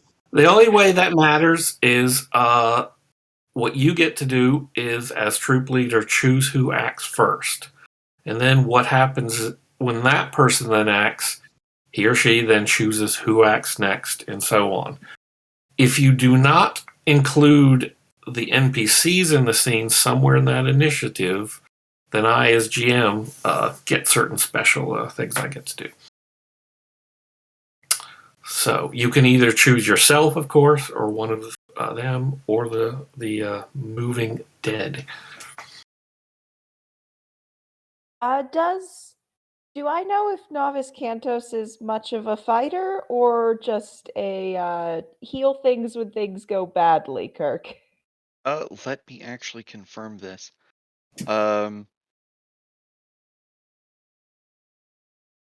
Yeah, no, he's much more of putting people back together and calming them down. Now, if you look again at that quarter deck map, you're right outside D. Most of the bodies are a little towards C. So you've got a whole hallway there circling around. You can't really see around the rest of the way, but just to let you know, they're coming at you from C. And they're moving kind of slow though. Okay, so I will So- choose myself to go first in that case, if All right. Kantos is more of a mop up messes kind of guy. And I'm trained in all kinds of weapons, I think, as a military. It says melee weapons, ranged, and Right. Now, all what's of your that, and my capabilities. melee skill will give you an idea of how well you are at wielding them, or your fight skill will give you an idea of how you are with unarmed combat, like punching and kicking. Okay. And on the Melee front of your is better. sheet, there are some preset actions that are described down there just for ease. Kind of a quick reference that might tell you some of the ones. I don't happen to have your guys' sheets available, so I can't look at them myself. But in fact, I should go. I'm better with melee, so Right, and you don't have your weapons on you right now. do I have the stick that Kantos threw at me from the guards that he had Yeah, killed he off the tugged it bodies? off the guy, and that's what caused him to move. But you at least have that. It's the frap Okay. stick. So I will try to hit the one closest to Kantos with that Okay. lovely stick. I have a goal of 11, and I rolled a 9. Okay. I believe that works. That is a success. You get 9 victory points into your cash. And again, you can bank those or spend them. Now, these guys are wearing it's security guard uniforms. It looks like it's leather. Their body resistance against you is 2, so you would have to spend 2 victory points to be able to actually deliver damage onto them. Okay, so I'll spend 2 of the 9. Okay. Now, that club does a certain amount of damage, and you can activate the shocker in it to do some extra damage, which I assume you do. But it doesn't I would like appear to do that. Right. It actually doesn't appear to work. The club part does. That solid, right into meat seems to, have some effect. Maybe you've broken a bone or something. But whereas you would expect to have him, writhe with an electric shock, that doesn't happen. So these apparently are just clubs against the Walking Dead. And you might also note that you've only got a certain amount of charges in there if you wanted to use it for shock purposes, and you might mark down one charge. Okay. So yeah, that's what happens. Any leftover victory points you probably want to put into your bank to save. I'll bank the 5 that I can, and then just start backing down the hallway away from them. Okay. Kind of motioning for Kantos and App to do the same because these guys seem slow. So we should probably move away from them. And I will have App go next. All right. Did there seem to be any effect on this Walking Dead when our great captain smacked it with the club? Yeah, you heard a thwack and a crunch, and the arm kind of got loose for a minute, but the thing's still moving, lurching forward. Okay, so Cassandra, you're saying we should just flee? I mean, Or if you you want me want to- to hit them and then walk, but Sure. I'm not sure I what we will. can do with them. I will attempt my weak melee. So it's melee and strength. Well, no, melee would be for. If you've got the. Did he? I got a frap. Yeah, I got a frap stick. So it's Well, he melee. didn't have time. Kurt didn't have time to get you the frap stick. When Oh. he pulled one of them off, and that's when they got up and started moving. So she got that frap stick. Now you can try to wrest a frap strip from one of them if you want to. They're just hanging from their belts. Sure, I will Or you grab can use one. this, that or the other, or run, just whatever you want. Now, the way this works is everybody gets a primary action each turn and a move action. And if you want to move double the amount, you would use your primary action as an additional move action. That's just to let you guys know. So are you going to try to grab one of the frap sticks from them? Yeah, I use my primary to grab a frap stick so I have something, and then I will move away DE towards E, I guess. Okay. Around that way. The roll to grab that is going to be dexterity plus vigor. Figure! Okay, I have a 10 combined. All right. Also, to let you know, you guys can spend victory points to increase that goal, what's it's called, the goal number, on a 1-to-1 basis.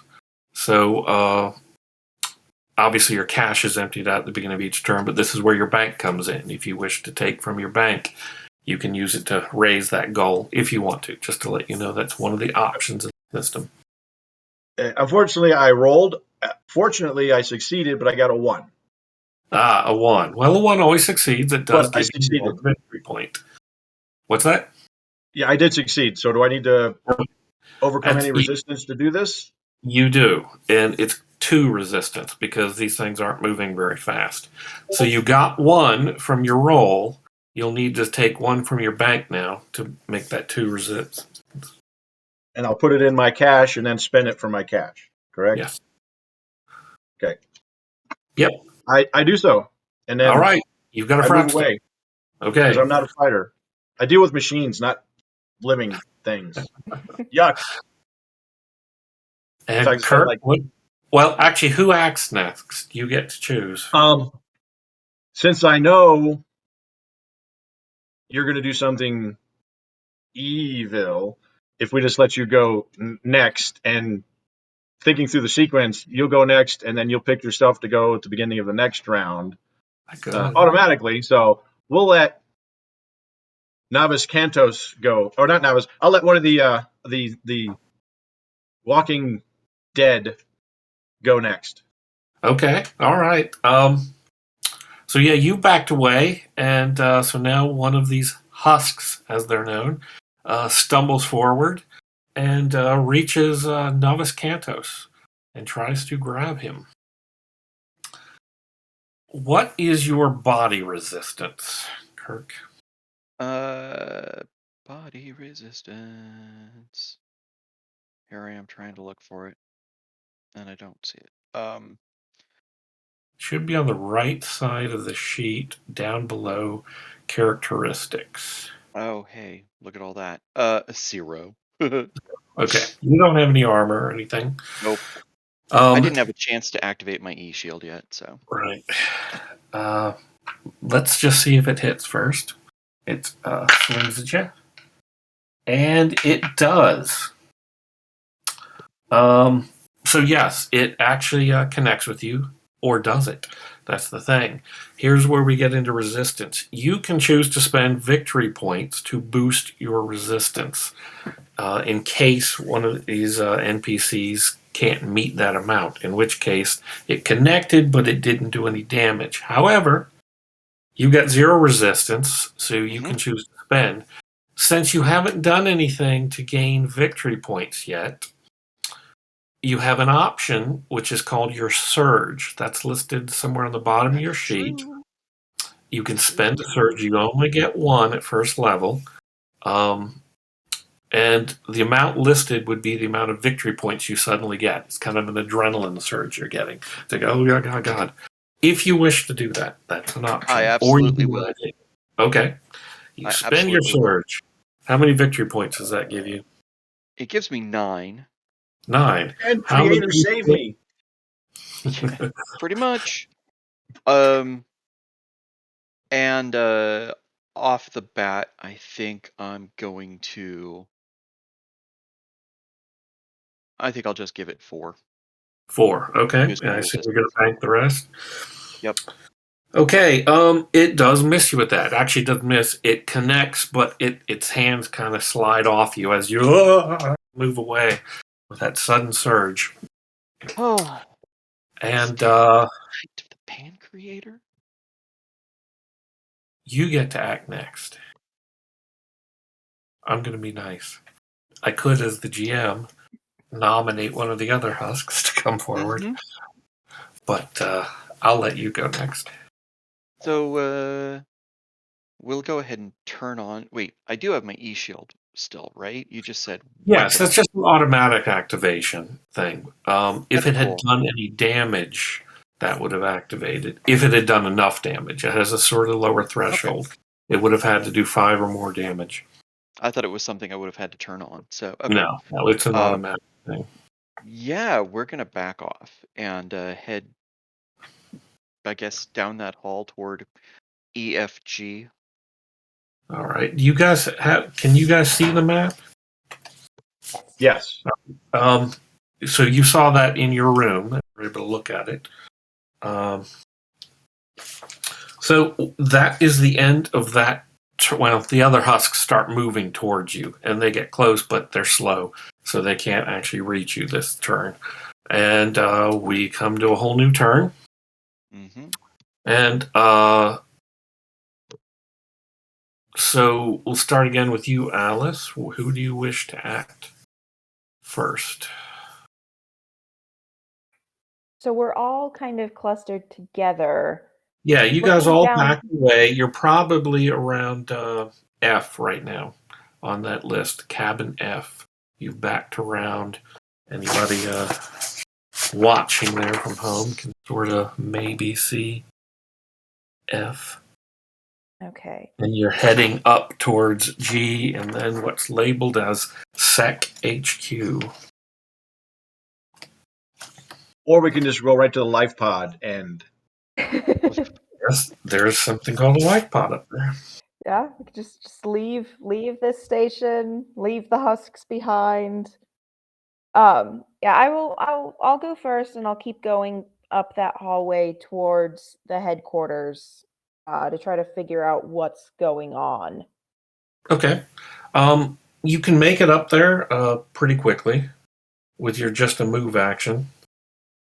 And all the cabin doors are closed as you're going past them, but when you get to SEC headquarters, you notice the door is open.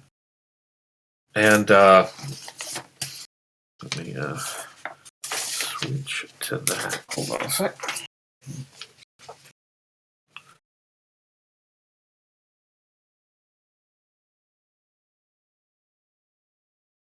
Yeah, you can see it's open, and you see that there are what looks like weapons lockers along the walls, and then there's a console of a table of some sort with similar communication devices to what was in the cabin, but they look kind of dead. And that, in one turn, is pretty much all you can see. Who do you hand the initiative to?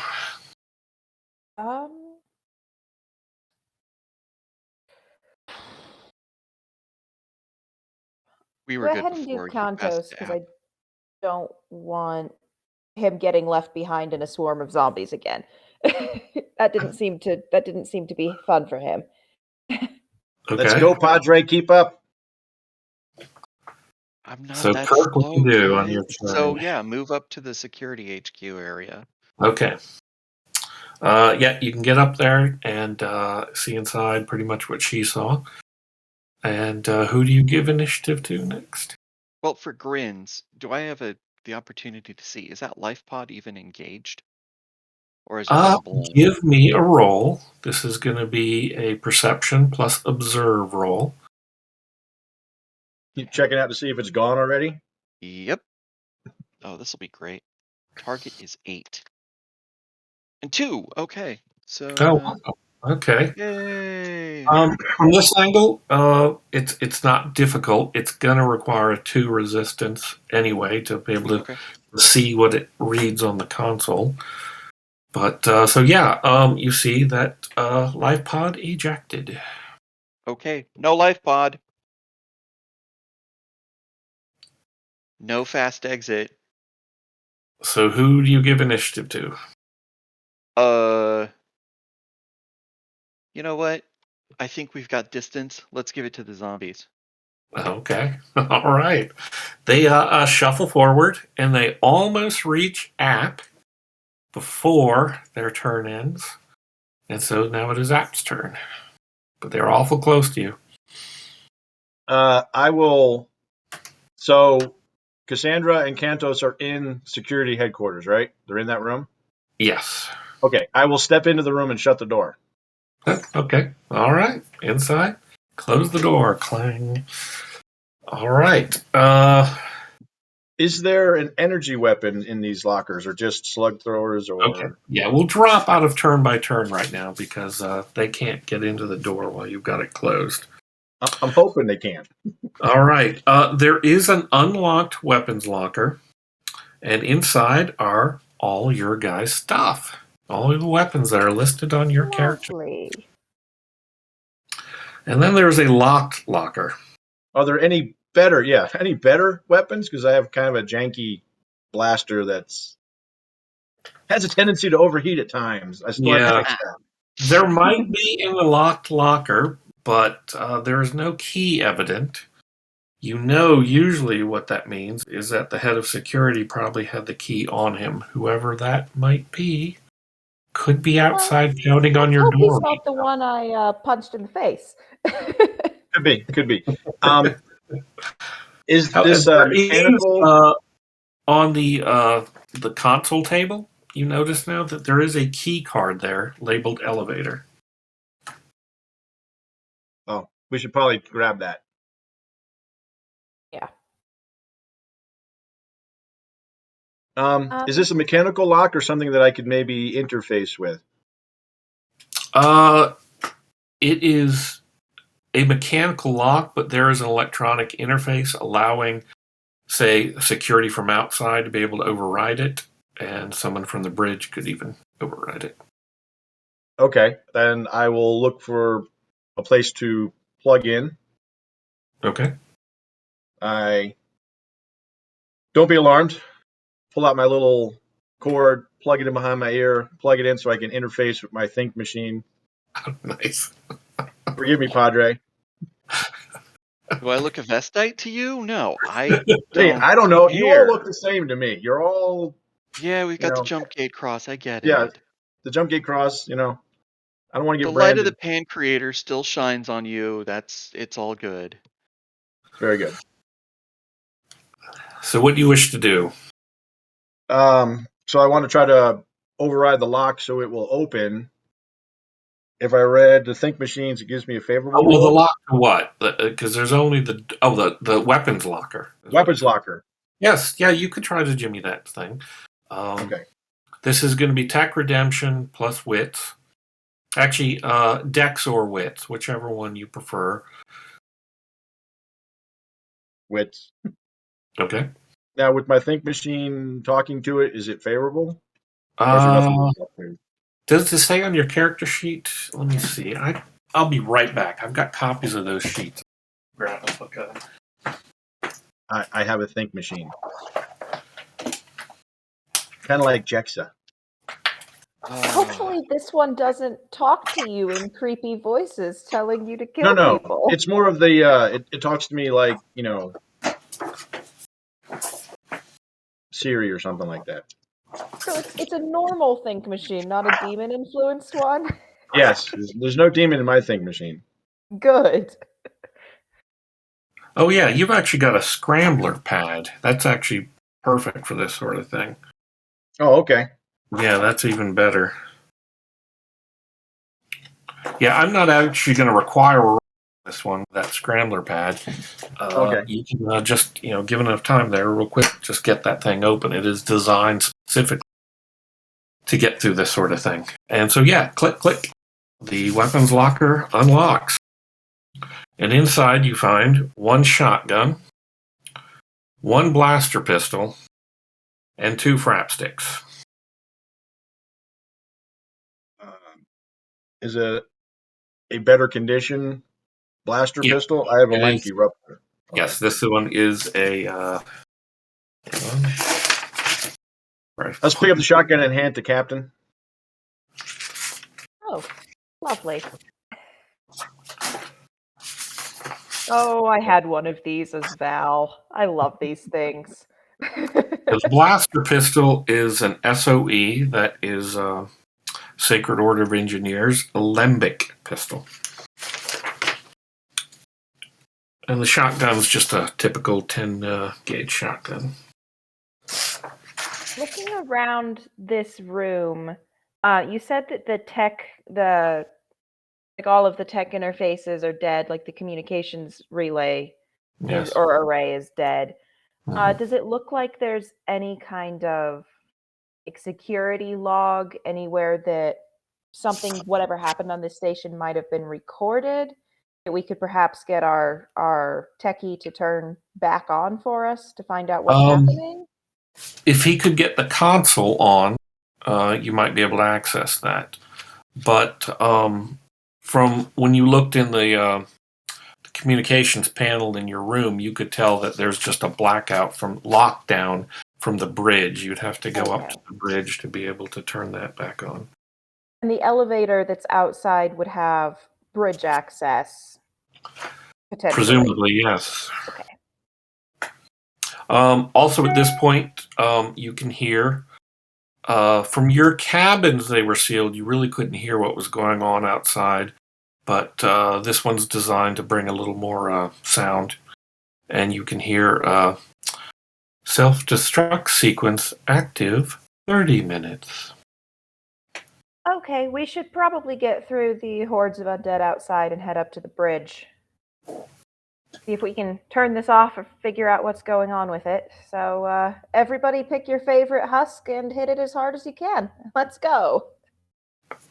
Okay. We will start the turn here first. So maybe Castor opens the door and Cassandra blasts it with a shotgun, and then I'll pew pew.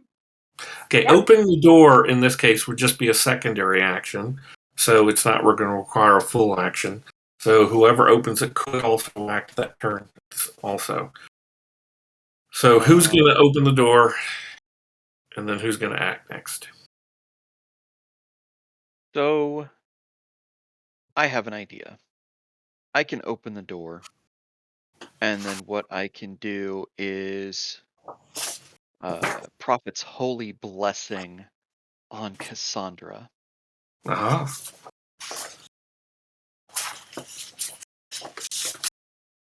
Okay. That sounds like a plan. You would want to do the Prophet's holy blessing first. Yeah, that's a good idea. You would basically declare a specific task for which she would then get favorable rolls until that task she's had a success with it. And that task could simply be kill the husks. That's a good one. Yeah. There might be more than 4 on this space station, I have a feeling. Well, then I'll cast it later. Well, it only lasts until she actually for the scene. No, that's fine. So yes, we're going to go with Prophet's holy blessing for making sure that. How about we make sure we get to the elevator? Okay. Kind of a broad definition, Kirk. Yeah, well, you know. All right, you have to spend 1 victory point to activate the theurgy, Yes. which means from your ranks. So I'm glad And I then have. you roll, and I'm looking at your character sheet here. I need a You've got a 15 15 better. goal, which is really good for that. But you can spend to raise it if you wish. That's fine. I have a 5. 5, so you get 5 victory points. Yeah. And so ultimately in the Prophet's holy blessing, for as wide as that was, it really is just favorable against the zombies. right. Well, it's favorable against whatever you need to do to get to the elevator at this point. Okay. So whatever rolls you need to make to get to that elevator, because that was your declared task for her. Gotcha. And now what favorable means is you get to roll twice and take the best result. And so that's your turn. Who are you needing to act next? Oh, by the way, theurgy like that, spells like that, which people do want to accept onto themselves, have what's called an effortless resistance. So you don't have to spend for resistance for that. You just get the effect. So who acts next, Kirk? We're gonna give it to Cassandra. Okay. All right. Well, actually, okay, you were going to also open the door, so you cast the Yes. energy. Open You the said door, little bank prayer. the 5, and or bank the difference, and send her on her merry way to shoot things. Also, one of your perks as a priest is called Inspiring, and it allows you to give other characters victory points from your own cache. So you could also use that to give her any victory points that might be lost by not being able to go into your. True. Will those go? And those will go away at the end of her turn, right? At the start of her next turn. Now, the whole thing is you can give those at any point because Okay, got it. doing victory points is not an action per se on that kind of thing. It's just a sort of meta level thing. You're shouting words of encouragement. You're giving a prayer, and because you're an official priest who is designated by the Pancreator to do these things, they accept it as real. So but these would be coming out of the bank because I would lose any difference. Well, you still have your cash until the start of your next turn. Oh, so you have those victory points. One of the reasons for that is for exactly this. You can give it to others throughout the round, or you can use them to boost your resistance if you're attacked before your next turn. So they stay there until the start of your next turn. So Cassandra, what do? The door opens. Well, I liked App's plan, so I'm just going to. I'm assuming they're clustered up next to the door, so I'm just they're going all to blast them in the face with a shotgun. okay. Give me a roll. You are the tactician. So this would be shoot, which for you is 6, plus dexterity, which is 5. So you will have an 11. Now, remember, you can spend your cash to raise that goal. yes, you can spend from your. So let me see here. Hold on. You also get a actual +1 for the shotgun for close quarters. So it would that be a 12. Yep. Okay. And again, you can spend victory points to add to it if you wish. Do you have marksman or anything like that as far as one of your perks? I have 1 rank of marksman for sharpshooter. Oh, okay. Wow. That Okay, lets that you boost allows it you. also. Yes. You could basically by spending 1 victory point, you would be able to add +2 to your goal with that if you wish, using your marksman perk. Have a victory point. Normally, you would get a +1 per +1 you spend, but he's giving you a victory point. Yes. So I will use that. You now have a 14 goal. Okay. I rolled a 9. 9. Okay, that is 9 victory points you gain. And this is actually going to affect 3 of them because the shotgun spread close quarters and they're all bunched together there. You're going to have to spend 2 to overcome the resistance. Okay. And then the damage for the shotgun is it's actually at this range it's 8, which is pretty hefty. You can raise that by 1 per every 2 victory points you spend. Okay. So I have 5 in my bank and 7 from that roll. So I will spend 8 and increase the damage by 4. Okay. Try to Just turn 12 these into damage. some dust. Wow. Okay, 12 damage against 3 of them. That pretty much obliterates those 3. They all, you've spread their guts all throughout the hallway in an arc. Only the kind of other one who was only partially through the door is left standing and does not seem to notice or mourn the demise of his already dead comrade. Who gets initiative next? Let's go app. All right. I will level my SOE Alembic blaster pistol. All right. My goal is 12 to start, because that was already on the sheet from my original. Yep. And I will empty my bank of my 4 and make it a 16 for my goal. Okay. All right. Good deal. See what we can do here. I succeed with a 2. The bad Okay. side, I only have 2. All right. Now, But this. I will. Yeah. Can I surge now? Because I haven't surged yet. Yes, you can. Okay, because that gives me. I will explain first of all, though, that the leather he's wearing is normally 2 resistance, but it's not blaster proof. This is where we get into certain details about attack and damage. So it is halved against that. So you would only need to spend 1 to actually deliver damage onto it. And your damage, the base damage is 7. Yeah. So I use that 1. That gives me 10. So I will. Yeah, I'm going to spend all 10 to increase it by 5. So the damage goes from. I will say this. I'll be easy on you in this way. These guys are already dead. They're not as meaty as a normally living sort of person. You also know that a lot of times like your own vitality and stuff isn't just a matter of just your meat and gristle. It's also willpower and so on. You only really need 10 to get rid of this guy.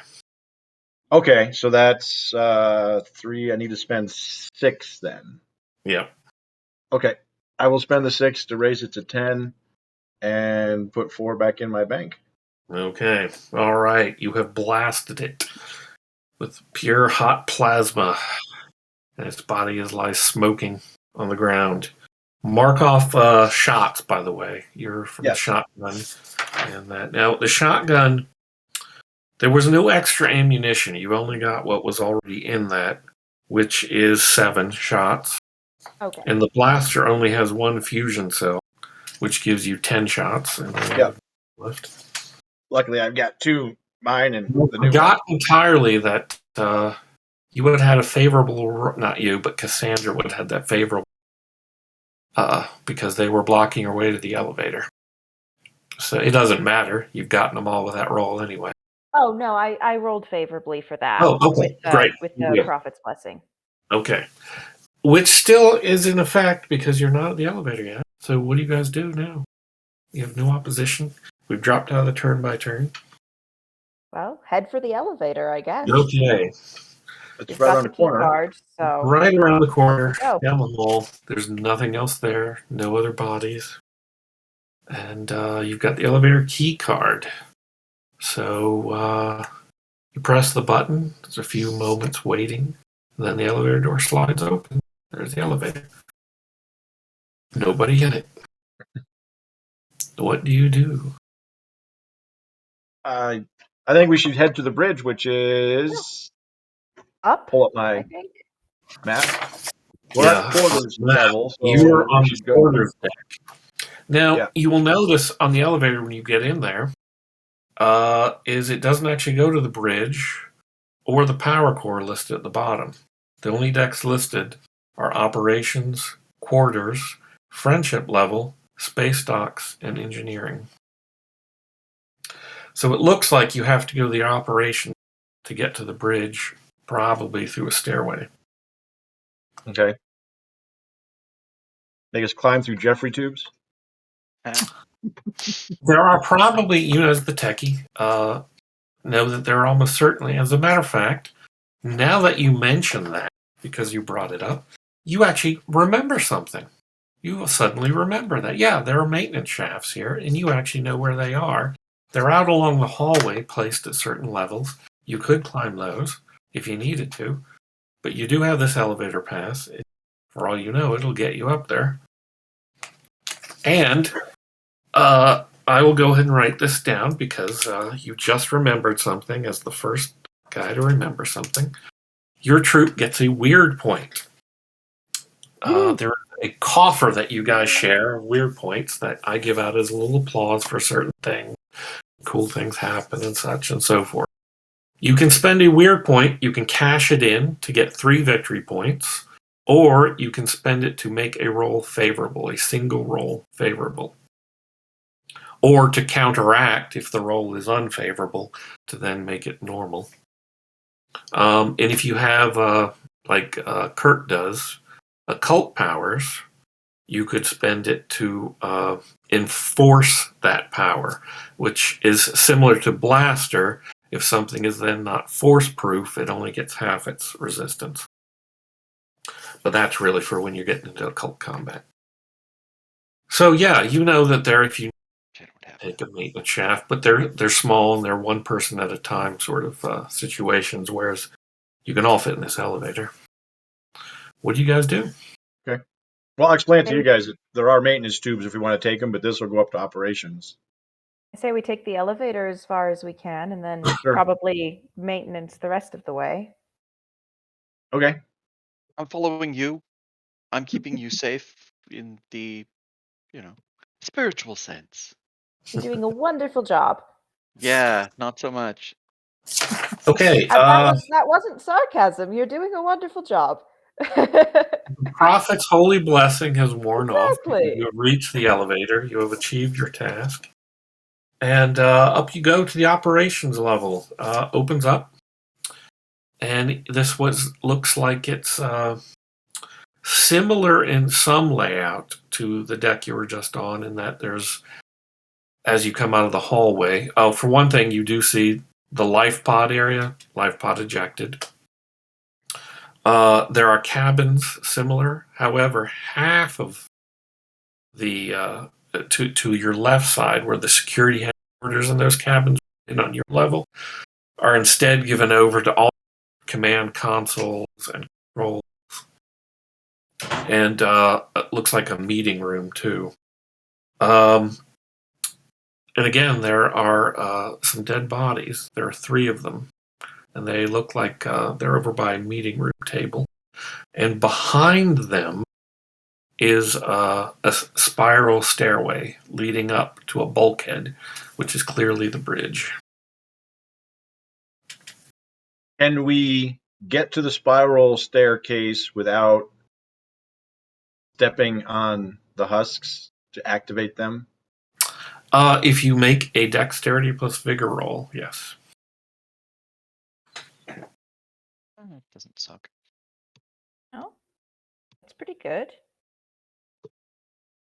Well, Cassandra will make it. Okay. I can try. It's a decent number. Okay. You will notice also these guys are not wearing security guard uniforms. I'll give you a little more information on them.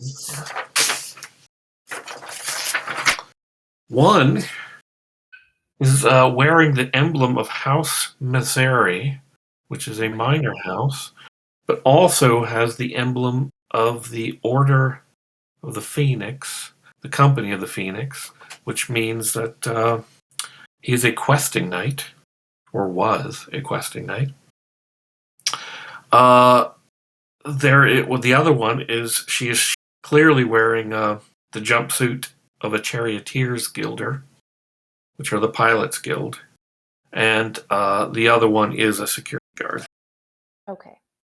So I will try to get up you're the saying stairs. one of the husks might have a jump gate key around its neck? It's quite. Usually they wear them around the waist, where everybody can see them. Yeah. It's possible. You'd have to move it to find out. That dexterity plus vigor, my number's 12, which is exactly what I rolled. So I believe that's you a got crit. a crit. That is a critical. When you roll exactly what you need, that means that you do not have to spend on resistance. You cut right through any resistance. And so in this case, yes, easily. You hop right on those stairs, no problem. You also get a weird point. Now, this one does not go into the troop coffer unless you wish to put it there. It would go into your cash, so you would lose it by the start of your next turn unless you put it in your bank. I'll put it in the troop coffer. Might Okay. as well have that on the table for everyone. Good deal. Yeah, she most expertly and lithely hopped around the body onto that spiral staircase. And so, yeah, that it leads up to this bulkhead door for the bridge, which in most situations, when these sort of things would be open, but the red alert has clearly closed it. And at which point you hear self-destruct activated 20 minutes. Does the bulkhead look like it needs some kind of There is a test keypad to there. It looks unlock? like it probably requires a palm press. I'll say, App, I think we're going to need you to open this. Okay. I will try to emulate Cassandra, step where she stepped and moved. Okay. My goal is only 10. Can I give him a prophet's holy blessing? If you wish to spend the victory point to I may as activate. well. No? Yeah. Yes. I have, so one of my perks is, Yes, what? one of my perks is strategic mind, which I believe lets me either add or subtract 1 from an ally's next roll if I spend a victory point. That's good. Yeah, I believe that's what it does. Let me see here. Strategic mind. I can't remember. Strategery. Yeah. Gonna. Yeah, I can nudge an ally's next die result up or an enemy's next die result down. There it you costs go. 1 VP. Okay, so I can only nudge it down if it's an enemy. So I Yeah. will not use that actually. That's However, VP I on will a remind higher. you that you have 2 weird points in the troop coffer, which can be spent to make rolls favorable or cashed in for victory points. So what do you guys do? Do you going to do your profit? Do you want to make one spend one to make it favorable, or do you want to? Your spell will make it favorable, right? Yeah. If you have the victory point, I'd say that's probably better, and we can save the weird points. Okay. For critical situations, yeah. Let's do Yeah. that. All right. Now you got to roll to activate it. Yes. You've got a good goal though on that. Oh, you're kidding me. Shiitake mushrooms. Nope. I missed it by 2. Oh no. Oh well. You're just the stench of death in this room is under. The Pancreator giveth, and the Pancreator taketh away. Yeah. We keep getting. The dice tell a story. Cassandra's, follows the Pancreator. She gets a bonus. I'm a tech redeemer. There's a reason the Pancreator is like, nah, I don't think so. So what do you do then? I still try to Okay. hop along like she did. All right. Of course, I rolled a 20. Oh no! That's a critical. Yes. I critically fail, so I guess I step right on the husk. Yeah, you actually step on it, and it twitches Get that jump as you gate do key. so. When you guys roll critical failures, that means I get a weird point for my adversary coffer. So your enemies now have a weird point. And I'm going to do a GM interrupt at that point to give them the initiative. They rise up, twitching, activated. Now you can still hop up the rest of the way of the stairway, but they are now rising up. And that is pretty much their action is to just stand up. They're that slow, but they look like they're heading for the staircase now.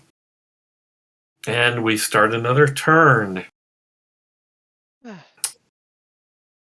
Actually, everybody acted. So, now it goes back to the troop leader. Who do you wish to act next? So did App hop up on the staircase beside me so he's no Yes, longer... he is now beside you. And then Cantos, I'm guessing you're not standing right on the husks. No, it was App. No, he's still back over where you guys put around the corner. As long as my And they're allies actually not aren't... heading for him. They're heading for the stairs. Yeah. As long as my allies aren't close enough to get hit by the scatter, I will take another shotgun blast at these 3. Okay. All right. Just a straight roll this time. I'll spend 2 victory points to up my goal number to 14. Okay. Which is a good thing I did, because I rolled a 13. All right. So Excellent. that works. So yeah, your base damage is 8. You'll have to spend 2 to get through. Well, actually, because the questing knight has synth silk, which gives it a 3 resistance. So you basically need to spend the highest amount to be able to get through. Okay, so So I'll spend 3 of the 13 I got from my roll to get through the resistance. So that does damage of 7 to or 8 to them. Now, And then, you know 10 is pretty much what you need to get them. yeah, so I'll spend the VP I need to increase. I'll spend 8 VP to increase by. No, it does. Sorry, it does 7 damage base. 8 base. 8 First base. time. 4 I'll spend points 4 for 2. VP. Yeah, you just need to spend 4 to get it up. Okay, you've again hit a spread of 3 of them. The charioteer and the security guard get smeared. Okay. You see a big spark and shimmer around the questing knight as its energy shield is activated, blocking all the damage. Then I'll bank 3 of my remaining VP so that I have 5 in my bank left. Okay. And who acts next? I'll have App go try to get this door open or kill the questing knight, whichever he prefers. So none of the damage at all got through? Didn't go over? Not on the questing knight, no. The energy shield blocked all of it. The way energy shields work is hit the lower threshold worth of damage, which for most of them is 5 points. Shield activates, blocks all damage up to 10 points. Any excess of that kind of bleeds through, but since she only had 10, there's no bleed through, so it took no damage. So I know I can shoot him with my blaster, and there's a chance some of it will bleed through the Even shield. though of that his blasters have a chance to bleed through on that sort of thing, yes. But it won't be enough to take it out in one turn. So I think I should. If you have energy weapons there, Cassandra, feel free to pull a pistol out of my holster and use one of the 2. But I will try to interface with the bulkhead to make it accept All right. me. You plug in your scrambler pad, and that's when, GM interrupt, the bulkhead slides open. You see on the floor, on her knees, bleeding, is someone who's obviously wearing captain's uniform. She says, "Get inside! Quick! Get inside!" Okay. I will You obey. can still act because you were just starting to do that. So you can slip in if you wish. Otherwise, who acts next? The Husk or Kirk? I will. Yeah, I'll just step inside and go, Padre, let's go. All right. Yeah, you've seen what's happened. There's a question knight blocking your way up the stairs, but the bridge door has opened, and you hear a voice telling them, "Get inside." So what do, Padre? To get past it was, you're saying Dex and Vigor? Or Dex can I plus just run vigor. past? The resistance is going to be higher since it's now actually standing in the way. Right. I think this would be a perfect time that you take a weird point out of the coffer and make your roll favorable to get by this thing. Well, since you're offering, okay. Yes, yes. Well, it's free for all of us to use. But I yeah, know. Burn 'em I if think you weird got 'em. points should be Yeah. used for the party anyway, not just Hoarded. kept. Yeah. Okay, so we'll take that. We'll burn it. That becomes favorable. Between Dex and Vigor, I have a whopping 10. That's what I had to. Make it incredibly useful.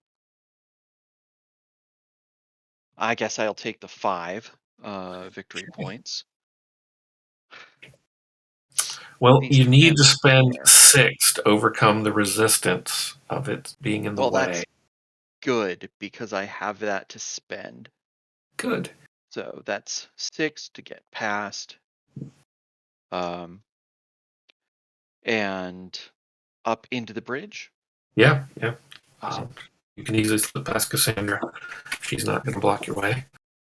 So yeah, it kind of starts to reach for you, but you easily sidestep it and slip past, scramble up the stairs. And now it starts to climb up the stairs, but it obviously has a bit of a hard time doing it, so it doesn't get to the top yet at the end of the turn.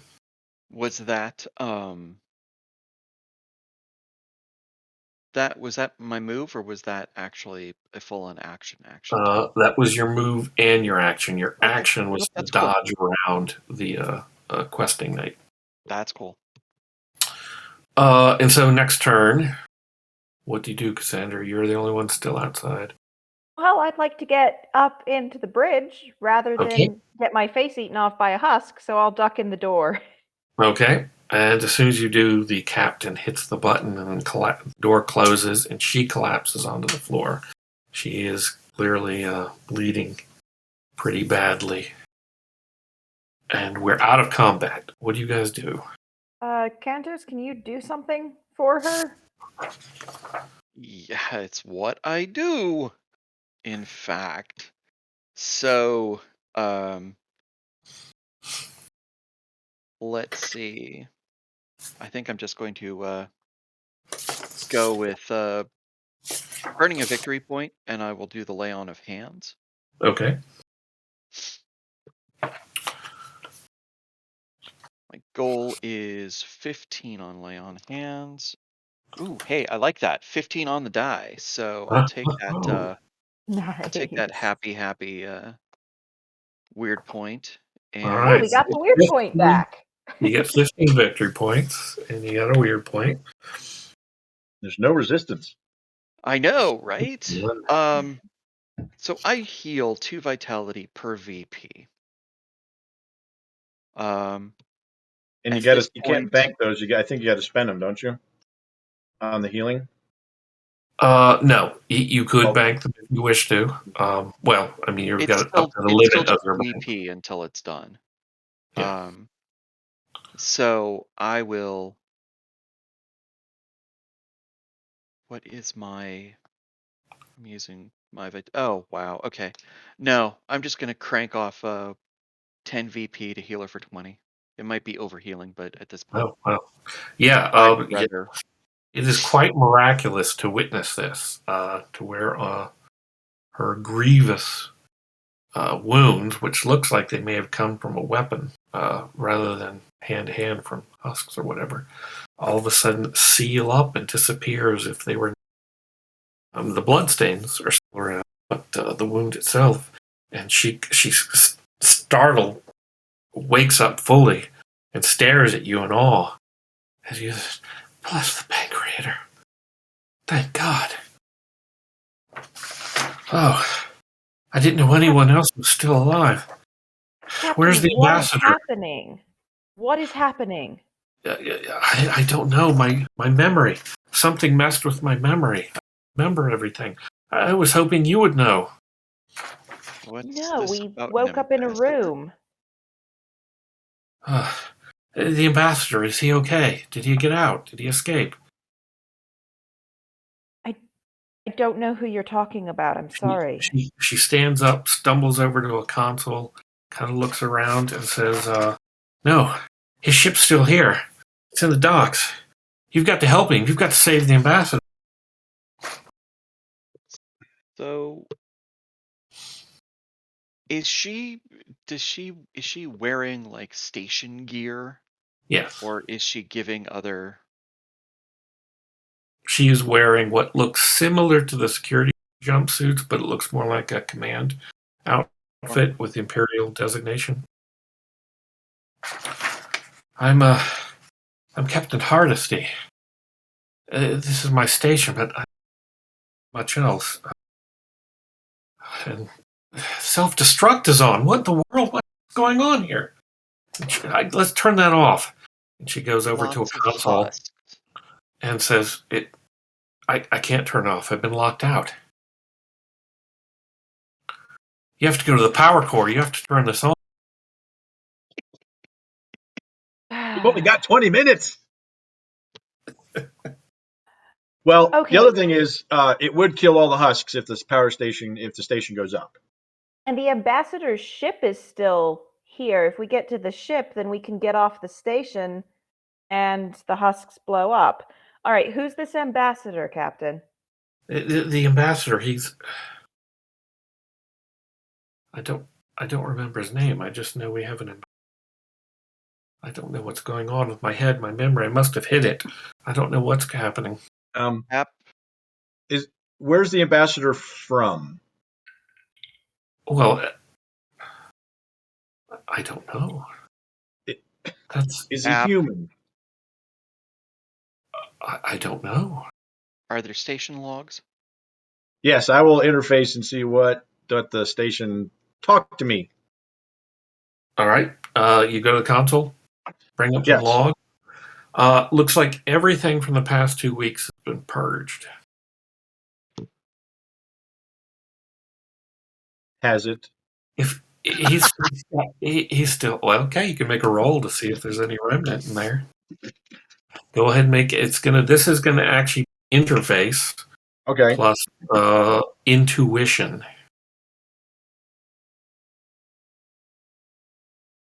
13. Okay.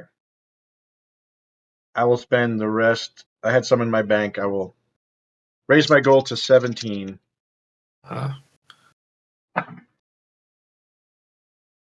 I'll take the 8 because it's higher than the 5.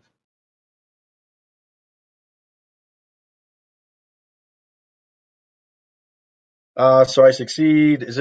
Do I know what I have to do, or is this a blind? The resistance is 6 on this one. Okay, then I will spend 6. Okay, that gives you a definitive answer. No, you're not going to be able to. This stuff is well purged. There might be traces, but it would take you quite a while to go through and find them. Okay, we need to head to the docking platform then and get out of The here. ambassador would be on the fellowship level. That's if he's still alive. Or Yeah, he might be a husk, so I say we go for the ship.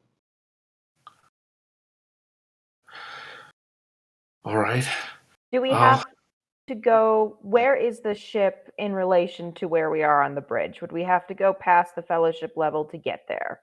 Yes. Okay. Well, through the elevator, you would just have to go past it. Yeah, operations quarters, friendship, space docks. So it's one. He's probably a husk. Or he's on his way to the ship too. Right. Let's just head to the ship and see if he meets us there. Or we actually reboot power? That has to be done from the power core of the captain, manually. Is that how we turn off the self-destruct? Yes, it's down there. We've been locked out on the bridge here. I don't know. Somebody must have done this who really... We could try to turn the self-destruct off, but then we have a station full of husks that are not going to blow up in 18 minutes. And we still have to deal with them. This is so weird. I get pieces, bits of memory. It's that thing you guys brought into the station. Something we found floating in space. You went out to retrieve it, brought it in, and then everything went wrong, and I don't remember anything. Where did we... I hate to break in. We've got a 5-minute warning. Okay. Scheduling issues. Uh-oh. Okay. All right. Well, just tell me where you want to go next, real quick. I say we head for the ship. Yeah, ship. Okay. Real quick, you open the bridge door. It's not that hard to take down the questing night guy because there were only 2 more charges on his energy shield anyway. A lot of them had already been blown. And you can get to the elevator down to the space docks. And this is a larger, with clearly a bunch of airlocks on the outside where ships will connect. Only one ship is connected. You get to it, and it's the weirdest ship you have ever seen. Oh, that's what I was fearing, that the This is ambassador weird. is a bow. And Oh, you can no. see that to pilot it would require maybe, good God, like 12 limbs at once, because there are these controllers on it, and each levers, and you haven't the slightest idea. I guess it's the power core then. Yep. Okay. And to get to the power core, basically you would have to go down to engine, which when the doors open, you see there's nobody on this level. Red lights are still on. But what you hear is there's a stairway going down to the power core, and you hear this kind of this kind of bizarre chanting coming from below. And That's as you get there. down, you see all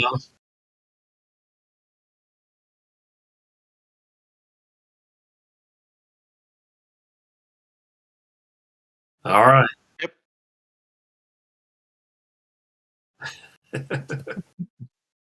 All right. Well, I will simply say what you find down there is a strange sarcophagus, which is actually a Second Republic hibernation capsule that was brought aboard the ship.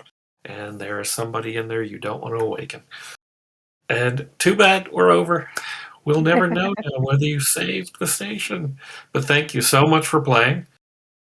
Oh, thanks for for having us. running, Okay. and thank you guys for updating and coming out with a fantastic game.